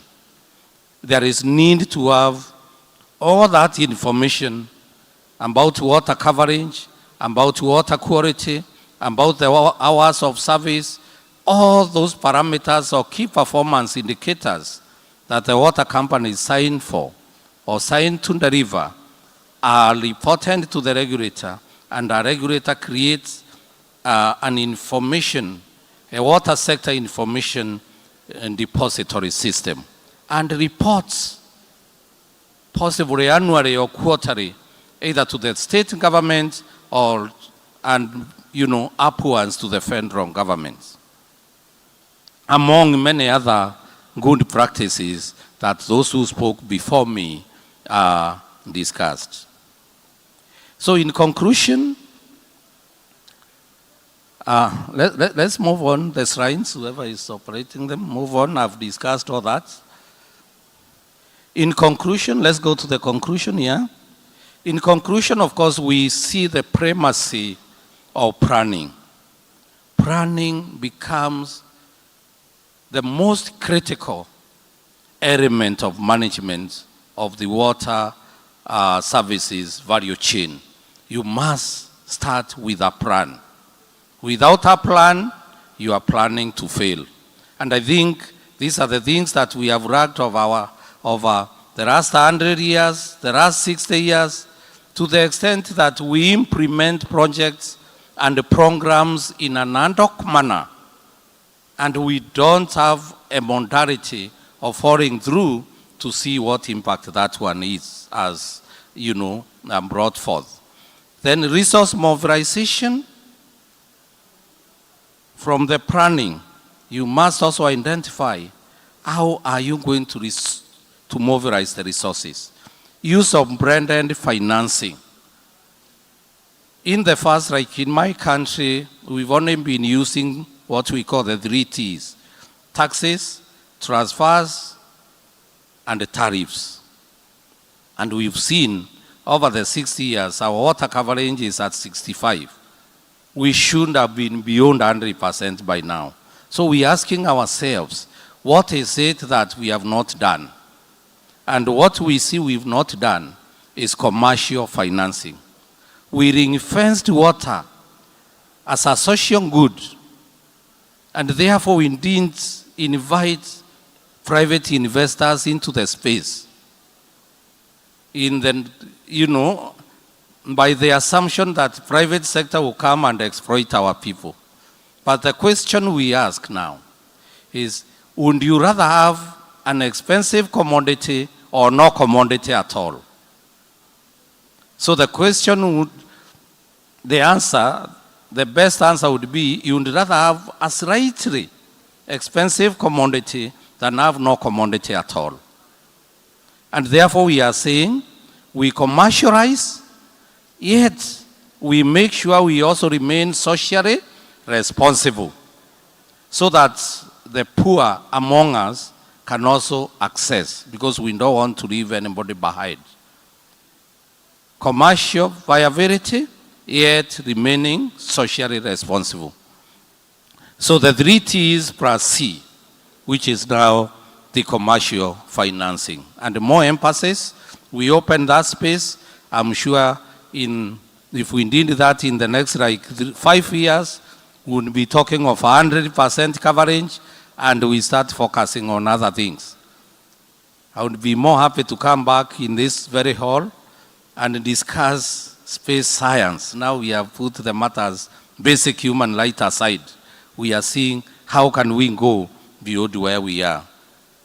Then value for money in project implementation, again anchored on governance. Good governance will ensure that the resources that are available are used in the best interest and for the purpose that it's meant for. Operational efficiencies, they were very, very well covered. I don't want to get into that. Monitoring and reporting. Impact evaluation. One of the previous discussants talked about, monitoring and evaluation. So for us, we talk about impact evaluation. The moment you put a shilling or a naira or a US dollar to the sector, what is the impact of that additional dollar? And finally, incentive regulation, where there are parameters set. If it is the federal government or the state government giving resources, those resources then go to incentivize the water service providers. If the regulator reports surplus, that surplus goes to incentivize the water regulators. But they won't also go hand in hand with sanctions. If you are not performing as a water company or a water provider, then there should be sanctions. Remove of management, remove of the board, and possibly even to ban you from holding public office for not delivering to the people. And with that, I want to end there and wish you all the best. And I hope we are not going to take another 100 years for universal access. In the next 5 years, and my prayer is that I'll come back to Lagos to celebrate that milestone. Thank you so much, and God bless you. Thank you very much, Dr. Julius Itunga. Thank you very much. We appreciate you. And for the next 10 to 15 minutes, we'll be having panelists to discuss his take on unlocking effective resource planning and management in WASH, the vital regulatory role in establishing financing frameworks. So let me start by first inviting the moderator, Mr. Jurube Godep, of the governance and regulatory lead of USAID WASH. Please put your hands together for him, please. The other panelists are Mr. Ivan Draganik of Stockholm International Institute of Water. Please let's appreciate him as well. Yes, you sit in the middle. The mic is there. We also have Mr. Ololade Salami, Principal Partner, Stones and Partners. Mr. Ololade Salami. Mr. Kabiru Abbas is a WASH consultant. Mr. Kabiru Abbas.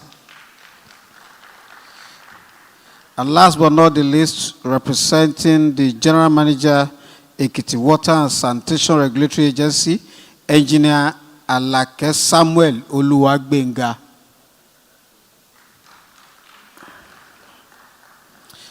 Is the Director of Technical Services and Inspection in that agency.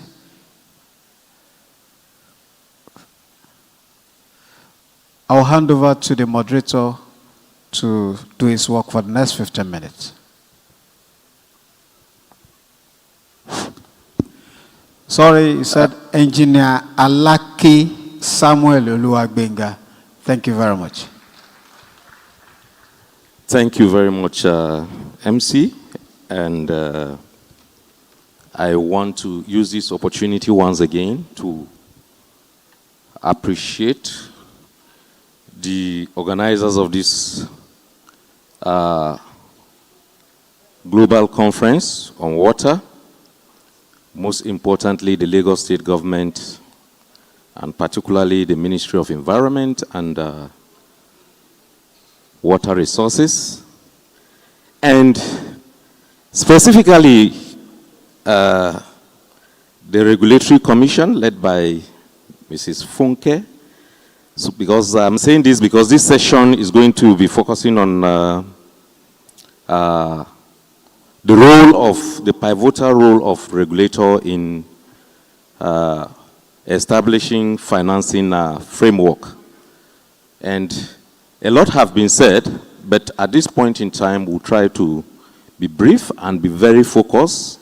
I know we have our rapporteurs. Please, wherever you are, you pay attention to be able to get a grasp of one or two things that will help the Lagos State Regulatory Commission to be able to move forward and support the various service providers in the state in terms of the ability to leverage different financing for the sector. So you have heard, I have with me here, like the MC have said, Engineer Osalede Oyodele. He's the General Manager of Ekiti Water, Sanitation and Regulatory Commission. You're welcome, sir. I'm happy to have that name because it's specific. It's talking about Water and Sanitation Regulatory Commission. Sometimes the names speak for themselves. Then we also have Ivan Dragnik from, I hope I pronounce your name well, from the Stockholm International Water Institute. You're welcome. He's one of the panelists here. And we have Mr. Oladele Salami. He's a principal partner of Haystone and Partners. You're welcome, sir. And we also have Kabiru Abbas from the consultant perspective. He's going to share his view. Now, from the presenter of the CEO of the Kenyan Water Regulatory Commission, we have heard from their experiences, particularly as it relates to the pivotal role of the regulator in facilitating financing investment for the sector in Kenya. Now, we are not only going to be talking about the role of a regulator, but we will be talking about effective regulation. And when we talk of effective regulation, we are looking at the robustness of our legal instruments in terms of policy and the legal framework that has been put in place in order to drive the sector forward in the state. And one of the things that the presenter mentioned is around the importance of having a very clear definitions of roles and responsibility of the service providers in the state as it relates to the mandate of the sector in the state. So, having said that, I would like to start with you, sir, the regulator from the Ekiti State Water Corporation. I want to believe that in your state, you have also the water policy for your state. You also have a legal framework that establishes your agency as a regulator. Can you just share with us, what you think, practically are your challenges, in implementing those policies, and how have you been able to surmount them in the course of implementing these policies within the water sector in Ekiti State? Okay, thank you. Just briefly, because we have very, very short time to address these issues. Thank you, Mr. Moderator. First and foremost, the key message here is sustainability. And for example, in Ekiti State, policy framework, the government has been able to support the agency from having a robust regulatory framework. That particular regulatory framework, that one has to do with implementing guidelines and as well as policies and strategies in order to achieve those objectives. So that's one of those things that we have. Then we have a legal reform. The institutions identify in those policy to have a clear role, which agency, which institution is to handle supervision, monitoring, regulations. So everything is well stated in that policy, legal policy. Then another thing that really helped Ekiti State as has proven effective is the issue of change management meeting. And that's where, at least quarterly, we do have the change management meeting.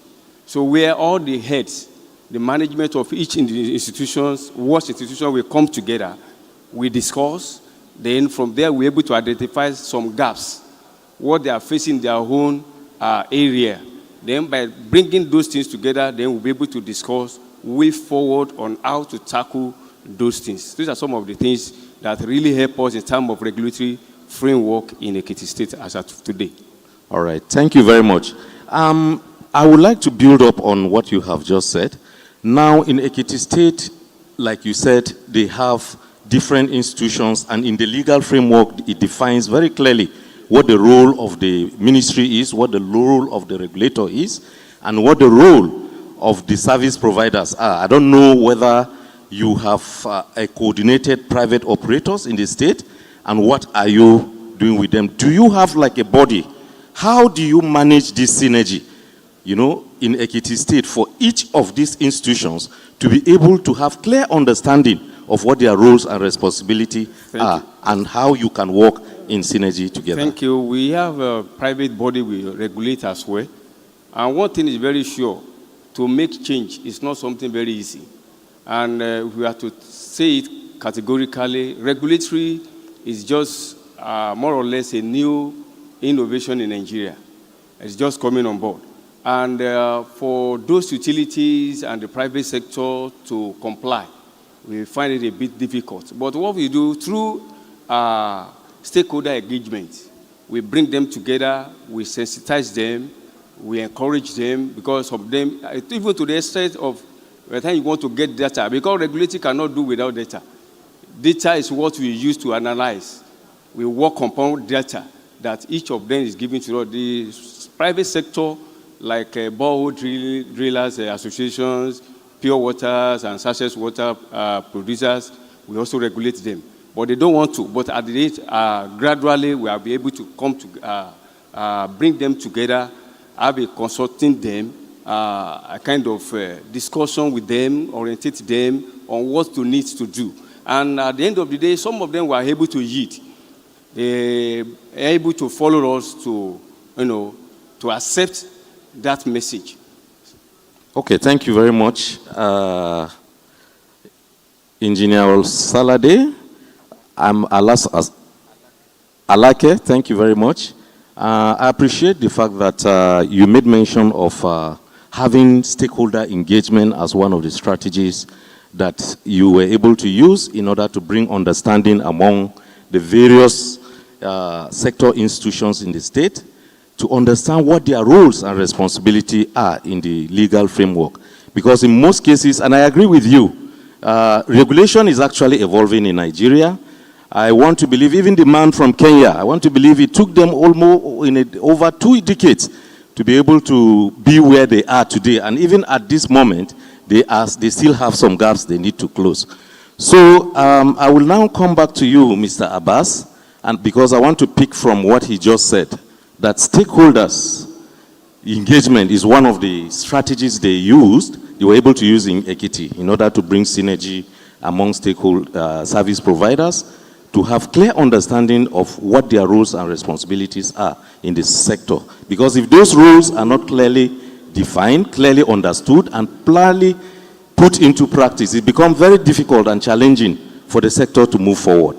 Now, from your experience as a consultant, working across the north, south, west, and east of Nigeria, and having worked in the water sector, engaging with various, stakeholders, can you maybe share with us, what strategies, can be used further in order to improve the coordination between these various sector stakeholders?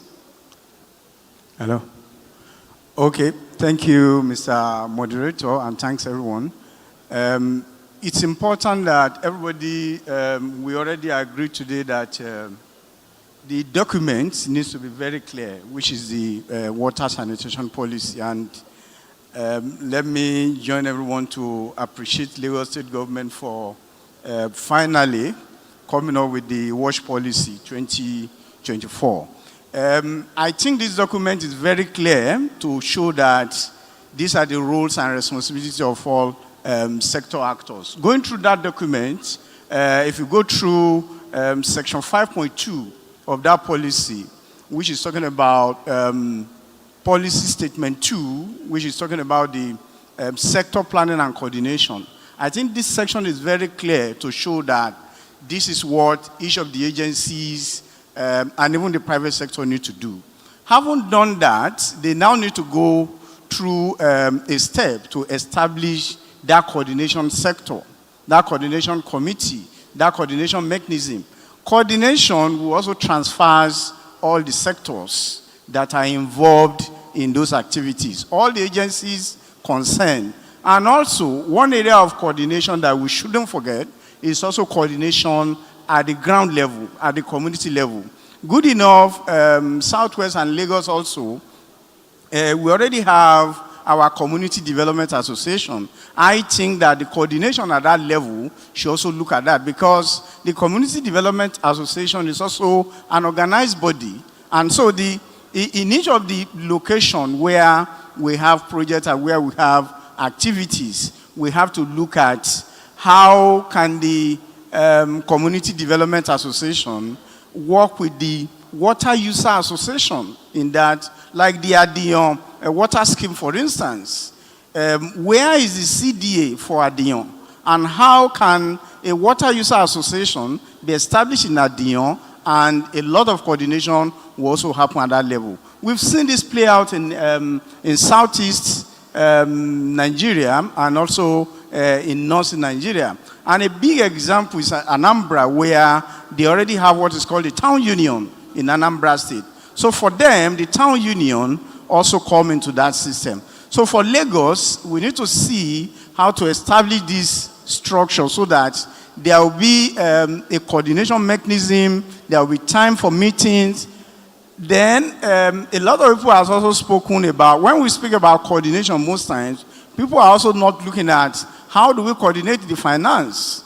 We've seen a lot of issue about the demand and supply issue, about the gap and all that. Coordination also needs to look at this. And Mr. Governor was very clear today. He has spoken and he has told all of us. He doesn't want to come to Liwaxis to come and talk about processes, input and all that. He's clear that he wants to see outputs. So based on the mechanisms that have been developed in terms of the demand and supply, what are the financing gap?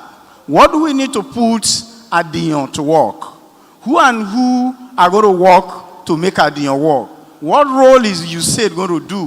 What role is WaterAid going to perform? What is going to come from the private sector? What is going to come from the community? If this is very clear, then we know what we need to make Adion work. So when the coordination mechanism or when the coordination committee comes up, they also need to be looking at this. It shouldn't be they come to meeting, they look at what is doing what, who is doing what. No. They also need to be looking at financing gap. If there are gaps, where does it need to come in? We need 30 billion to make Adion work. How much is USAID bringing? How much is WaterAid bringing? Then what is the gap? Where would the gap come from? What will come from the private investment? What will come from even small-scale private water vendors and all that? So all this needs to be put into consideration, and the coordination mechanism needs to be very clear in terms of when they will be meeting, in terms of reporting mechanisms. And happy also that we've learned a lot about performance monitoring here today. The coordination mechanism also needs to look at that in terms of what will be the yardstick to measure the performance of each of these agencies. And based on that, we can look at the financing gap, and that then informs us what needs to be done. Thank you. Thank you very much, Mr. Abbas. I think Mr. Abbas have hit the nail on the head, on emphasizing on the need to have, coordination mechanisms even from the grassroots. Right now in Lagos, in the morning, the governor made mention of the policy that has been passed. And one of the provisions in the policy is for the state to have a sector coordination and planning committee. And I'm happy to tell you that, the drive right now in Lagos is very hot. And led by the Commissioner for Environment and Water Resources and the permanent secretary, two permanent secretaries in the Ministry of Environment and Water, all together. they now have an established coordination and planning committee for the sector in the state. And also, they have a sub-technical working group that will be interfacing with various stakeholders and service providers in the state. So for me, from what Abbas you have said, it is important for this committee right now to be able to galvanize with the community-based institutions so that the coordination will be holistic in the state. Because that, again, will also give confidence to, when we talk of community-based, we also have the local operators. You know, one of the things that USID is supporting Lagos State to do is to map out the various, you know, private operators of water and sanitation in the state, and then organize them so that they can be properly regulated and ensure that the services they are providing is meeting the standards that it's supposed to meet. So, thank you very much, Abbas. Mr. Salami, now I want one of the rule that as presented by the head of regulation in Kenya, that is Dr. Itunga, is that the regulator is supposed to support the service providers to be autonomous. And this word, autonomous, has been in contention in terms of the reforms that have been taking place in Nigeria for over 3 decades now. From the legal point of view, because there are instances where conversations have been heard and we talked about, you know, these institutions having financial autonomy, operational autonomy. So from the legal point of view, what kind of reform policies would you advise the regulator to be able to support these service providers in order to ensure that they have that autonomy to be able to generate revenue for themselves? Thank you, Mr. Moderator. I believe a pivotal role of the regulator is to ensure that it manages the relationships that are created as a result of you know, the activities that go on in the water sector. So definitely, you must ensure that all of these parties that are involved in bringing about provision, extraction, and all of that are properly brought together to coexist and in fairness and all of that. So the law must ensure that, and that is very important, so that you can get the buy-in of investors that are going to invest in such a venture. Because we've heard that definitely if you want to bring in any investor, he's going to look at the business case. And business case in the larger perspective includes the legal environment which the investor is coming into, whether it's convenient for him to actually operate within that sector based on the legal regulatory that is in place. So it's very important. And I want us to bear this in mind. The legal regulation that we have presently in Lagos was developed as far back as 1999 to 2004. What has happened along the line was that in 2017, they have now been fragmented in terms of separately having a section within or a part within the law. So we have to look at that as something that existed now. And then, of course, we also have to look at the policy framework that has just been brought into being. That's something that was started 12 years ago and is now signed into law. And then you are talking about a law that has been in existence since 2004, though it's been repealed, technically, but essentially the provisions are still the same, essentially. So there is a need for now for the government to actually look at the policy, because when you're talking about policy, you are talking about the intention of government to do A to Z and all of that, and how they are going to bring it about. And that is very recent. You're talking about law that has been on for some time. So The government has to see that, to see whether there are provisions in the existing law that would not make the government to realize the intention in the policy.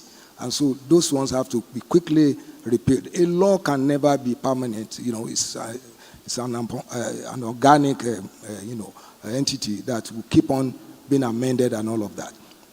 So we need to think about that. And then we need to look at the sections, since we are now, intentional about our, getting private sector support. Because evidently, like Kenya experience has shown, you just have to go that route because there is no free meal in Freetown. So investors would pursue the legal environment that is convenient for them. So you have to look at sections in our regulatory framework that would not be convenient for the investor. Take, for example, just like the governor was talking like a businessman. Investors who want things to be swift, quick. So anything that is laid back and is not, bureaucratic and all of that should be, extracted from that law to ensure that it provides swift opportunities for people to get results. For instance, in the present situation, you have the judicial, the opportunity for them, for parties to come to table when they have issues. You have complaint center. Then from the complaint center, you go to the environmental court. Not even the 2004 law created water court separately from any other. But this environmental court, it deals with all boards and agencies, complaints, and all of that. That's very technical for. So then, of course, there is a system of appeal and all of that. But I would have wanted a situation where you're talking about mediation for businessmen. And then, of course, we can court connect that with the multi-door and get it stamped as a judgment of the court so that the swiftness will be there and all of that. So those are the issues that government needs to look at to make sure that they present something inviting to the investor. Thank you.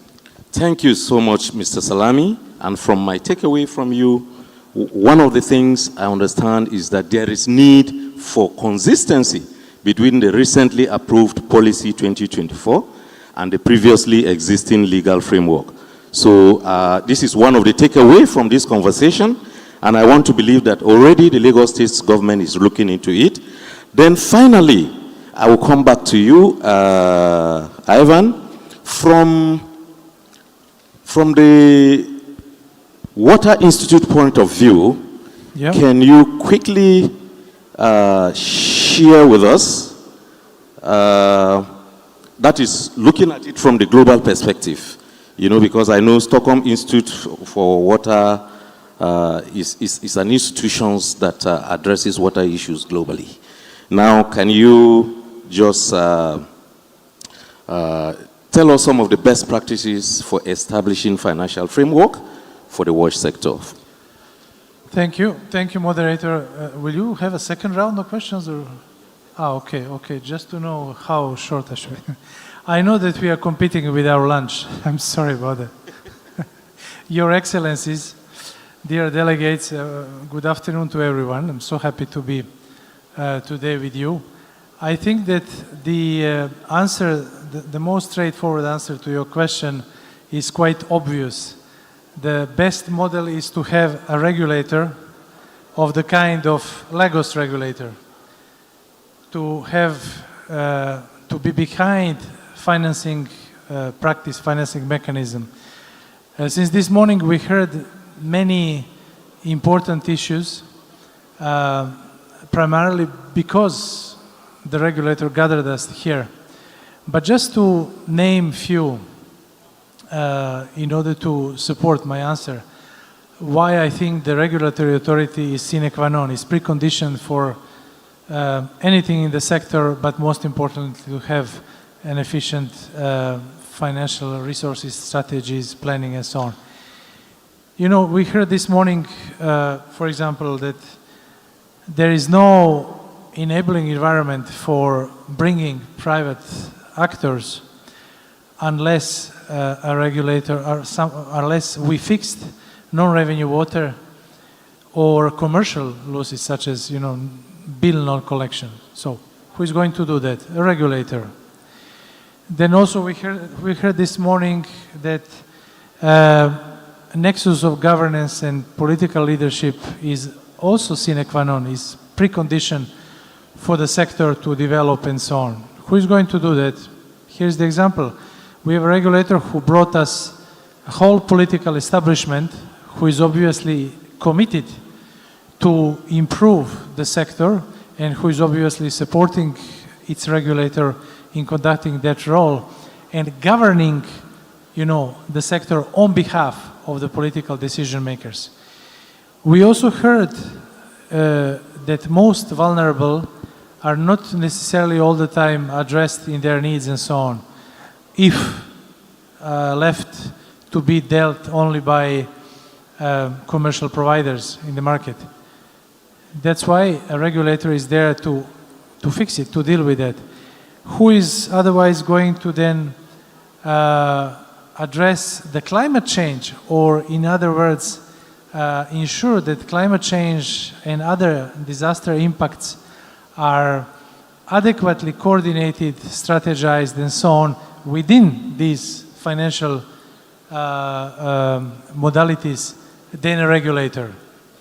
So I don't think we can overemphasize the importance of a regulator anywhere, and of course here in Lagos, while having such an amazing work done by the regulatory authority and its Secretary General, Ms. Funke, who is behind the organization.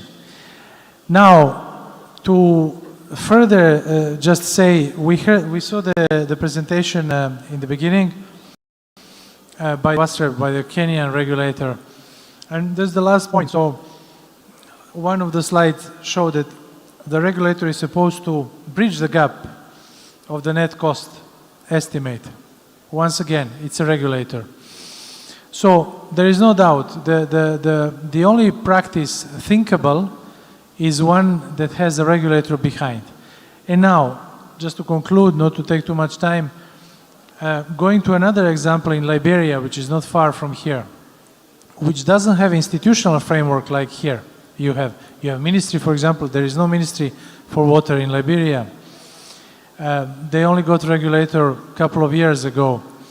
And simply there are no other institutions in the sector who are neither committed nor actively engaged in servicing it.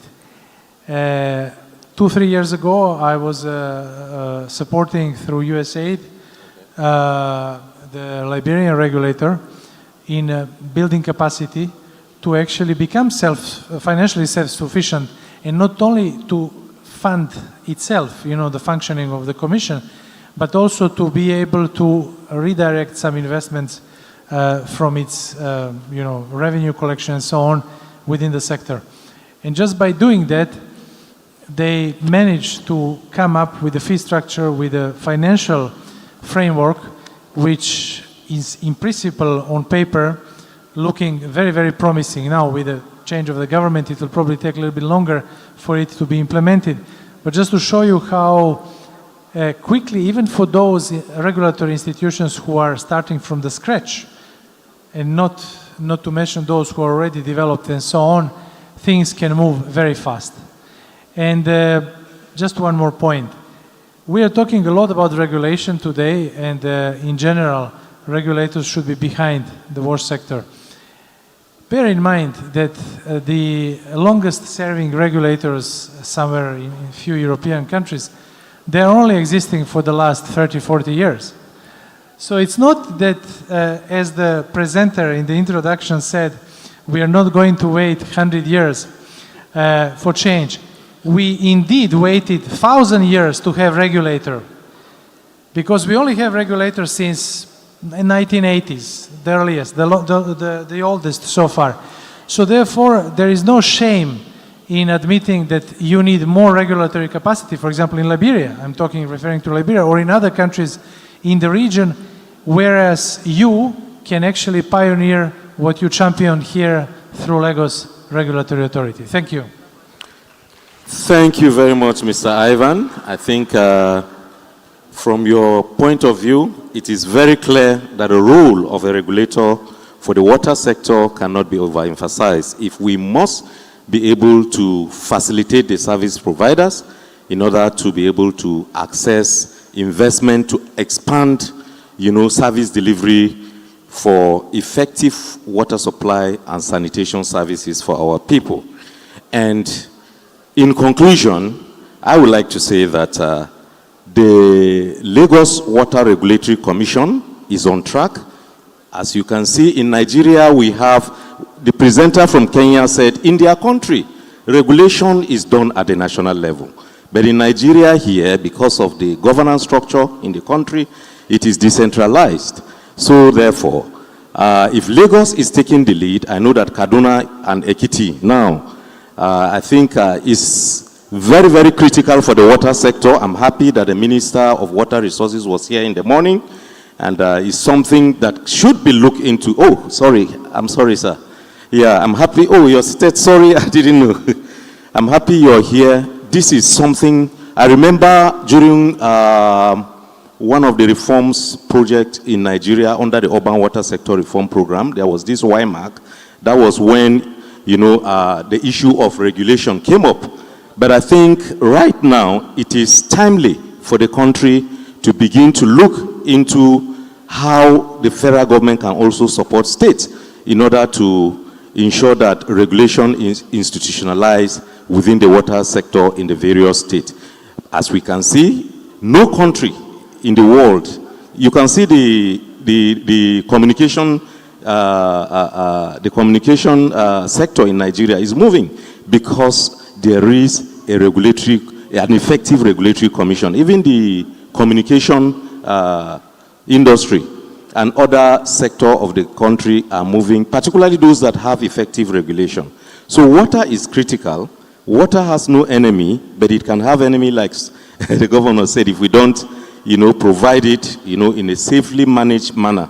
So it is important for us to know that the regulator play a key role in making the water sector to be effective. On this note, on behalf of myself and the panelists here, I would like to stop and thank you very much for giving us the opportunity to share these experiences. Thank you and God bless you.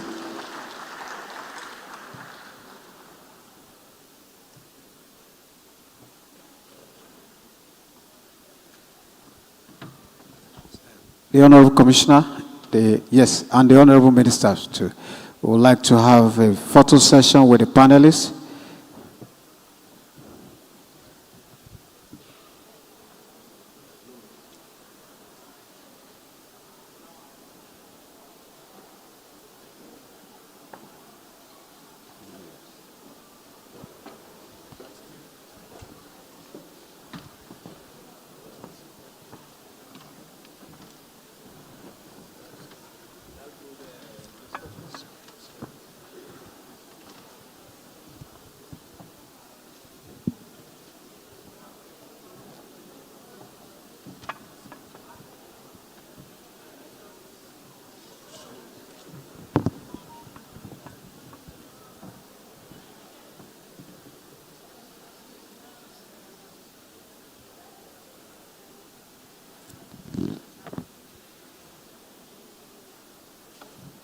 Thank you very much, sir. Thank you very much.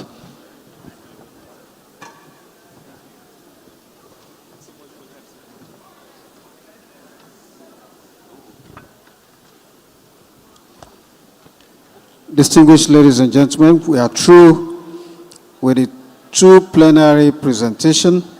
Now we'll go for a big plan roundtable. This big plan roundtable will take just about 10 minutes, and thereafter lunch will be served. The roundtable session is a dynamic forum where experts, policymakers, practitioners, and industry leaders will deliberate on strategies, innovations, and financing mechanisms. And then this will be done in about 10 minutes of 3 sessions and 8 people per table. And immediately that is done, we'll go for lunch will be served immediately. And then I've been told that the VIPs have a ticket for lunch over here after the roundtable. while others will be at the other end. The round table is going to be at Zena Hall. Mrs. Ojo, please.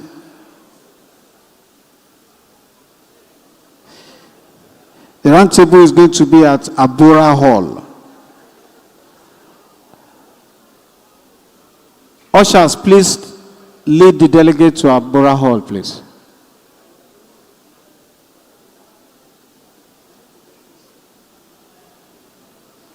Mrs. Ojo, please get the ushers to lead the delegate to the hall for round table.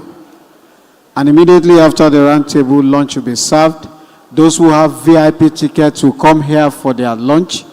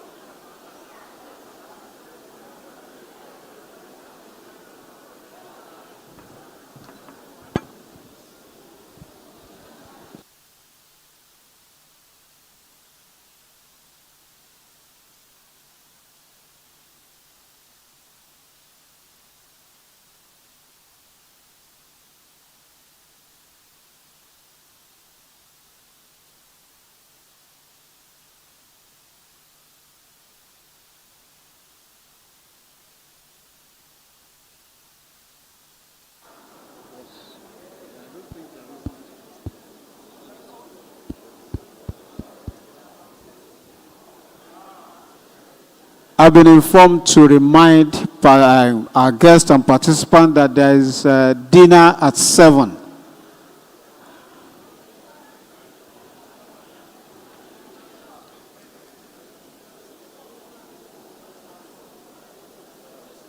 This session now, I'll just.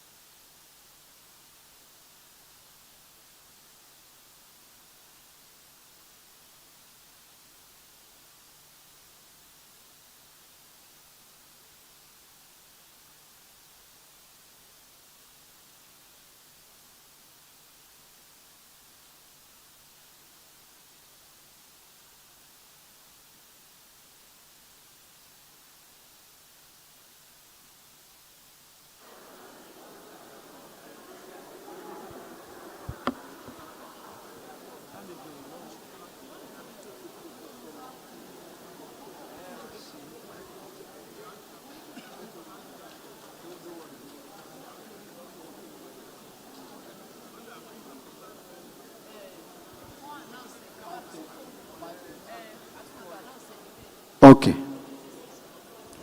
Okay. Please let me. I've been informed that I should tell participants that the parallel breakout session, the first one by Professor Rui Kun Makiu, will hold at 5:30. The parallel session is about enhancing water and sanitation access through performance-based contracts, global perspectives, and insight. And we are also going to have panelists for that session at 5:30.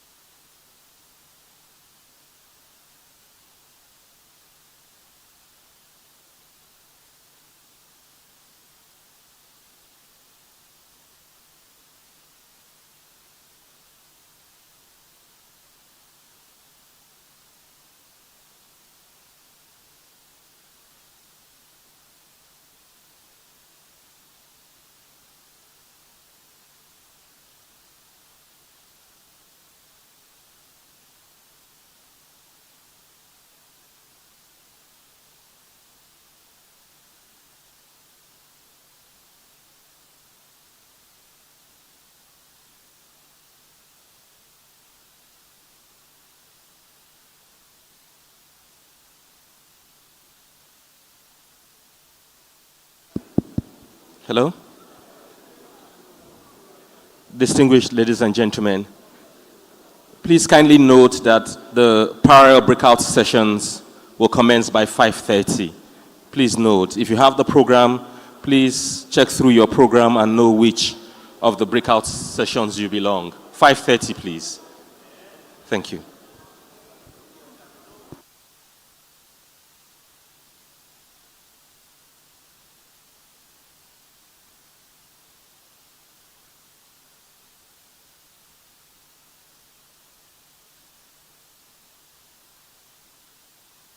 Add that the various sessions will be holding at Ebonyi Suite.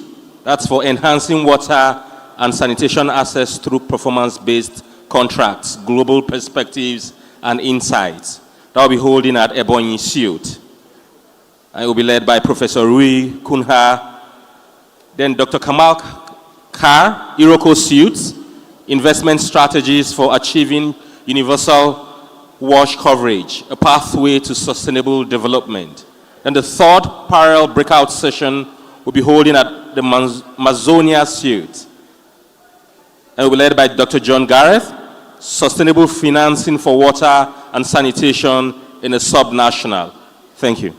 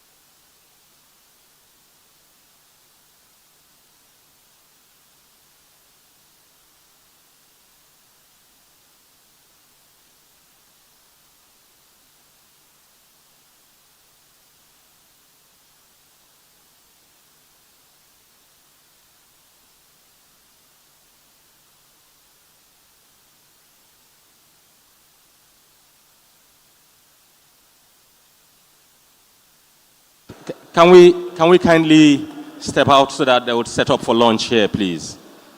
Please kindly step out so the team can set this place up for lunch. Apologies, please.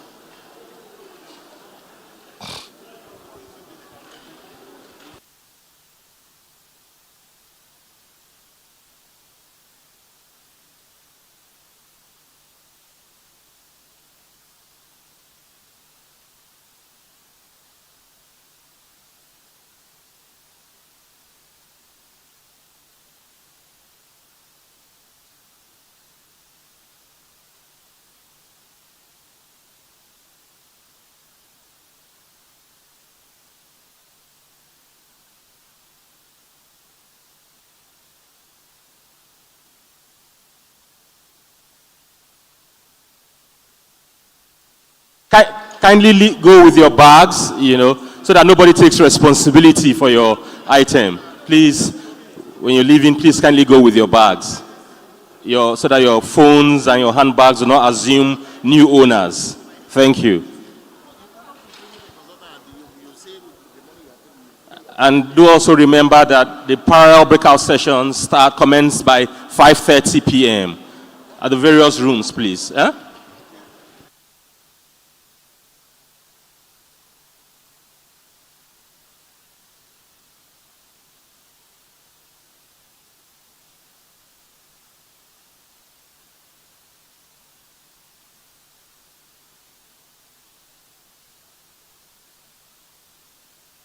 And please, as you're leaving, carry your luggage, your possession, all that belongs to you along.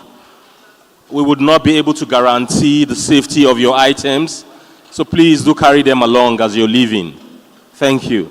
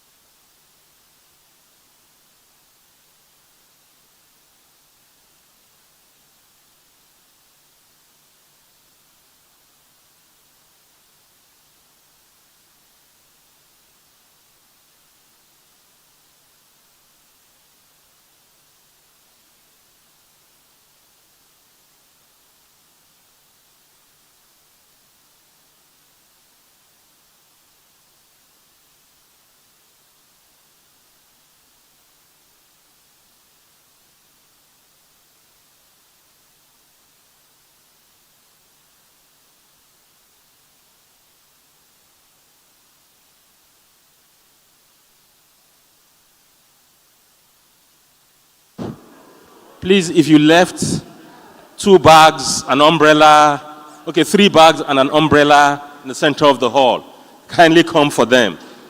Please.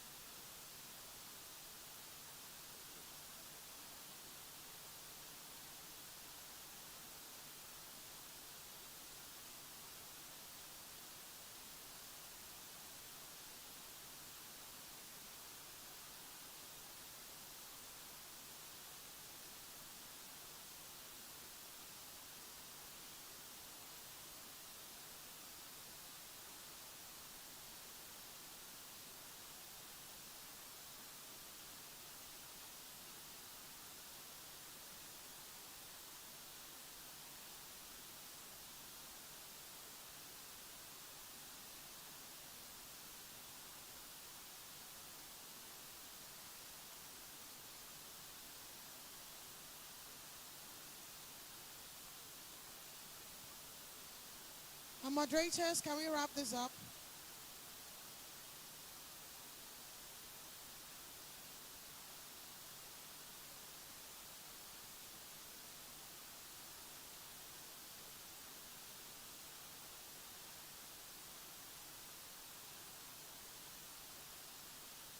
So we're moving to the parallel breakout sessions. And that will be the last session for the day. It's for some good news, for some it's bad news, but don't worry, we'll be fine. We'll be doing this, and the rooms are just around here, okay? So if you look in your program, can we wrap this up?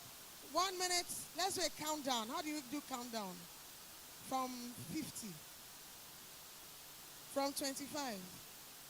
I'm doing a countdown. By the time I get to 1, you should be done. 25, 24, 23, 22, 21, 20, 19, 18, 17, 16, 15, 14, 13, 12, 11, 10, 9, 8,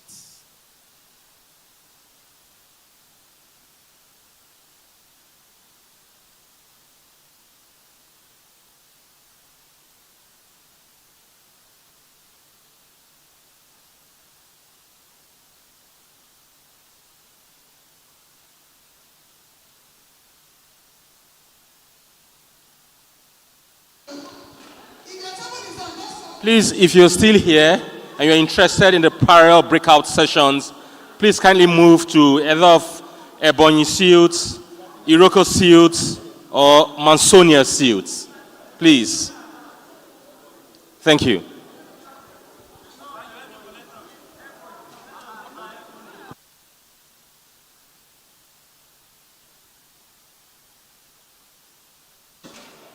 It's Abonia, please. They don't have Ebony here.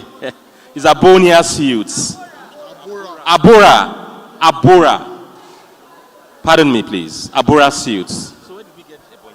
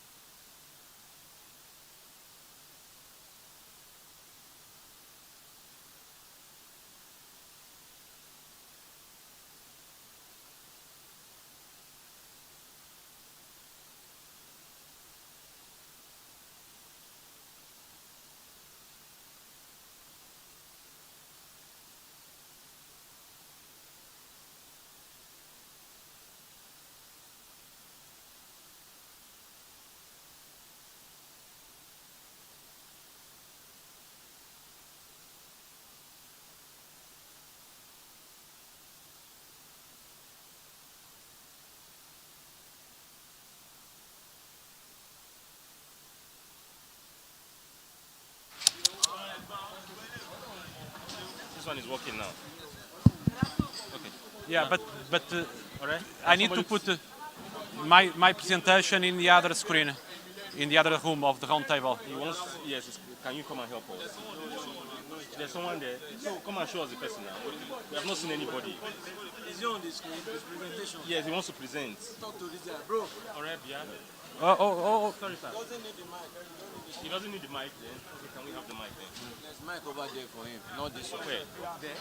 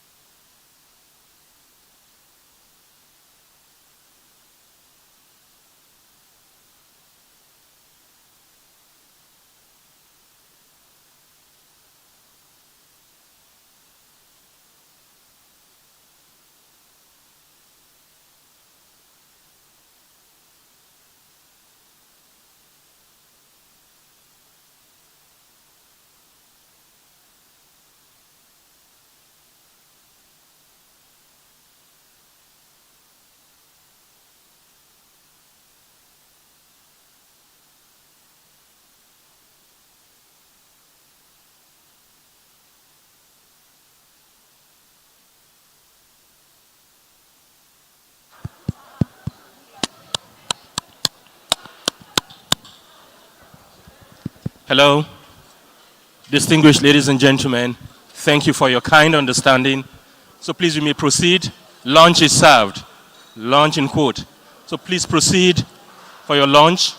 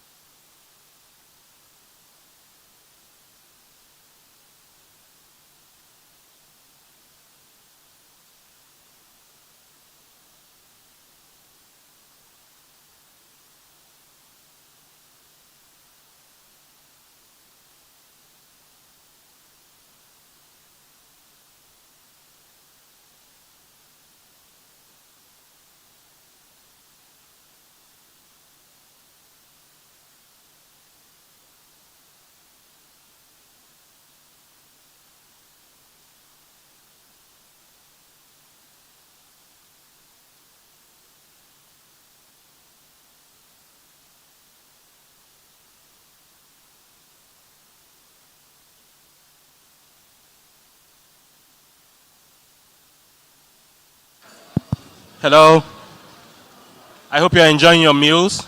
Please kindly note that by 8:30 would commence the dinner and awards. And so please, as many of you that can stay behind, as many of you that would like to be part of the dinner and awards night, please kindly make yourselves available. Thank you. Enjoy the rest of your meals.